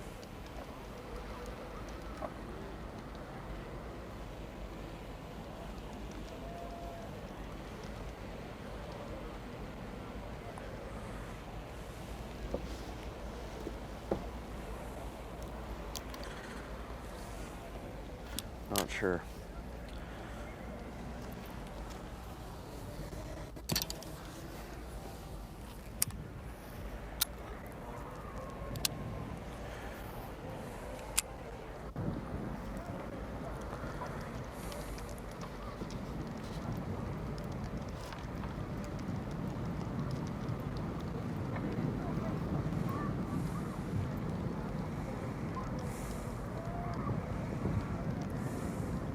Touch more breeze picking up right now. Yeah. Make it a little harder to see.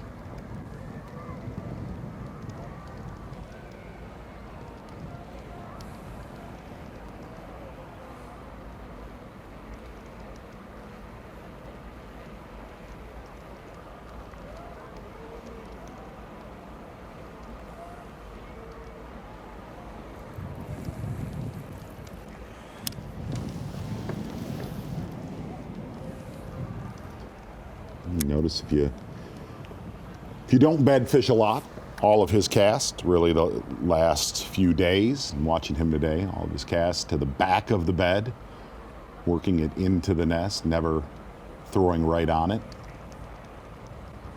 Ooh, just saw that fish swim out right there.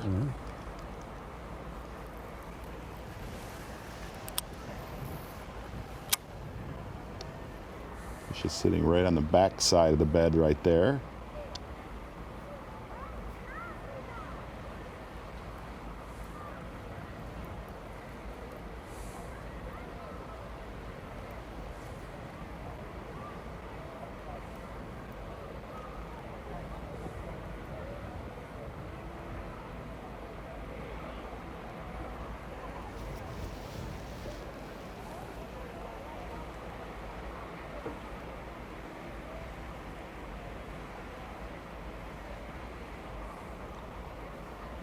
He really does. He has the luxury to spend as much time on. I mean, he already has a solid bag to where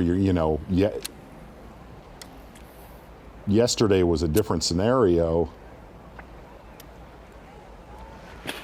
We mentioned it with him being at 50 pounds Right. for 2 days. Everyone else is at 40 pounds for Yes. 2 days behind him, on pace for 80. So if he had 15 the next 2 days, he is still on par with others. So if this is his bad day and it's 15 pounds, then See the fish on the left side of the bed on the sand spot.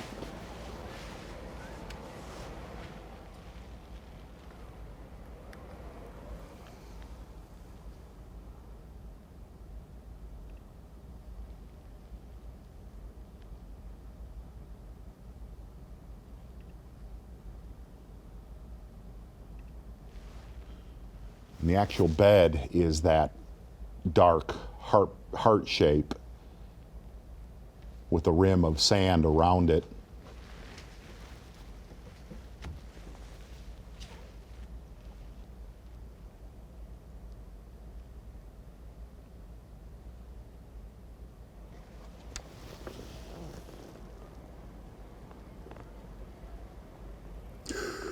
Fish is way on the back side, right? Way on the back. So you really don't want to see that when they get loose and not stuck. Fish is leaving the bed a lot and just came back in right there.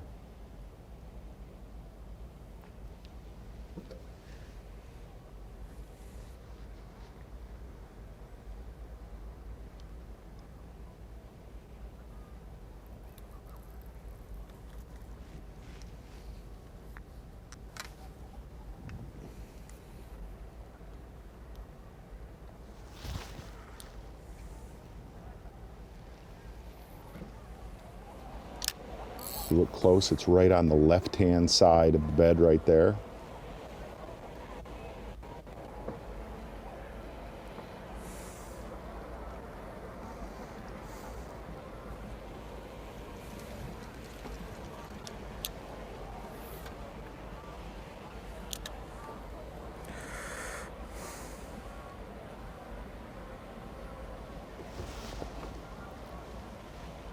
It's back here. There he is, exactly. Got a little girth to it. Yeah. Yeah. Yeah. You're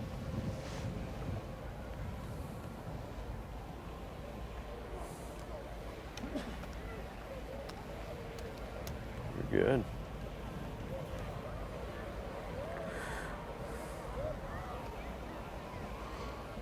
Boy, and you don't, these guys have been playing hopscotch all week on these beds, and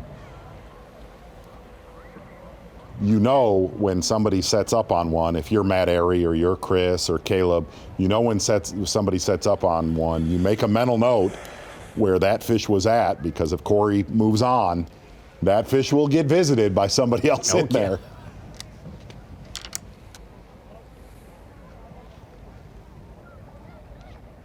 Steve Kennedy with a 7 1/4 pounder.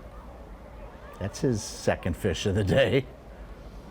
Guys can't waste these big fish. Tied out and still on one fish, that 10-pounder. I don't know if I ever remember a day when someone caught just a 10-pounder. No, I don't remember that. I don't know if that's ever happened.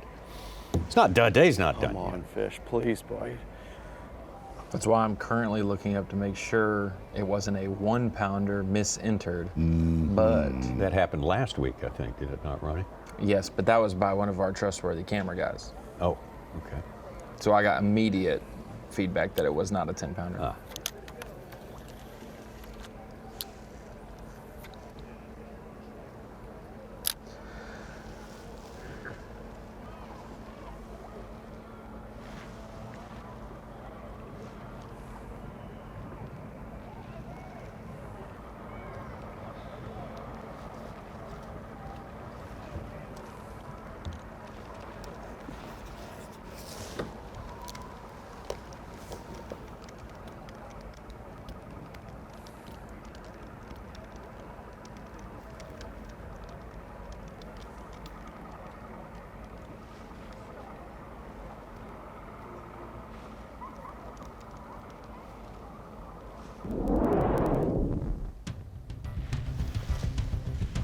Corey, like you say, he's got the luxury of working on that one about as long as he wants to. Yes. So he's a guy that can do that kind of thing. Very adept at the side fishing, both Johnston brothers. 2 or 3 or 4 pound cull for others makes a big difference, but a 3 or 4 pound cull for him right now. Huge.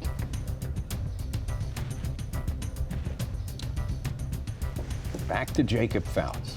Boy, looking at how Salt Springs has gone today, he is going to have his work cut out for him tomorrow. I think we do have more wind tomorrow. Yes. Well, picked up today, like they said, it kept going back hour by hour of been really tough. when the wind was. I'm just not seeing the schools of fish I was seeing. It seems like they're starting to get grouped back up. Usually about 1 o'clock here in the afternoons, they kind of will group back up when this little breeze picks up. But, from about 9 until just 30 minutes ago, I wasn't seeing much of anything. A bunch of them were singles, and the singles have been really hard to catch.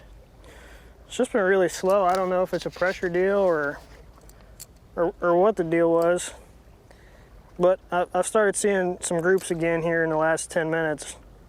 So hopefully here in the next hour, we only got about an hour left before we got to lock back into the river. But I hope we can catch one more big one, catch a 4 or 5 pounder here this afternoon, and hopefully get to go again tomorrow. But I'll take a 10, a 7, don't matter to me. Like, there was a bunch of bait here this morning. The bait's gone now too. Like that group that just ran that ball of bait, that was the only ball of bait I've seen in a while.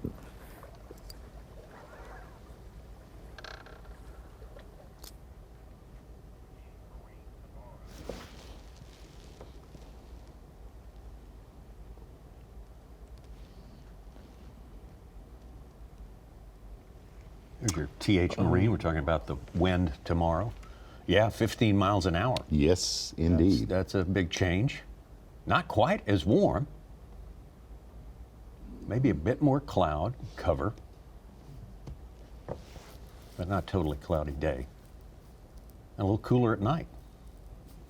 The 15% chance of rain, that's still not much. And that wind is again building after 10 a.m. It's like 4 miles an hour at 9 a.m., 7 at 10, and then 10 miles an hour at 11.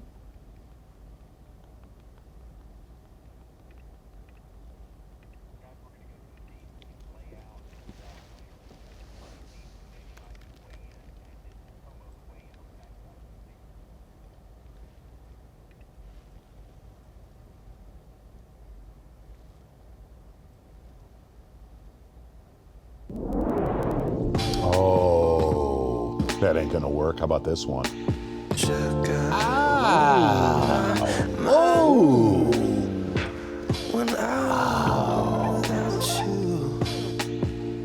The music. Oh. Ooh, how about that one? Where's he at next? What? Look at that. What? The international man of mystery.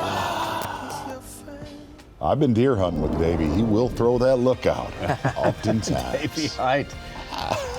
Marveling at the majesty of this place, the St. John's River. Need to thank the production truck for that right there. That was needed. It was needed. It was good. Yeah. We appreciate that. Clarifying an update from earlier, reports are that it is 5 fish for 10 pounds, not a 10-pounder. Todd Otten, no, they did mess it up. Weigh-in coming up today, 3 p.m. Eastern time. We'd have found it out. It's always been there. Possible here, though, Tim. Here on Bassmaster.com, but we got an hour and a half fishing time left for some of our anglers. Be right back, St. John's.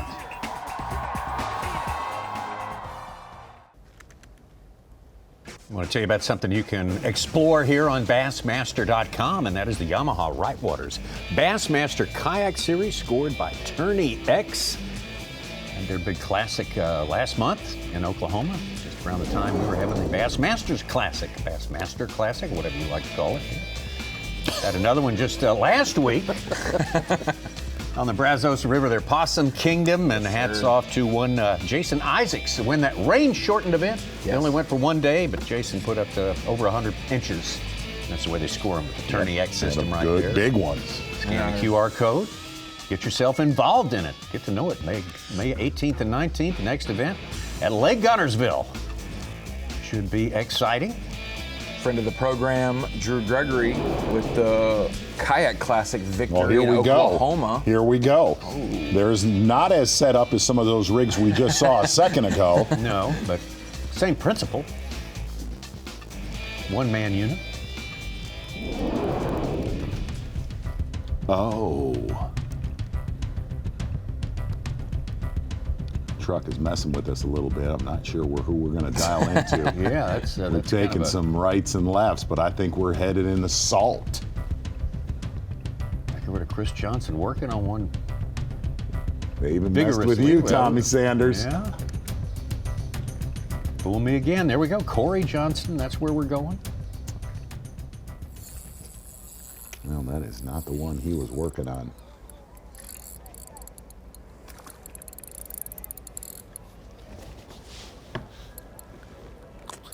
There's the male.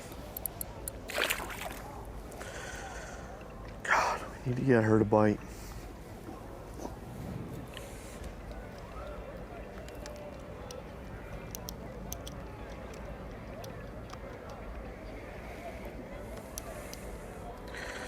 She, if I take that male, a lot of times she'll leave.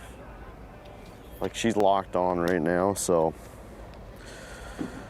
I don't know.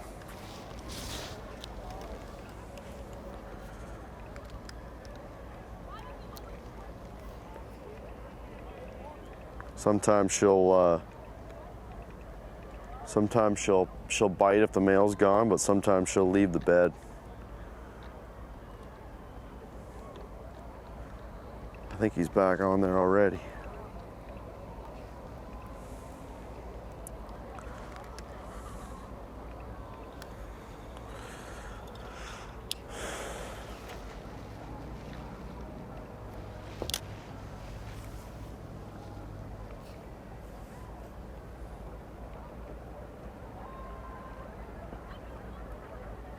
Just caught him one.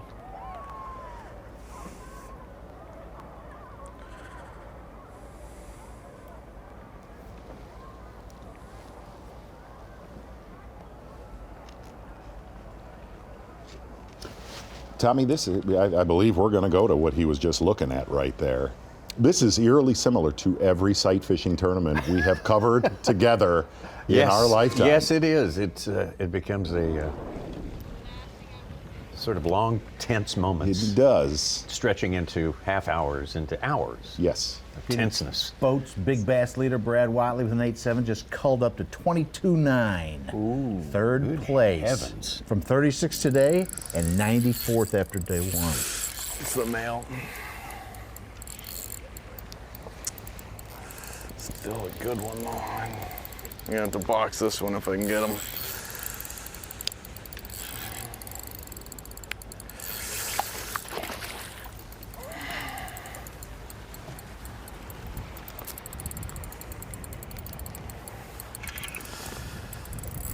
Come on, that's a decent one.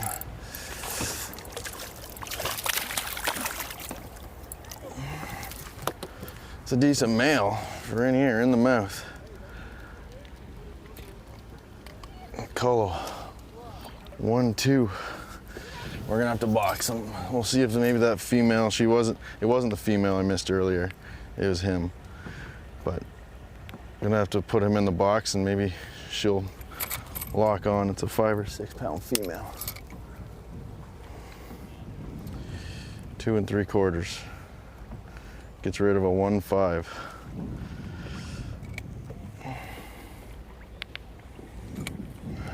Could you see a first and second Johnston finish on the St. John's? Yeah. Yes. I could see yes, that. you could. That would be novel. It would sting for Chris too if he finally let Corey get the upper hand on him, and it would be a second finish here. Definitely gotta call him. Can't throw him back.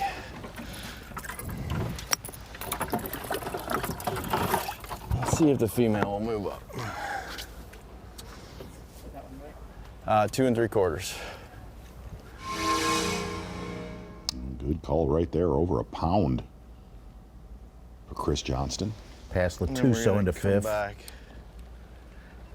and see if she locks on it.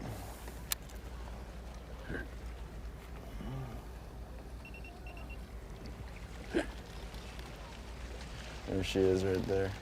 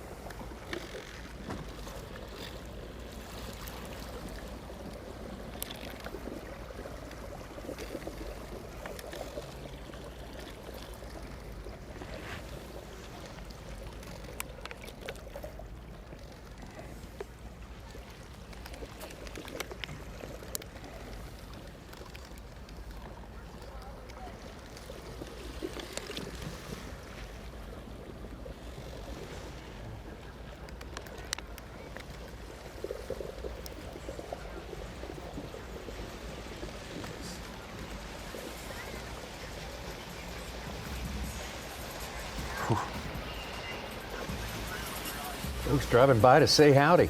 Yes, indeed. Well, he's right in the highway right there. Well, that's agreed. That's what happens when you don't idle. Look at the mud.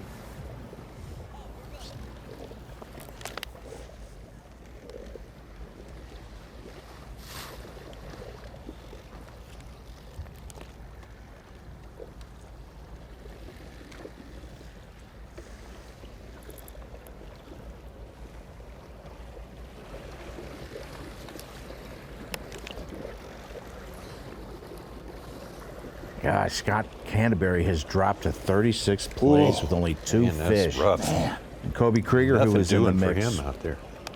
This is the day you give points away. When Yeah, you absolutely. come in 10th place, you lose 25, 30 points. That's brutal. 10th place is the deal today, folks. Almost 2 right there. You sure got to be kicking yourself. Brandon Palatka, the man in 10th as it stands right now. Ray Hanselman, Jonathan Kelly, Cody Huff, Trey McKinney, the 4 behind him on the outside.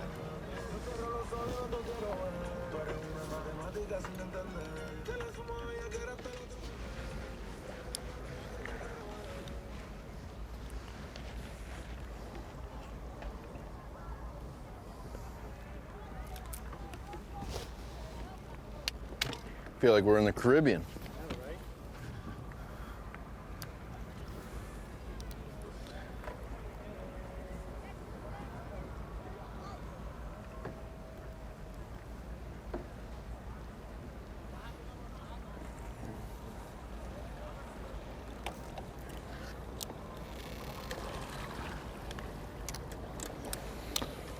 Well, I feel like Corey Johnston's still going to have a pretty commanding lead if he does not make another call. And if he doesn't make that call, it just seems like tomorrow will be a grinder.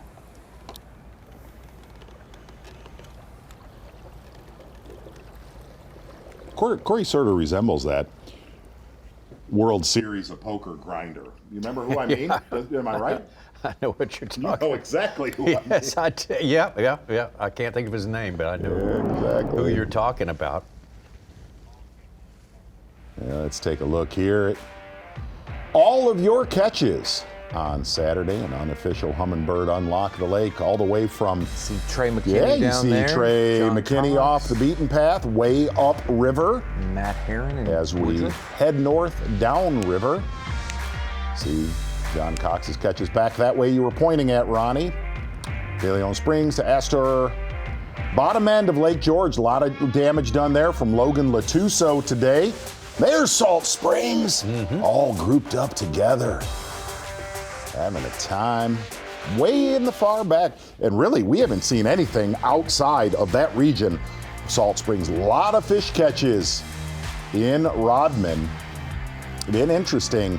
Been a lot of fish catches in Rodman, but Jacob Fouts leading the pack out of Rodman Reservoir as we get a flyover.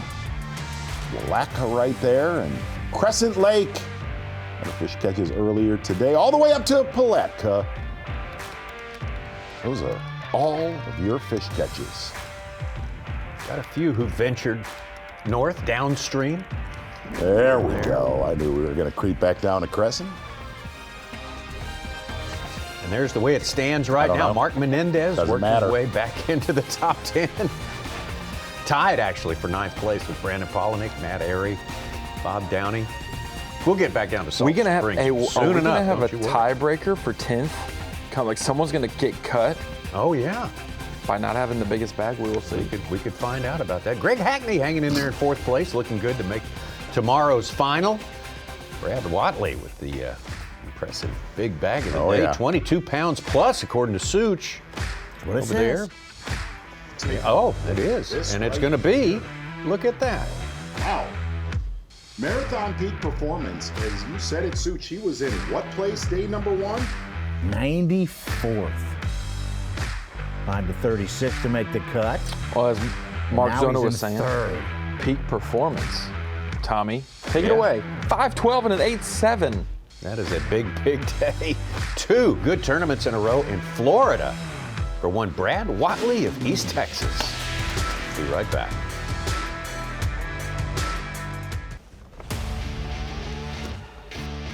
Bassmaster Elite Series Maxam Tire Elite here on the St. Johns River, sponsored by Minn Kota. By Bass Pro Shops. And by Skeeter Boats.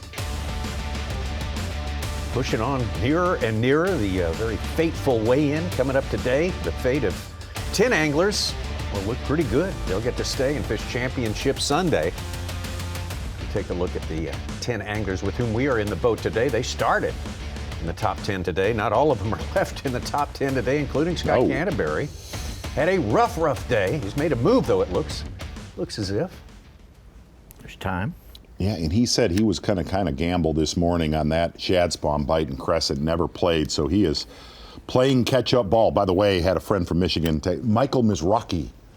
Oh, that's the grinder. That is the grinder. That is Corey Johnston. Make my day. One fish would.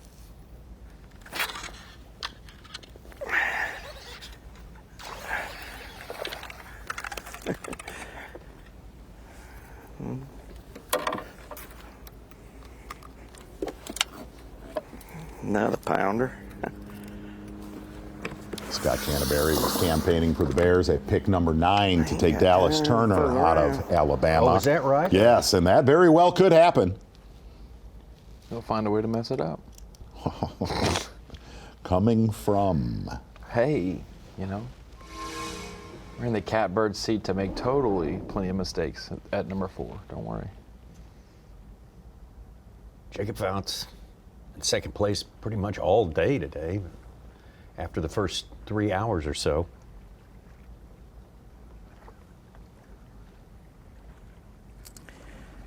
Dude, my hands are so raw. Like it hurts to grab them.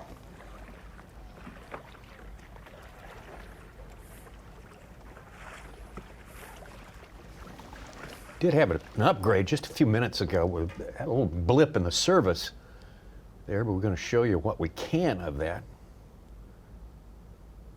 Get that racked up for you and show a little bit of it. That was provided an upgrade for Jacob. Well, they are all clone. He said it last night. I said, how big are they? He said they're 3.5 to 4 pounds. Exactly that. I think he got 4 ounces out of this cull. I got you. But boy, the guy's 11th to about 16th, just flashing up there. Jonathan Kelly, Ray Hanselman on 2 fish. But Christie, Cody Huff, and Trey McKinney just caught fish, and they're battling to get in our top 10 within 1 good bite.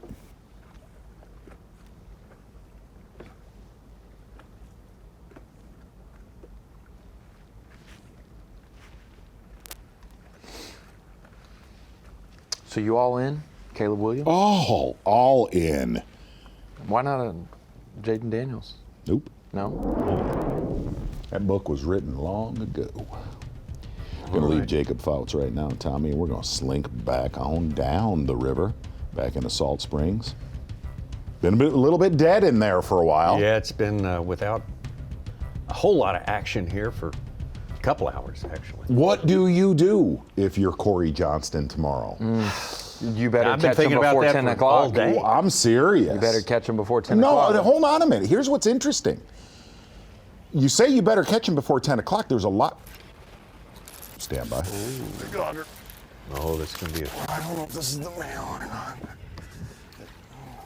It's going to help him, isn't it? I think it's the male. Looking at that fish right there, it is a lot of these fish that they're fishing for what's left over. I'd love one, to be honest, but I need to catch an 8-pounder. Having a time. Okay, they're offering me beer in Party Cove. It's the only thing missing today, and a big one. Man, this Ingmar hook will not come out. A lot of these fish that they're catching, they set up in the people doing afternoon. karaoke beside us. It's just how many are left.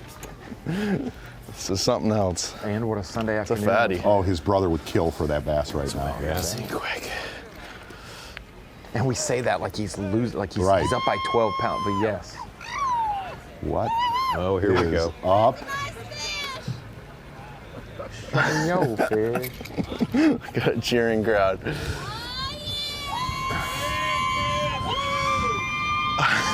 What? Hey. Thank you. Hey. Hi. You just made Bassmaster live.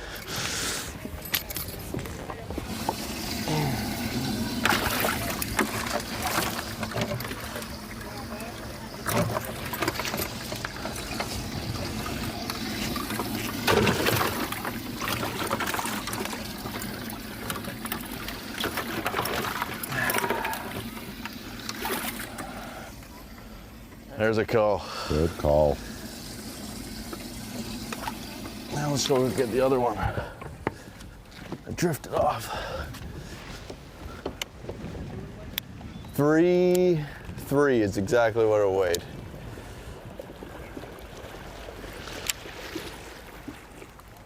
Moves the needle a little bit for Chris Johnston. Suits, did you disagree? Not a 3-3 to you? No, that's around there. He's got 13 and a half on the day, third place now. Ooh, Corey. It could be a little bit more than that. Uh-oh. Here we go. There we go. All right. Hey. Catfish right there, Tommy. Sure is. Everything's living in the spring. Absolutely. See if the kid touches it. Uh-uh. There ain't no way. Let the boy watch.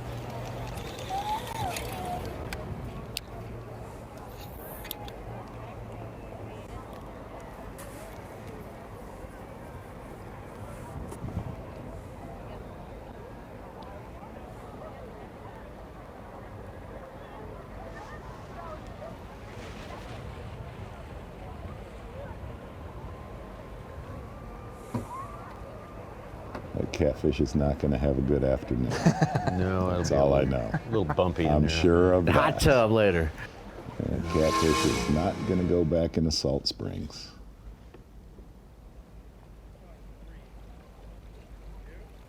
Still got 2 1-pounders. How big's that one? What?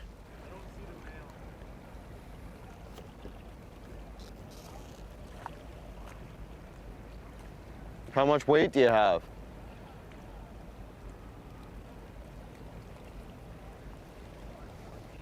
$14? You do not. You have a 4.5 and a 3 something. Jesus. He is going to go grinder on his brother before the end of this tournament. No, you don't. Yes, he do. None of that stinking root beer. Look at that. Nuh-uh. That was pretty good. That was, Reminded me of that we need Hans- to slow motion that and actually slow motion. Let me find one more. Hanson brothers arguing. Just one. Slow motion the no you don't. I can't believe that one didn't bite. Like, she was right where I needed her to be. This will get squirrely before it's over. Yeah? Guaranteed. Well, we'll be right here. Absolutely. No, you don't. You're good. Get out of my area. I thought it was going to be, what are you still doing in here?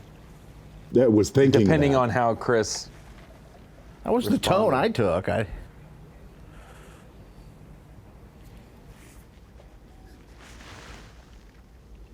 Now, I think we've got our hands on a better version of that last Phelps catch that we saw. Just a snippet of a minute ago. Let's take a look at that. Again, this is a few minutes ago.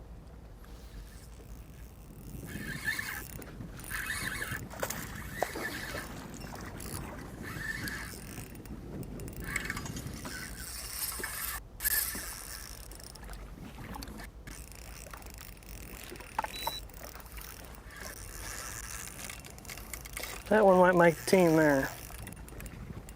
I'm not sure yet.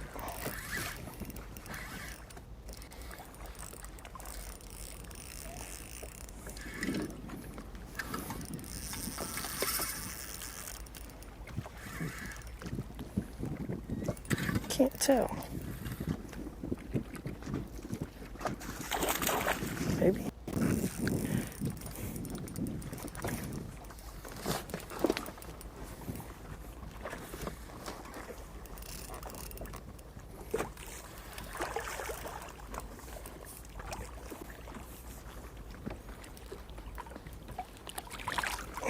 I don't know, he's skinny.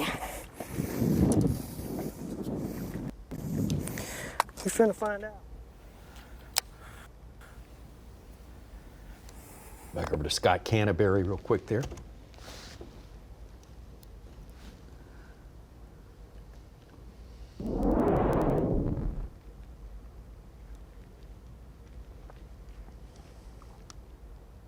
Jacob Fouts, as we say, a great day for him today, but still 11.5 pounds behind Corey Johnston. So when we talked about that ceiling he has there, Z, I mean, he's at that ceiling. I mean, he's going to have to look at that and figure out some sort of different version of what he's doing. Or? I think what he said last night, and that's sight fishing tournament 101.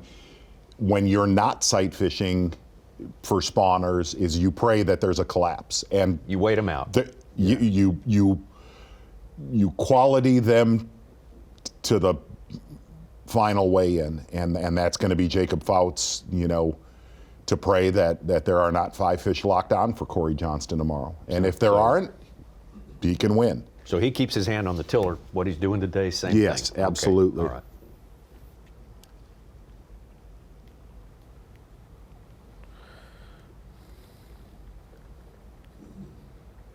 Talking to any of, talking to Scroggins, talking to guys before this tournament, they said there is no way spawning fish were going to sustain for 4 days. Man, I found her. I don't know. I can't see her. I just see 2 down there. Oh, they're tilapia. Oh. I would say the average for us, all the days of Bassmaster Live, is probably less than 2 days. For a spawning section of a tournament. During the prime, the only the prayer you have right now is that moon that we're coming on, and a lot of these guys aren't going to be. They were able to see a lot of fish cruising in yesterday. Brian Evie, Corey's cameraman, said there were fish cruising everywhere between noon and 1:30 yesterday. You're not going to see a lot of those today. Gosh, Chris Johnson hooked up. Oh my God. Oh, wow.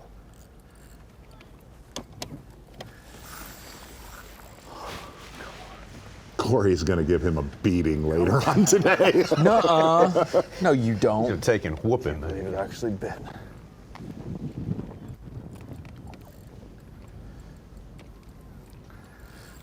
This would be the second female I caught off this bed.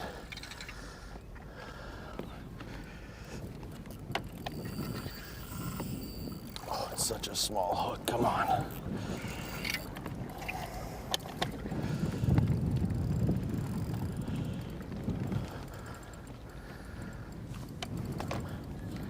Come on.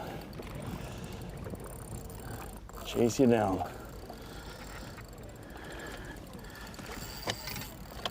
She's a grown one.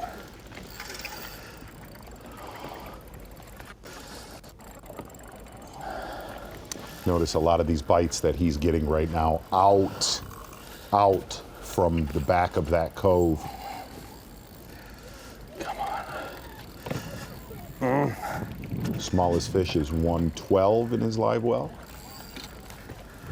Yeah, he has 13.7 on Bass Track, but he told Corey he has 14.7. Oh, God. Yeah. Uh-oh. There we go. In the mouth. That is a giant. That's what we came in here for, one of these.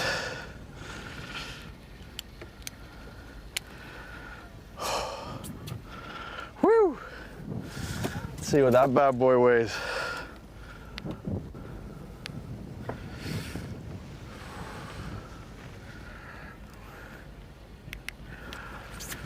It's a grown one.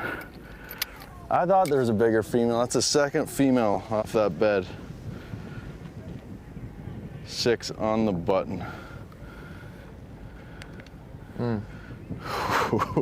Yeah, baby. That'll get us fishing tomorrow. 6 will give him a 4-pound call. It'll put him in second definitively, and he'll be 9 pounds behind his brother now. Gives us just over 18 pounds.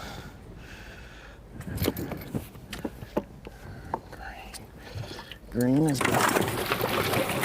He's a little low on his Bass Track. I'm sure Corey is as well. Good call right there.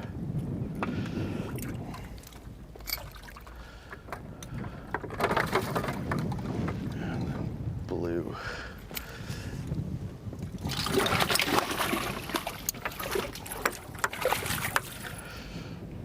green's gone. There we go. Whew. I got us fishing Sunday. Hey, you talk about it. You talk about, we've said this. I might have to chase my brother down. That's what I was just going to say. I was just going to say, Mercer's talked about it. They fish in the same areas and cannibalize each other. It's going to come down to brother against brother tomorrow. Him starting in 4th place is a big part of that, but man, Johnston and Johnston on top of the leaderboard right now. But that's why I use Brian Evie, Corey's cameraman, just said Corey called Chris a little weasel just now. Are you making that up? No, you really got that? I will show you the text. Oh, don't show what's to above make sure. Right there. No. Yes. Yes, okay. Power Pole replay of the day. This tournament just took a very, very weird turn. Corey Johnston in command of Salt Springs. Chris gave him a lot of time this morning. And as we've seen the last couple days in the back of Salt Springs, big ones pull up. Chris Johnston catching one of those. And suddenly, Corey Johnston, first place. Second place, as you said, definitively, Ronnie Moore. Power Pole replay of the day, Chris Johnston. Ooh. And the closest anyone has been to Corey Johnston in the standings since when hold on a minute. Greg Hackney had the shad spawn by. Right. If Chris makes one more big call, oh man. Oh boy. Manatee action looks like it's in the lock, huh? Something like that. Maybe up against just a random seawall there. One of the many sights here. What a sight to see the Johnston brothers 1 and 2 on top. Let's take a look at our Dakota Lithium Bassmaster Rookie of the Year points. Trey McKinney came here with a good expanded. In fact, in the first day, his lead in that race ran into a spot of trouble after day number 1. And now he has still got the lead, and it's still a good one, but nowhere near out of reach for the likes of Tyler Williams or Kyle Patrick or even Wesley Gore. JT Tompkins kind of did some backpedaling this time around. And John Garrett, a winner last week in the top 6 places for you there. Dakota Lithium Bassmaster Rookie of the Year.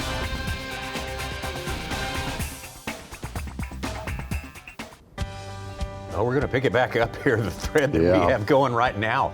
At the Bassmaster Elite Series, Maxam Tire Elite on the St. Johns River, Palatka, Florida. We've had a lot of action. Our Action Live is sponsored by Rapala. And the action has picked up in the past 20 minutes here.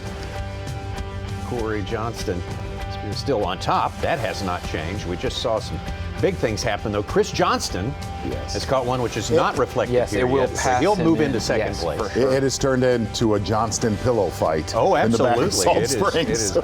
And you know what? Pillow fights start off soft. Sure. But they end up with a rock and a sock. Listen, I've been involved in that, man. Yeah, that's tough. Feathers flying. Chris Johnston just caught a 6-pounder. Corey Johnston called him a little weasel to his cameraman, Brian Evie. I'm going to get out to Corey Johnston right now. There's been a fun day with these two, to say the least.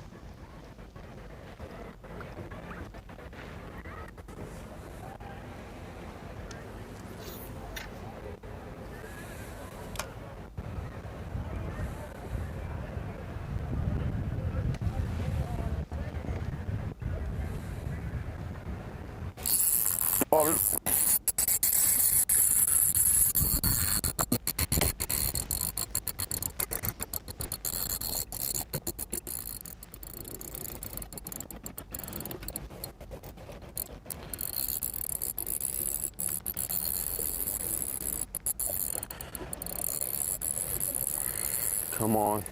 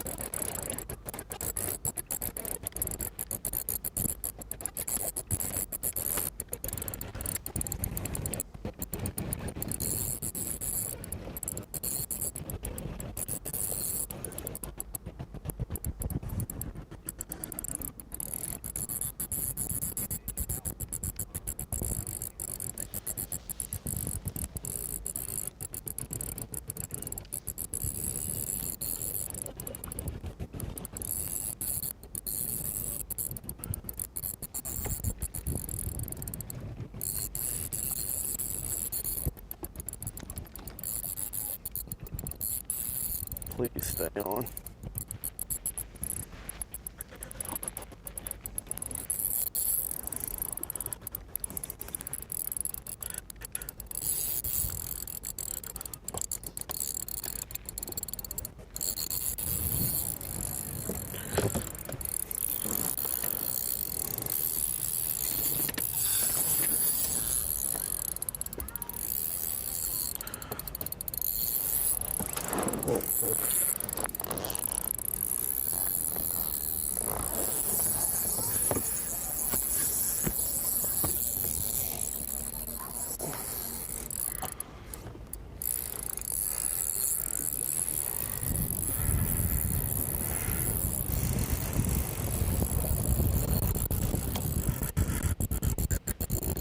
Come here.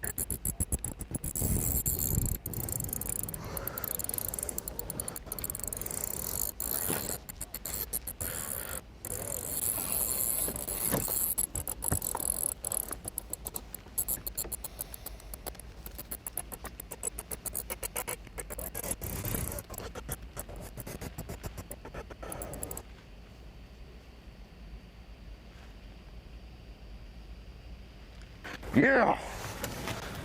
You fucking kidding me? I owe you one. I can hug that little bugger right now. Frickin'.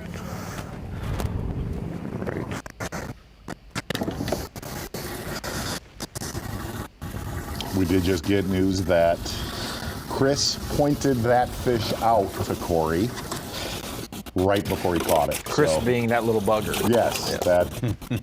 Or if we call him a little weasel. Yeah, it's actually Lil. It's L-I-L. It's Lil Weasel. Lil. Yeah. Mixtape drop. Right. Chris is going to put that on his tournament jersey right under his name. Lil. Lil Jordan Humphrey.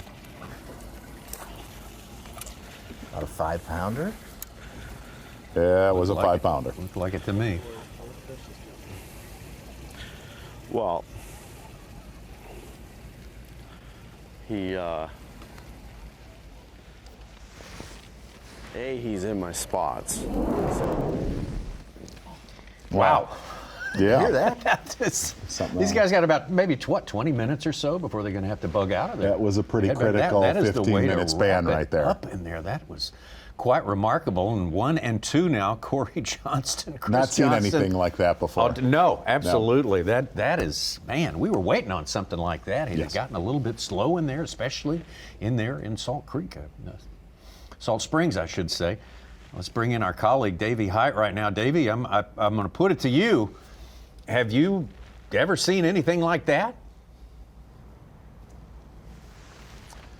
Well, it's really amazing, first of all, that there's only been about 4 or 5 boats in there all week, and that place has historically had 15, 20, 25 boats every time we've been here to Palatka, Florida. Salt Springs is certainly a popular place, but to see Corey and Chris work together, and then you think, well, they're not really working together, and then you see the younger brother giving Corey that fish. So it really is amazing the way they're working together, but they're so competitive with one another, but don't dare someone step between the two brothers, and they'll both turn on you. Yeah, absolutely. We've actually seen that together. Davey, something that I said on the FS1 show earlier, and then when we came on a .com, and you and I've talked about this, and we made the comment, one of these tournaments, there are going to be areas of a lake that are totally ignored because everybody is locked in on forward-facing sonar. Only having two days of practice with a lot of the anglers in this field that do not have experience here, do you think this is one of those tournaments? Because I think we're going to see them down the line. Do you think this is one of those tournaments where you were so locked in on finding that scope bite that's why we don't see 20 to, because if there was 20 to 30 boats in Salt Springs, what is happening right now would not have happened. Yeah, you're exactly right. This is the tournament. I mean, this is the prime example, and it was really the perfect storm. You mentioned only 2 days of practice, so guys had to really, focus in on what they planned to do, and hopefully they had the right plan. I mean, some of the best, let's just call them scopers on the planet, finished really, really bad in this event. A lot of these anglers that have done well using the forward-facing sonar, they don't even practice. They don't make a cast. They graph around and they look for groups of fish, and it works well sometimes, but man, when it does it, it does not. And the other thing, I heard Chris and Corey talking a little bit about, in practice the wind was blowing, you couldn't see these fish as much. You can see them plain as day on your sonar. You can see the craters, and you can see a fish in the craters. So I don't think many people even went in Salt Springs during the 2 official days of practice. We had a big lull before those 2 catches right there, Davey. is it just a special, something clicks and they lock in and they're suddenly available to catch? And is that going to keep happening over the rest of today and into tomorrow? Yeah, Tommy, that's the $100,000 question. You can tell they are depleting the resource. There's just not nearly as many as there were in there a couple of days ago. But at this point, with only 1 day remaining, and I'm sure Chris and Corey will be able to work together and maybe just one of them go there, probably Corey. I think there definitely will be 5 fish that are catchable there tomorrow if Corey would have it all to himself. But I also think they've probably got a plan B that they haven't used yet. They do a great job working together, and that's what makes them so difficult. When they get dialed in on something, they work together, and they figure it out. When one has a chance to win, the other one just kind of pulls back and lets him go try to win the event. And, I heard you talking about it earlier, Z. You hear other people try to do that through the history that I've been involved in this sport, and you too, 30 years. It doesn't work out very good very often. But these two, not only they're brothers, but they have a special relationship. There's no doubt about it. Davey, let's just pull the curtain back. I want you to just look forward, okay? This is just a what-if scenario. What if they both go in there tomorrow and catch 10 pounds apiece and Jacob Faust comes back and wins this tournament? What is it like at that weigh-in tomorrow if that should happen? Well, I've actually thought about that, the exact scenario that you're talking about. It would be pretty, because I've seen these two get after one another, and it's not pretty, or it sort of is kind of fun to watch, but it would be, oh my gosh, especially with Chris already holding a blue trophy over his head and Cord coming so close so many times. If that would happen, oh my gosh, we would have the biggest crowd ever in Palatka, Florida. I can promise you that. Exactly. Davey, I thank you so much. Enjoyed the on-location coverage earlier as well. I think we got plenty to look forward to tomorrow, and that is good news. The great Davey Height with us here. Chris and Corey are very close friends of mine, but there's almost a part of me wants to see that happen.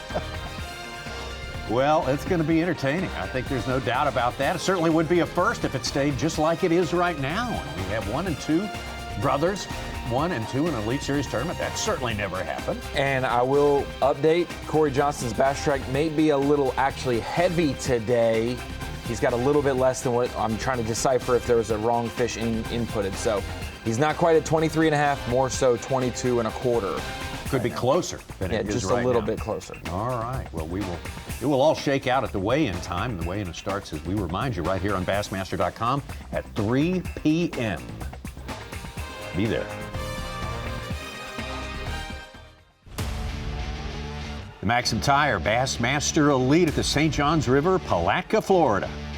Sponsored by Ranger Boats. By Rapala. And by Yamaha. Continues on. Less than an hour's time for most of our anglers to wrap it up for today, especially our first flighters. Got to be checked in by 3 o'clock Eastern time. A little bit of excitement there. We thought maybe we were wrapped up into Salt Springs. We were today, and we apparently were not, Mark Zona. We had 2 big explosions there. It was quite entertaining. Exactly, a 6-pounder from Chris Johnston, then backed up with one that appeared to be even bigger from Corey Johnston. A couple fish on the outer cusp of where they had been catching way them. better than I thought it was going to be honest with you. I had a little bit of excitement this morning just because of all the big ones I seen yesterday, and I really didn't see that today. A lot of those females were gone, and I mean, we made the best of it. We capitalized on the opportunities that we got, and I don't know. Chris rolled over one, And Chris rolled over one and he said, hey, there's a big one here. And we trolled over, and it was one of those things I couldn't see it because he ran it over. Put the poles down. I was trying to look on the perspective, and I couldn't really see it. And I'm looking, and I see like a little flicker. I'm like, I don't know. And I threw it out there, and I watched my line just go boom and swim off. Frickin' 7-pounder to end the day. We still got one that's not even 2 pounds in there, but I don't really care. You know, we got a great bag, and I'll fish for 15 minutes when we get back to the ramp. You never know, could catch a big one. So we're gonna get out of here and make the way back just in case something happens. We got lots of time, and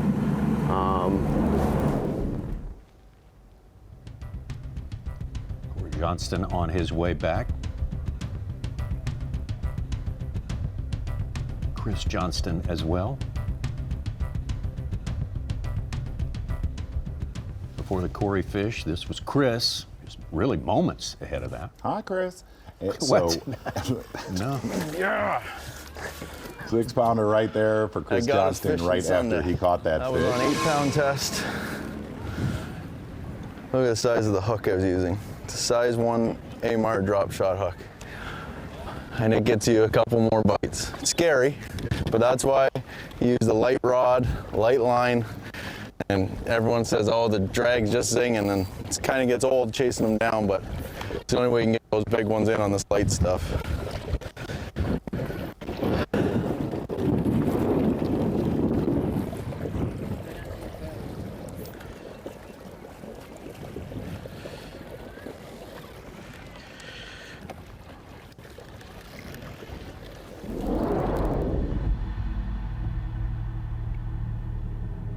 That story got a whole lot juicier. Yes, it did.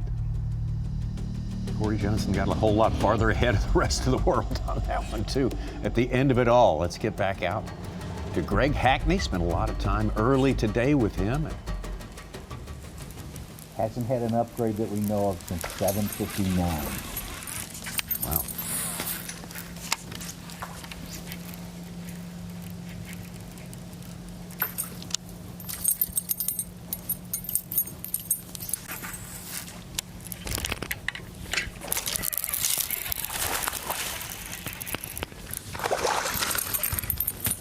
I don't think it'll help. I'm gonna look. I don't think so. That might help. Might. I don't know. It's a short, fat one. On the trailer hook. God, he got it when it hit the water. It wouldn't have mattered what went in there. He was biting it.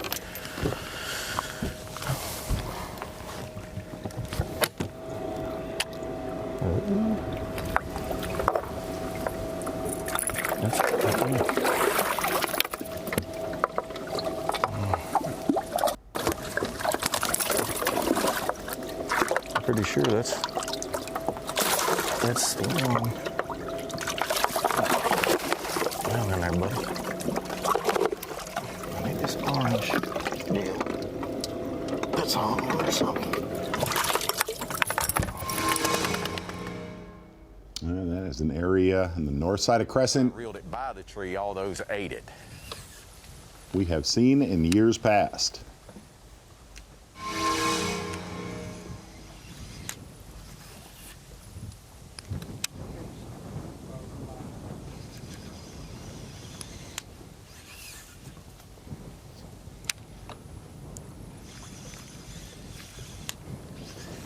Ray Hanselman just maybe caught a small one, still trying to build a limit that might help him stay closer to that top 10 maybe. Not quite sure.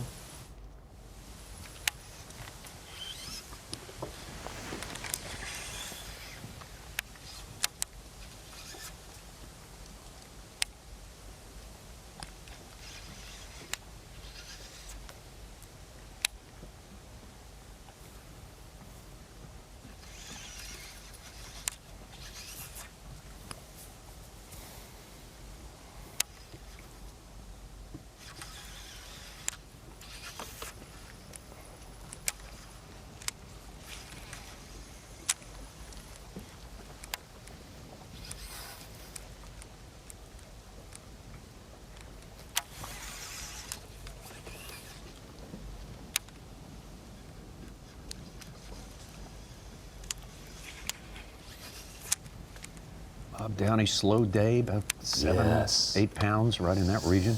Well, those lost fish really hurt earlier today with a Bob Downey.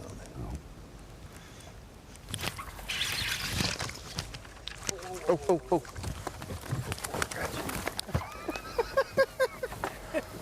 He knocked him out. I caught one. I mean, well, after that other one come off, I gonna make sure that one didn't. Say you Bobby Lane that one. I don't know. This one ain't gonna help either, I don't think. We'll have to It's the go. first time I've been hit by a fish. Dude, that fish went all the way around you. I was afraid that big hook was gonna stick you in the leg. You know what I mean? Afraid the fish was gonna come off. Well, no, because I thought what was gonna happen. Where did I do with that orange float? Greg said it wasn't coming off. It was going to get pinned to Jake and just drive that hook in there deeper, shaking around. Oh, there's my. I'm like, surely I didn't throw the orange float out. No. I must have back in your live well. Having a time in that boat. Yeah, huh?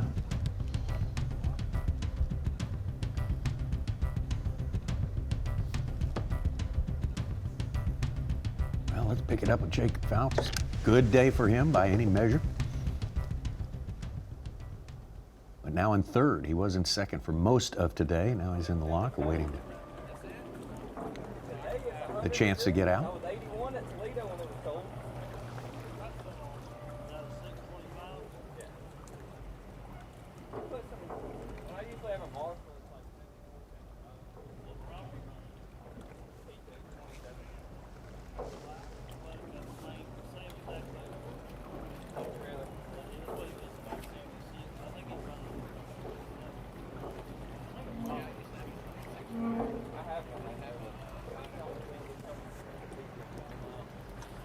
There they are, lined up. Yeah, that's those lock times are set, Z. You know, I mean, there was no excuse for missing that lock today. You know when it's going to leave. You know when the train leaves the station.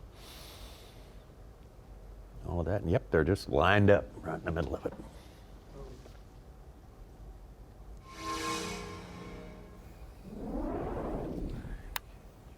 Canterbury, trying to get something a little bigger in the boat here.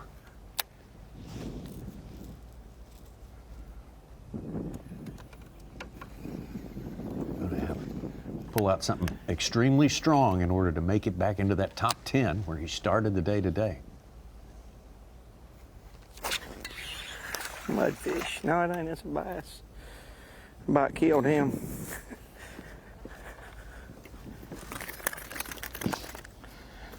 I don't think he's 12 inches.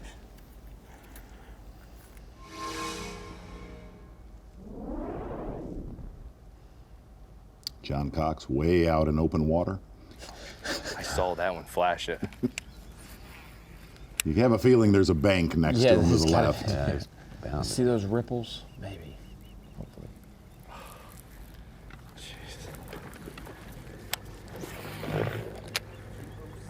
206. All right, hit this last one and let's go. Come on.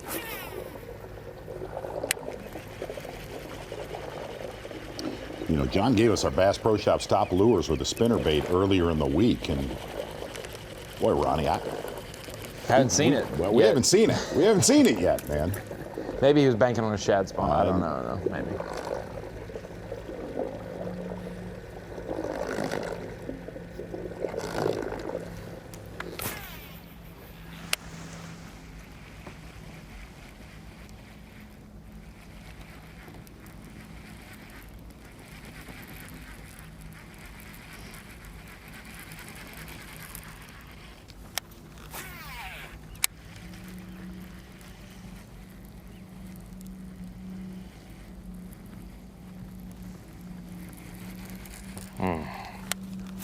I don't believe that.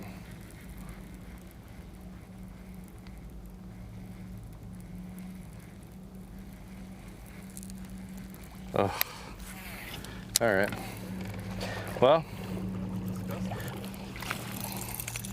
that's been that's how it's gone today. Yeah, that's story of the day right there. Nice, healthy 6-incher. All right, well, one day we get the grass back, that'll be a 12-pounder.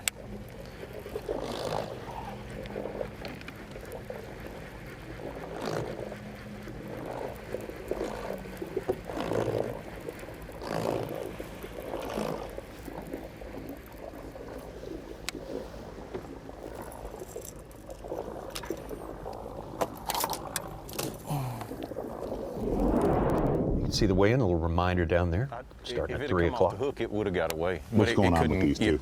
It was handcuffed. Having a time. It had that freaking meat hook through its head. I want a great big one hooked exactly the same way.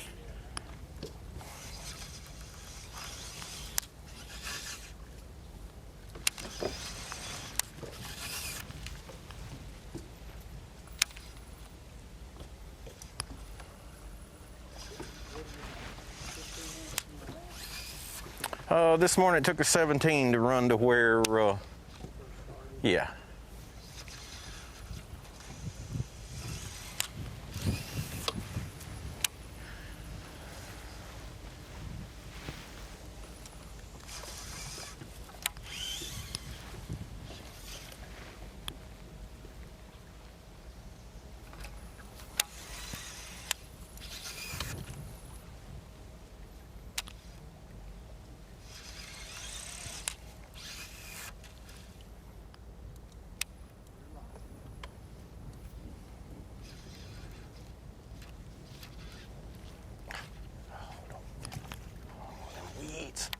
Messing up my fishing hole.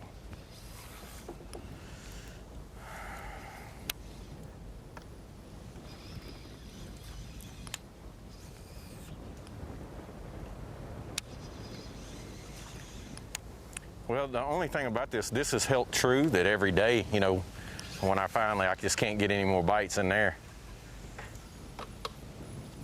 I come out here, you know, I didn't upgrade much, but I upgraded a little, you know.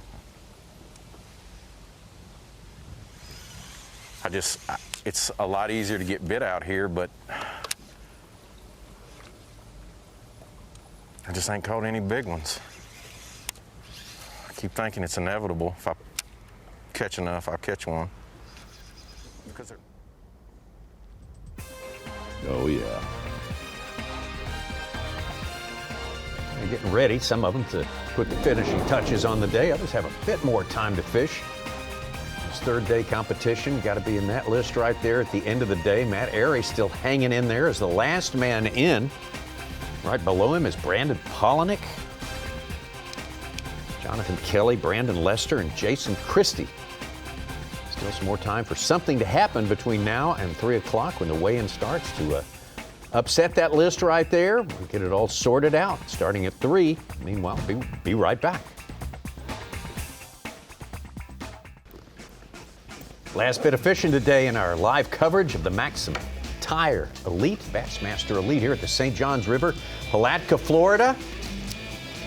We got 50 anglers out there. It's going to be decided at the weigh-in which 10 will move on. Our live coverage presented by Rapala. 9th time we have been here to the St. Johns River, and usually it's to start, more often than not, to start the season. So it feels kind of strange, but actually 2 days into our next tournament in South Carolina, 3 weeks away, we'll be halfway done with this season. What is up? I know. The time flies. Come on, guys. Seriously, let's go. Absolutely flies.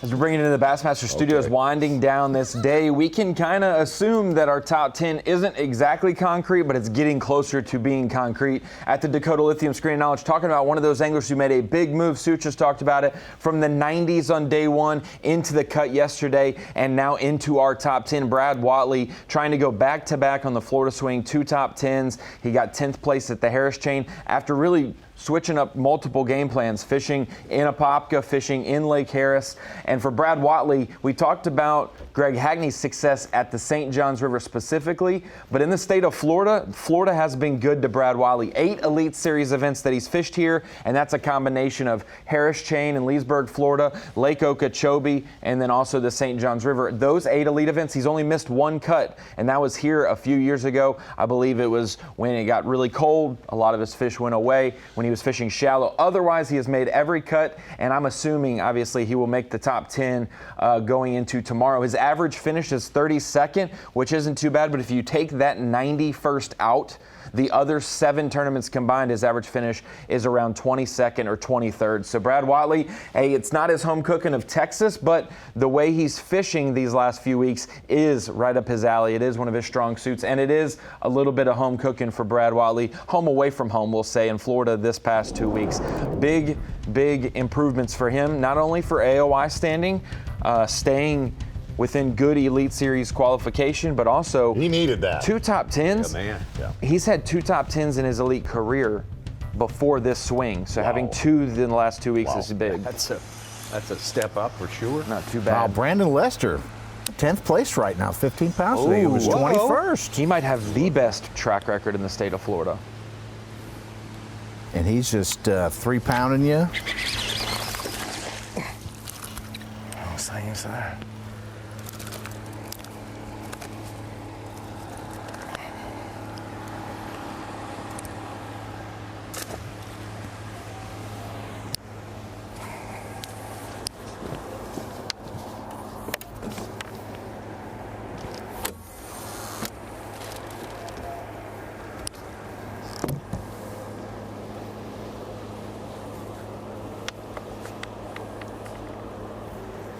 Ronnie, you'll remember last week we were talking to our guy Davey Height about the groups, 2 groups in the Elite Series. Half of them can't wait to get. They just want to get through Florida and get it done. The other half, well, maybe not the other half, probably less than half, really look forward to Florida. And I said, Davey, which group are you in? So definitely wanting to get through Florida. And I said, why? He said, it's the lack of contour down here. Maybe Brad Whatley does not like the contour where he comes from, and this is a place that adds up in his eyes. It's an interesting question.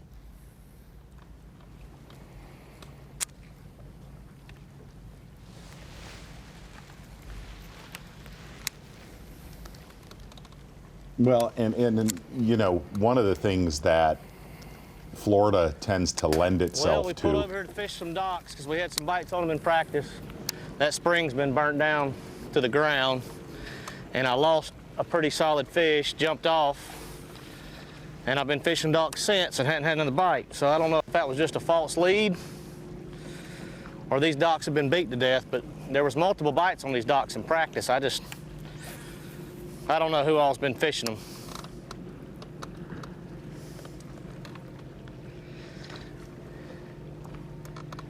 I know the water's warmed up quite a bit.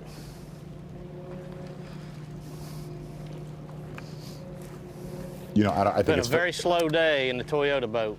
I think it's fair to say we don't know what kind of fisherman that Brad Whatley really is. We haven't had him on live enough to, you have somebody repetitively, you can gauge pretty quick what somebody's wheelhouse is. But the one thing that you get in Florida, it's the kind of place where you can put your trolling motor down and grind and fish. And every time you guys have had a camera on him, of the tournaments that we've had him in this state on this body of water, that's what he does. He puts his trolling motor down and goes to work. So just could set up, that's the way dude likes bass fishing. Let's go. Yeah, he's more of even when he fishes offshore in like East Texas, it's more of a traditional, maybe like a lipless over hydrilla, creek channels like that, maybe a Carolina rig, big jig offshore, stuff like that, but not necessarily with the offshore game that we're seeing played out now. Yeah, but in the state of Florida, pad stems or punching, those types of things, chatterbait, those are huge with him. Boys, it tied down at the cut line. Mark Menendez, 46.6. Bob Downey and Lester, 9th and 10th, 46.4. Matt Harry just got knocked out with 46 even. 1 ounce below him is Palatka. Tight. Who's going to get in?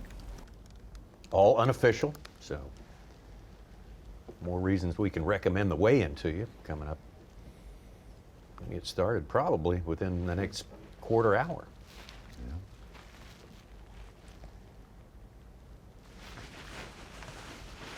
Fishing the boat next docks. 40 minutes, I'm sorry. Fishing boat docks, Tommy. That's Sure. what we're doing right now. That's, you know. That's what we're doing. Comes down to that sometimes.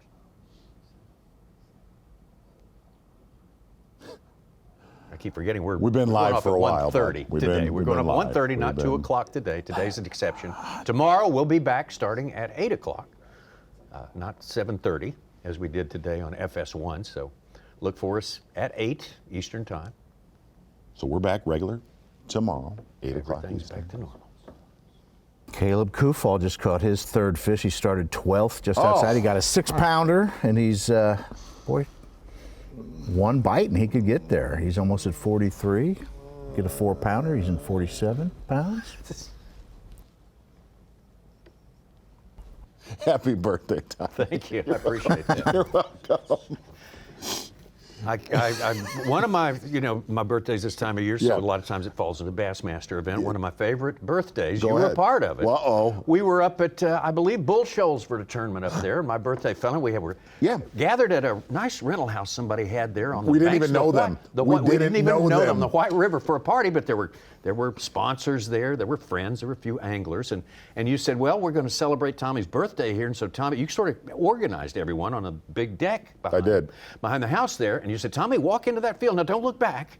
We have a birthday surprise This for you. is so bad. And I'm walking out there, I get about 30 yards, and I hear the whir, the whiz of a bottle rocket going by my head, and I turn back, and you armed everybody with bottle rockets, and that was my birthday present. They shoot bottle rockets Hey, at Tommy, me for 30 minutes It was solid. done out of love. It was entertaining, I'm sure.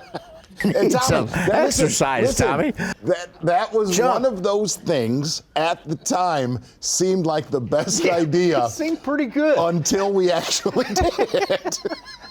It got a little desperate trying to pick up on all those ones whizzing my way and trying to jump out. I don't think I ever got hit, but it got real close.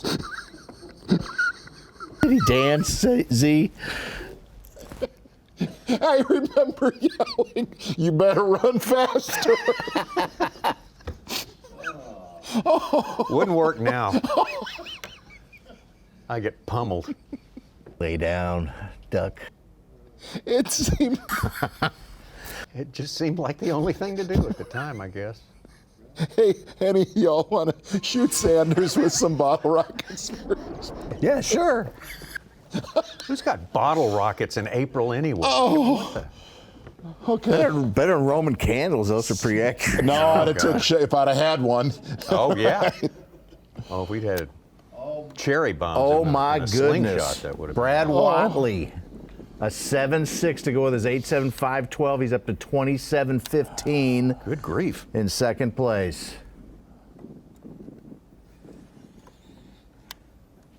He's still got a 2.5-pounder in there. More fish, he could breach 30.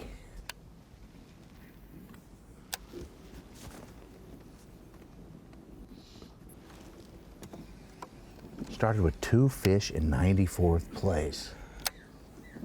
20-pound bag yesterday, up to 36th. Now 2nd place. We will get to see what Brad is up to tomorrow, that's for sure. If he makes it in, right, Ronnie?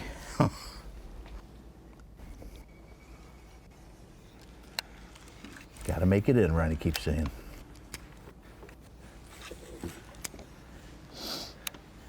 Yes, you do indeed got to make it back to Palatka. Yeah. By 3 o'clock. But Brad actually has till 3:30, I believe, or 3. Is it 3:15 or 3:30? 36, 3:30, I thought. Yeah, second flight. I have to look Second again. flight. Yep. They do hold them on Saturdays, like we, you know.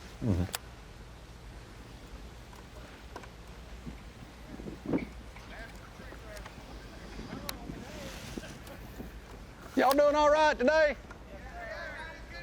I don't know about all that, brother. Well, I ain't been catching much anything today either, I promise you. Yep, wasting it is what it's doing.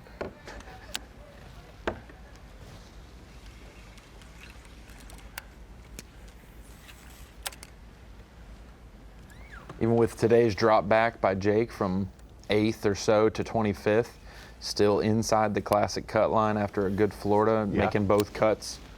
That's really, we always like to praise the top 10. We get to enjoy Championship Sunday and the final day with them, but from 15 to 30, those finishes, you stack 3 or 4 of those up in a season, it will protect you from the bombs and you'll be able to make classics and stuff like that. Stacking wins all 3 phases. No, I don't, what?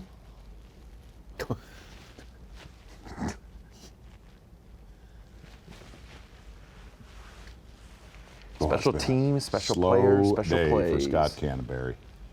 But he did. He said he was going to go for it. But it has been interestingly enough, Tommy Sanders, looking at the footage that we have seen on the St. Johns River this time around, including semifinal Saturday, there's a little bit of a lull midday, but great action early and late. Look for that again tomorrow. And boy, it was a strange ending to the day today. Yes, it was. Yes, it was strange and surprising on so many levels here. Of course, the weigh-in's going to begin 3 p.m. Eastern time, or shortly thereafter. Check-in time begins at 3 o'clock for the first flight. Mercer's back.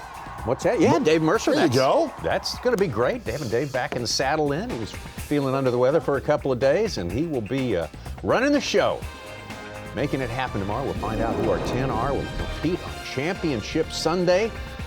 Had some great moments with Greg Hackney early on today. Took advantage of the conditions and loaded the boat. Absolutely. Got to see a lot of diversity yesterday and today.